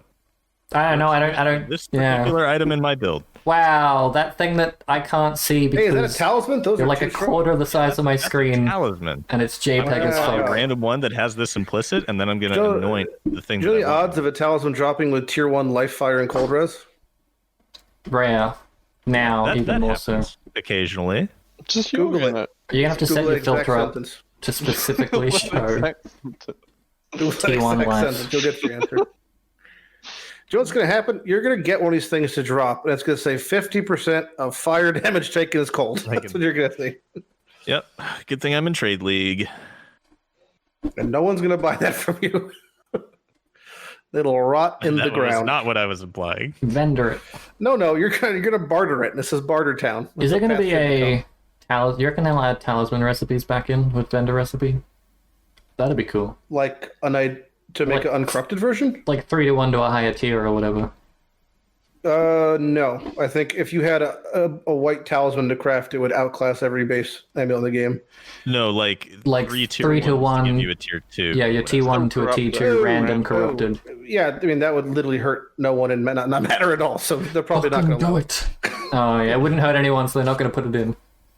Bastards. Yeah, I mean that no one would ever use that, and it would be totally fine for the game. So there's no chance it's going to happen, Jim. That'll happen 4 years from now when they do another quality of life balance with all the new I leagues think put they in could since then. add white talismans, and as long as you still can't synthesize or influence them, I think they would be totally fine. But The someone bigger will find a problem way. is, what the fuck do you do with breach rings that are absolute dog water? Like, You can anoint them now with the tainted oils. Oh fuck! oh, good. Nice. I didn't even think Welcome, of that. Al. The If there's a townsfolk. breach in your blighted map, will it double the effect of the anoint? I've That's the real had one question. good Val breach ring. You can have your meteor towers just fucking dropping bombs left, right, and center. Yeah, or you could just build scout towers and then go take a nap. Yeah, just Yeah. go build 50 scout towers. Media I don't know if tower. there's an enchant for scout If you have a towers. shit computer, by the way, that wrecks your rig. Like that many scout towers. You would know with your shit computer. Just open I had to your rebuild my Atlas entire AFK. computer. I know. I was there 4 hours ago when you told me. I assumed everything I've said has gone through. Oh no, yeah, I will forget everything that happens in this conversation by tomorrow, or by an hour from now when I'm watching it back again. Human-based goldfish brain. I know something is wrong with me. I just have to live my life like. It's not something, Jim. There's a collection of things. No, yeah, I get that, but in this specific situation, there's a lot. single thing that's wrong with me.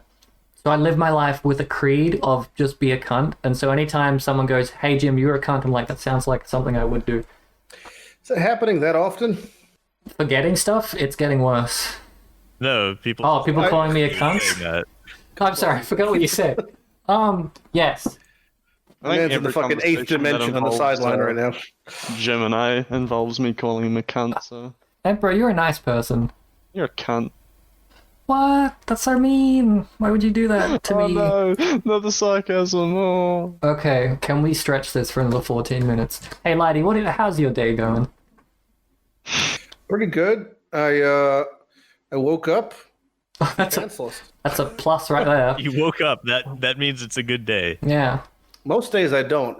I tend to wake up aggressive. I'm not sure why this happens, but I always feel like I'm being assaulted when I You wake up. wake up swinging. So I wake up as if I'm ripping the sheets off and I have to defend myself. You need a weighted Against who or blanket. what? I have no idea.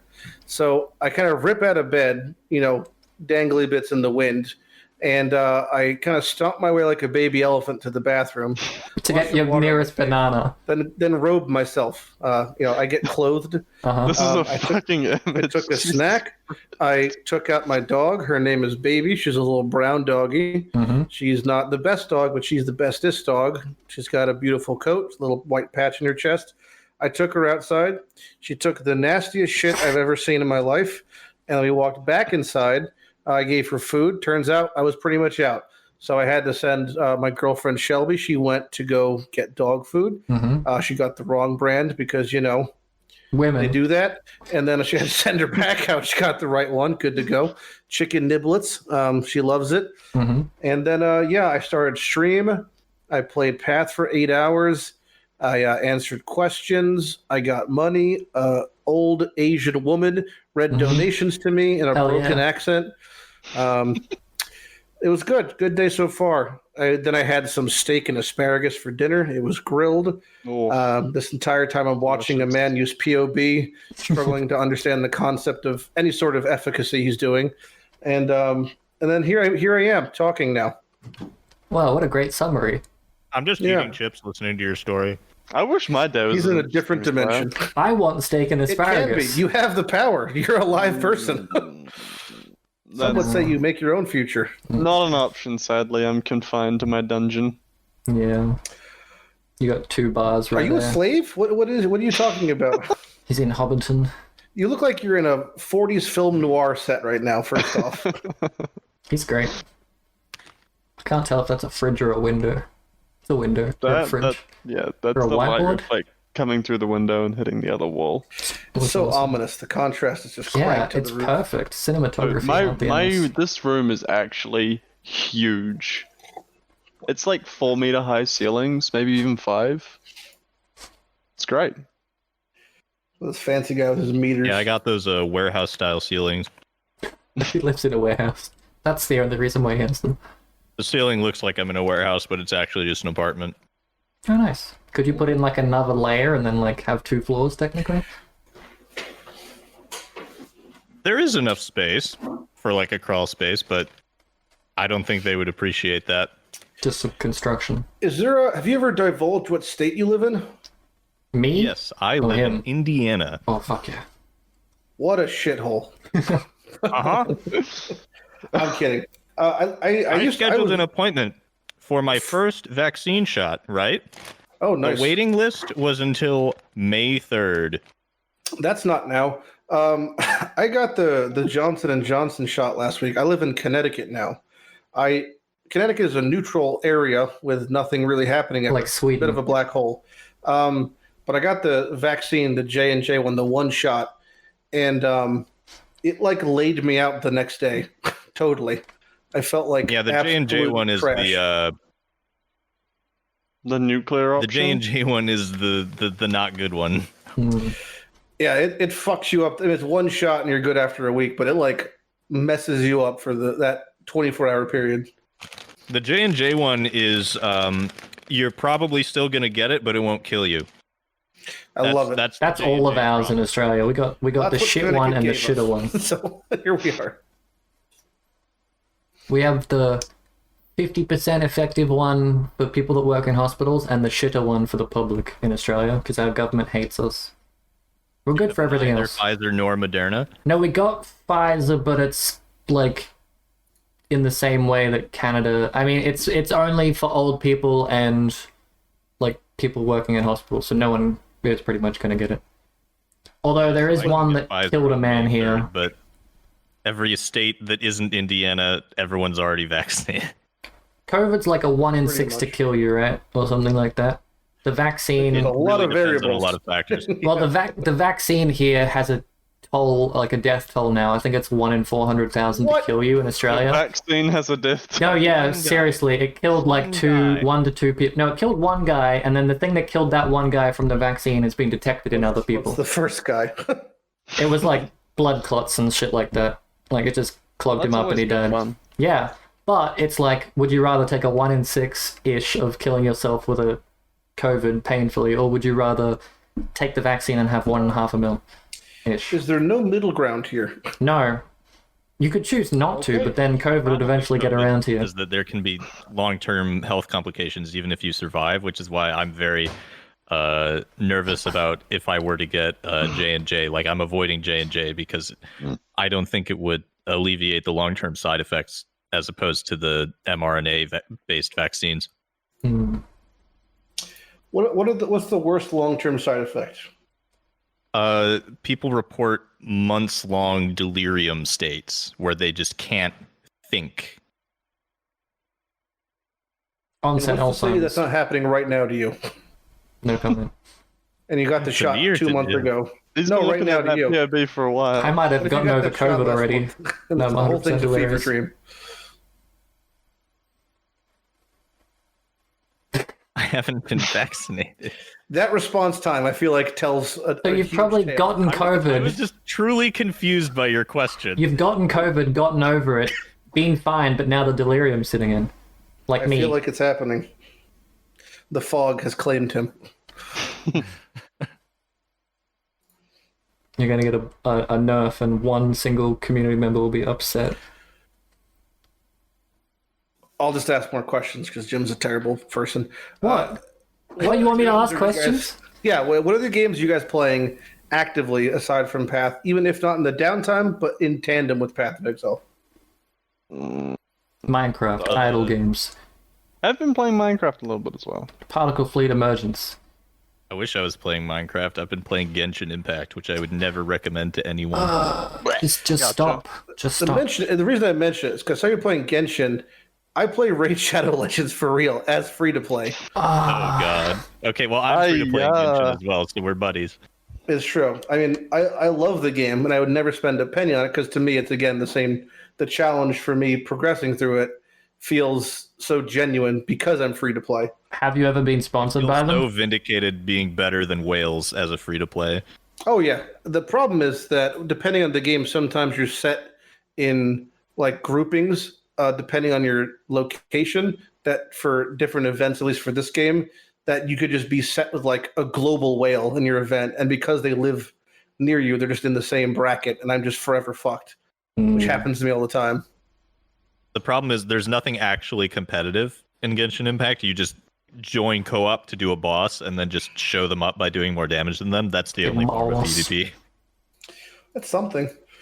Can't you just like explore like Breath of the Wild style though, and just not play the It's game? finite, like Yeah, anyone that's still playing the game, they've explored 100% of the map and opened 100% of the chests about 2 months ago. Oh. What's that game? Outriders something something loot RPG, Yeah, suffering the same thing Wilson I've been is. playing Outriders also. Anthem 2.0. Yeah, but Outriders like is pretty. I've played all of those type of games, and as someone who's played them all, Outriders, in my opinion, is by far the best of those type of games. there's a crash that deletes all your items there. I think it's a good game. Yeah, I think the difficulty is so cranked up that it feels actually like quite rewarding to not only progress through the campaign, but actually experience the end game. Is like an actual challenge, not only from an FPS standpoint, but from like a building your character's build and working with a teammate. It's like a real prerequisite to clear most of these things. It's got like a 30-hour campaign, right? It's a pretty long campaign, and the margin for success as far as like gold starring the end game content is like you're within seconds of failure, even with like max gear. So it's always a real like crunch for success kind of. So that feels really rewarding in that regard, and also upgrades kind of feel like so like worthwhile and so impactful that when you do get something that is new, it is like a clear and definitive change in your game and your playstyle. That's weird that something can be like such an amazing upgrade, but still the end game is like seconds before you fuck it up. Yeah, it's close calls, and they recently within the first week they just nerfed like half the fucking game as far as like the player's damage. Oh yeah, I heard something got about even it. harder. Yeah, It was like a bullet type or something that everyone was using. They just decimated it instead of making it balanced or something. I don't know. I don't know anything about it. you were basically able to do a lot of the content solo that should have been and had a much higher chance of carrying other players with the previous setups. And those most have been gimped to the point where it's like if you're not playing as a team and working together, then doing team-based content is like you're just not going to get the highest tier of reward. Weird. Which feels fine because that's like the whole point is like you're working together as a group to complete a goal. Do you get better rewards if you're playing co-op versus solo? Like, Yes. is there like a power rating like fucking Destiny or something? There's just loot scales up quantity-wise, so Makes you'll get sense. more stuff. Oh, party plays You'll get more goods. I had the temptation to buy an Assassin's Creed game, but I didn't because fuck Ubisoft. Was it Odyssey? Does Valheim Don't Valhalla? play Valhalla. Valhalla's shit. Why not? Because Greek better than fucking Norse. Yeah, fair enough. I Fair like enough. Valheim a lot. I thought Not yeah, Assassin's good. Creed Valheim. Rightio. It was Valheim really enjoyable with a group of 4 people, but I don't think I would have enjoyed it at all solo. Solo was terrible and terrifying, and I procrastinated and died and built a temple and quit. The player experience I had from going through it was like with the context of everyone was like progressing, but also memeing as hard as possible and sabotaging everyone as hard as possible while grouping and progressing. So it's like we're all working to get something done, but we're all going to like kneecap each other constantly to get to the end game. But it made it so fun to where the point where we got in a boat, sailed to the edge of the map, went off the edge of the map, found like the base of the tree, which is just not even there because it's not even rendered in, and like just all died and wiped and then just reset. So there was a lot of fun to be had in that game. But I think if you're not doing it with a group of at least like 3 people, it might be kind of weird. Did you play Arcade at all? Nope. Like Korean MMO that got ported to English. They had the boats in that were really good, and like the 3D, the fighting, and you could fight a Kraken and all that stuff. There was a harpoon gun on the boats you could shoot onto other boats to then pull them towards you. The meta quickly became get to shore, shoot the harpoon at the shore, pull the boat up a meter, and then just keep doing it and keep pulling your boat a meter until you're in the middle of a desert with no water anywhere nearby, and then use your cannons to kill shit. Great game. Terrible game. Microtransactions like dominated that, and hackers and all that crap. And the French Canadians. Ugh, what a bunch of cunts. Fucking Quebec, man. I know, right? They fucked up everything I ever did in that game. Should have nuked them over Hiroshima. Okay. Well, I was going to make a Hiroshima joke at one point during this, but I stopped myself. But I'm glad we got one in. I appreciate it. Well, 2, technically. I have my checklist, my PC checklist on the side. Try to tick through all the boxes. Yeah, no, nothing's off limits here. Sadly. No, I'm just kidding. Lighty, Speaking of botting and cheating, Okay. the other game that I've been playing a little bit in the past few weeks is Team Fortress 2. Oh.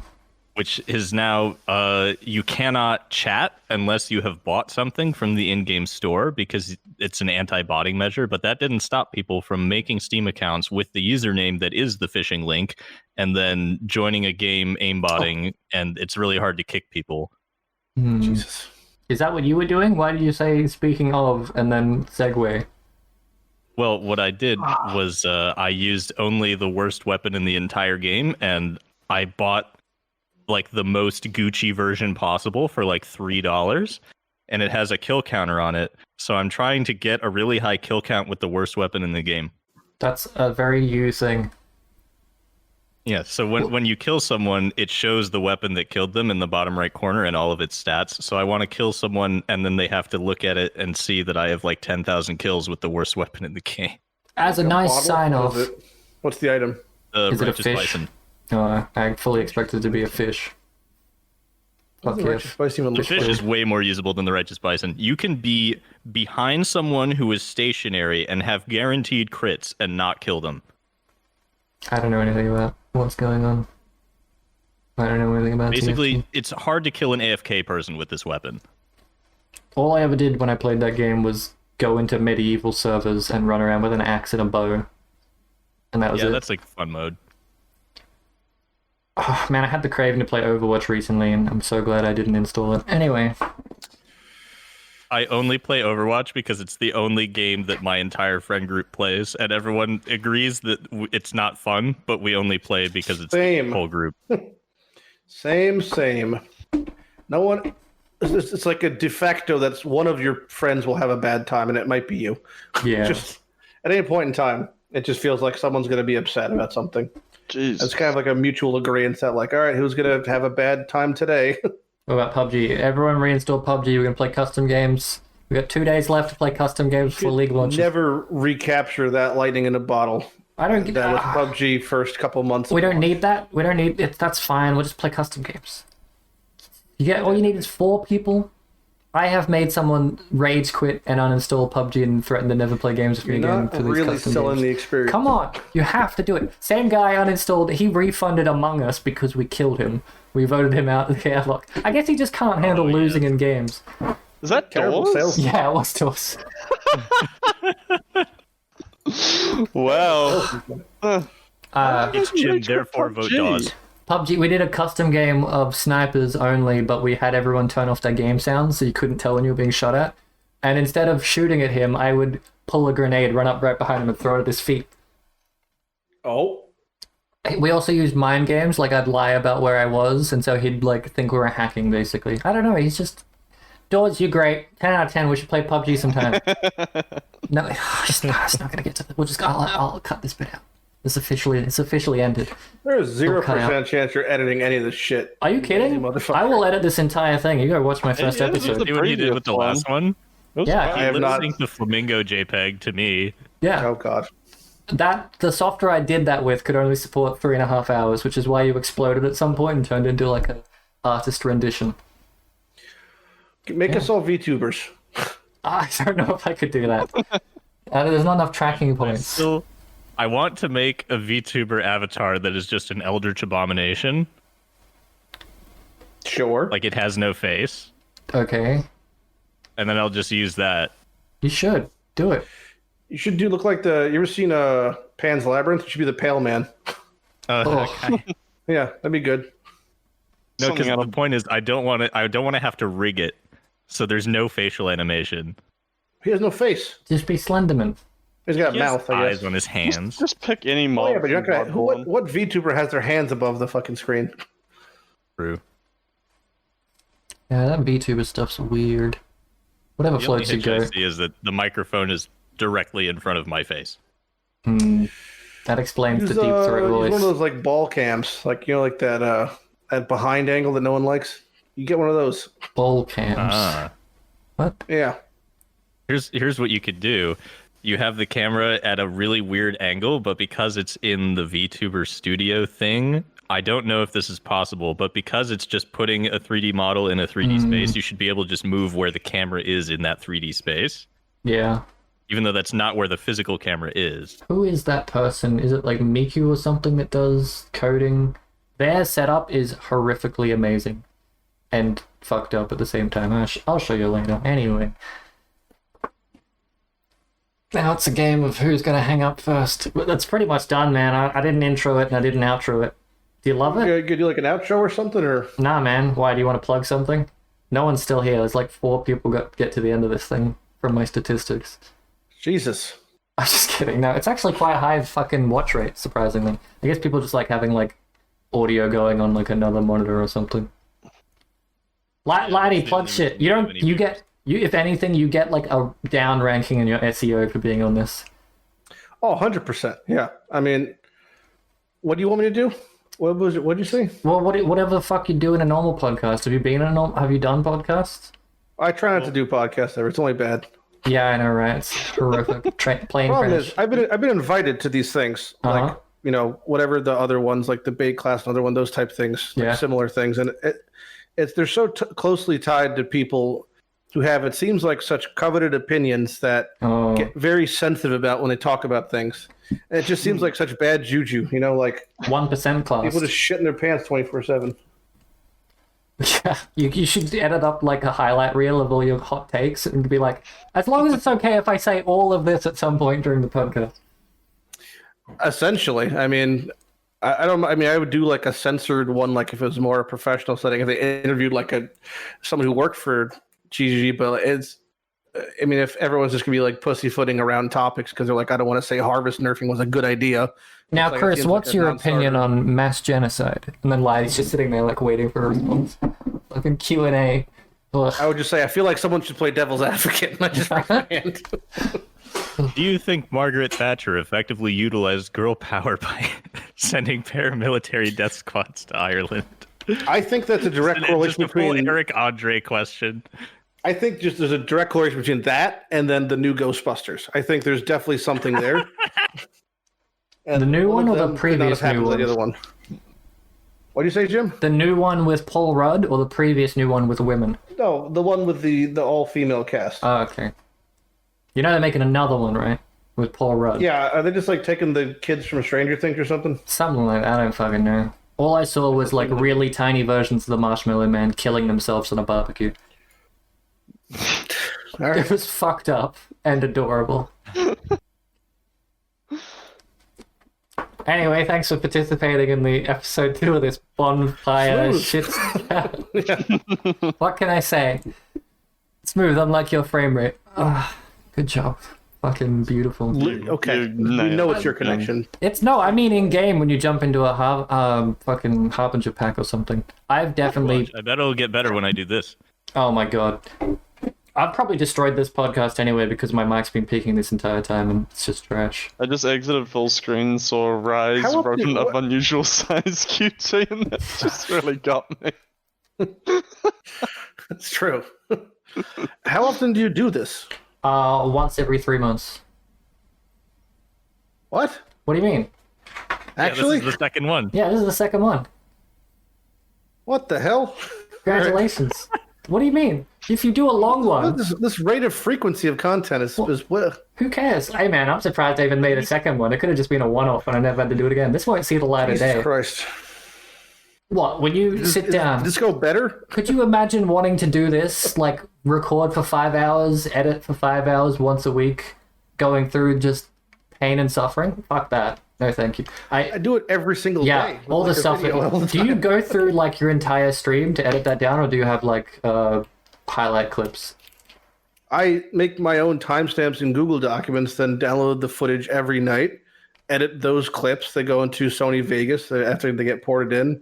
Then I do a first draft, then a second draft, then I do final.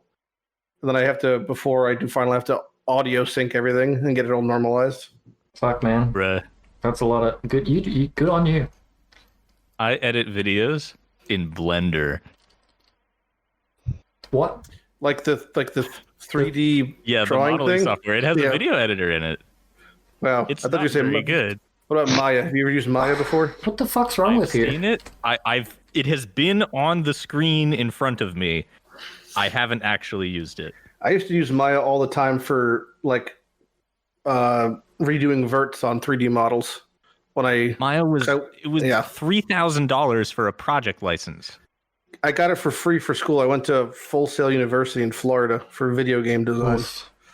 We had And, like you get MATLAB, scammed, I see. SolidWorks. We had Hypershade was my favorite of all the tools, probably.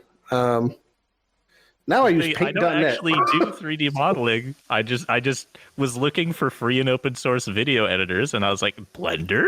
DaVinci Blender's has good. one. You could try that as well. Apparently. Yeah, Blender's good. But I like Sony Vegas is my Getting favorite. used to. The problem with Blender is that it doesn't like hold video in memory well enough, so every time you try to like preview what you're editing, it's like 1 FPS. Brutal. Yeah, I mean, how much RAM do you have on your computer? 16, it doesn't matter, it just doesn't do it. Yeah. I mean, We have one of I those have 32 128 and sticks. it's of DDR4. It still has issues in Vegas. I think there's just like a break point where I mean, I get like 30 FPS, but trying to view like things at 60 FPS pre-rendered footage is like just not happening. It can be your hard drives as well, SSDs and whatnot. Yeah, so I've if you're got a like- 2 terabyte SSD now. Is that all you've got, or do you have like slow hard drives as well? Nice. I have 10 terabytes of a regular hard drive, and I have a 2 terabyte SSD, then another 1 terabyte SSD. Fucking rich boy over here. I said It rich was boy, not just- bitch boy. All of it was paid for because I did the what's it called? Outrider sponsorship. That was the Square Enix thing. Nice. Damn. Nice. That was my I've bi-weekly gotten- sponsorship video. Hold on. I just got another Raid Shadow Legends. Hold on. Raid Shadow Legends.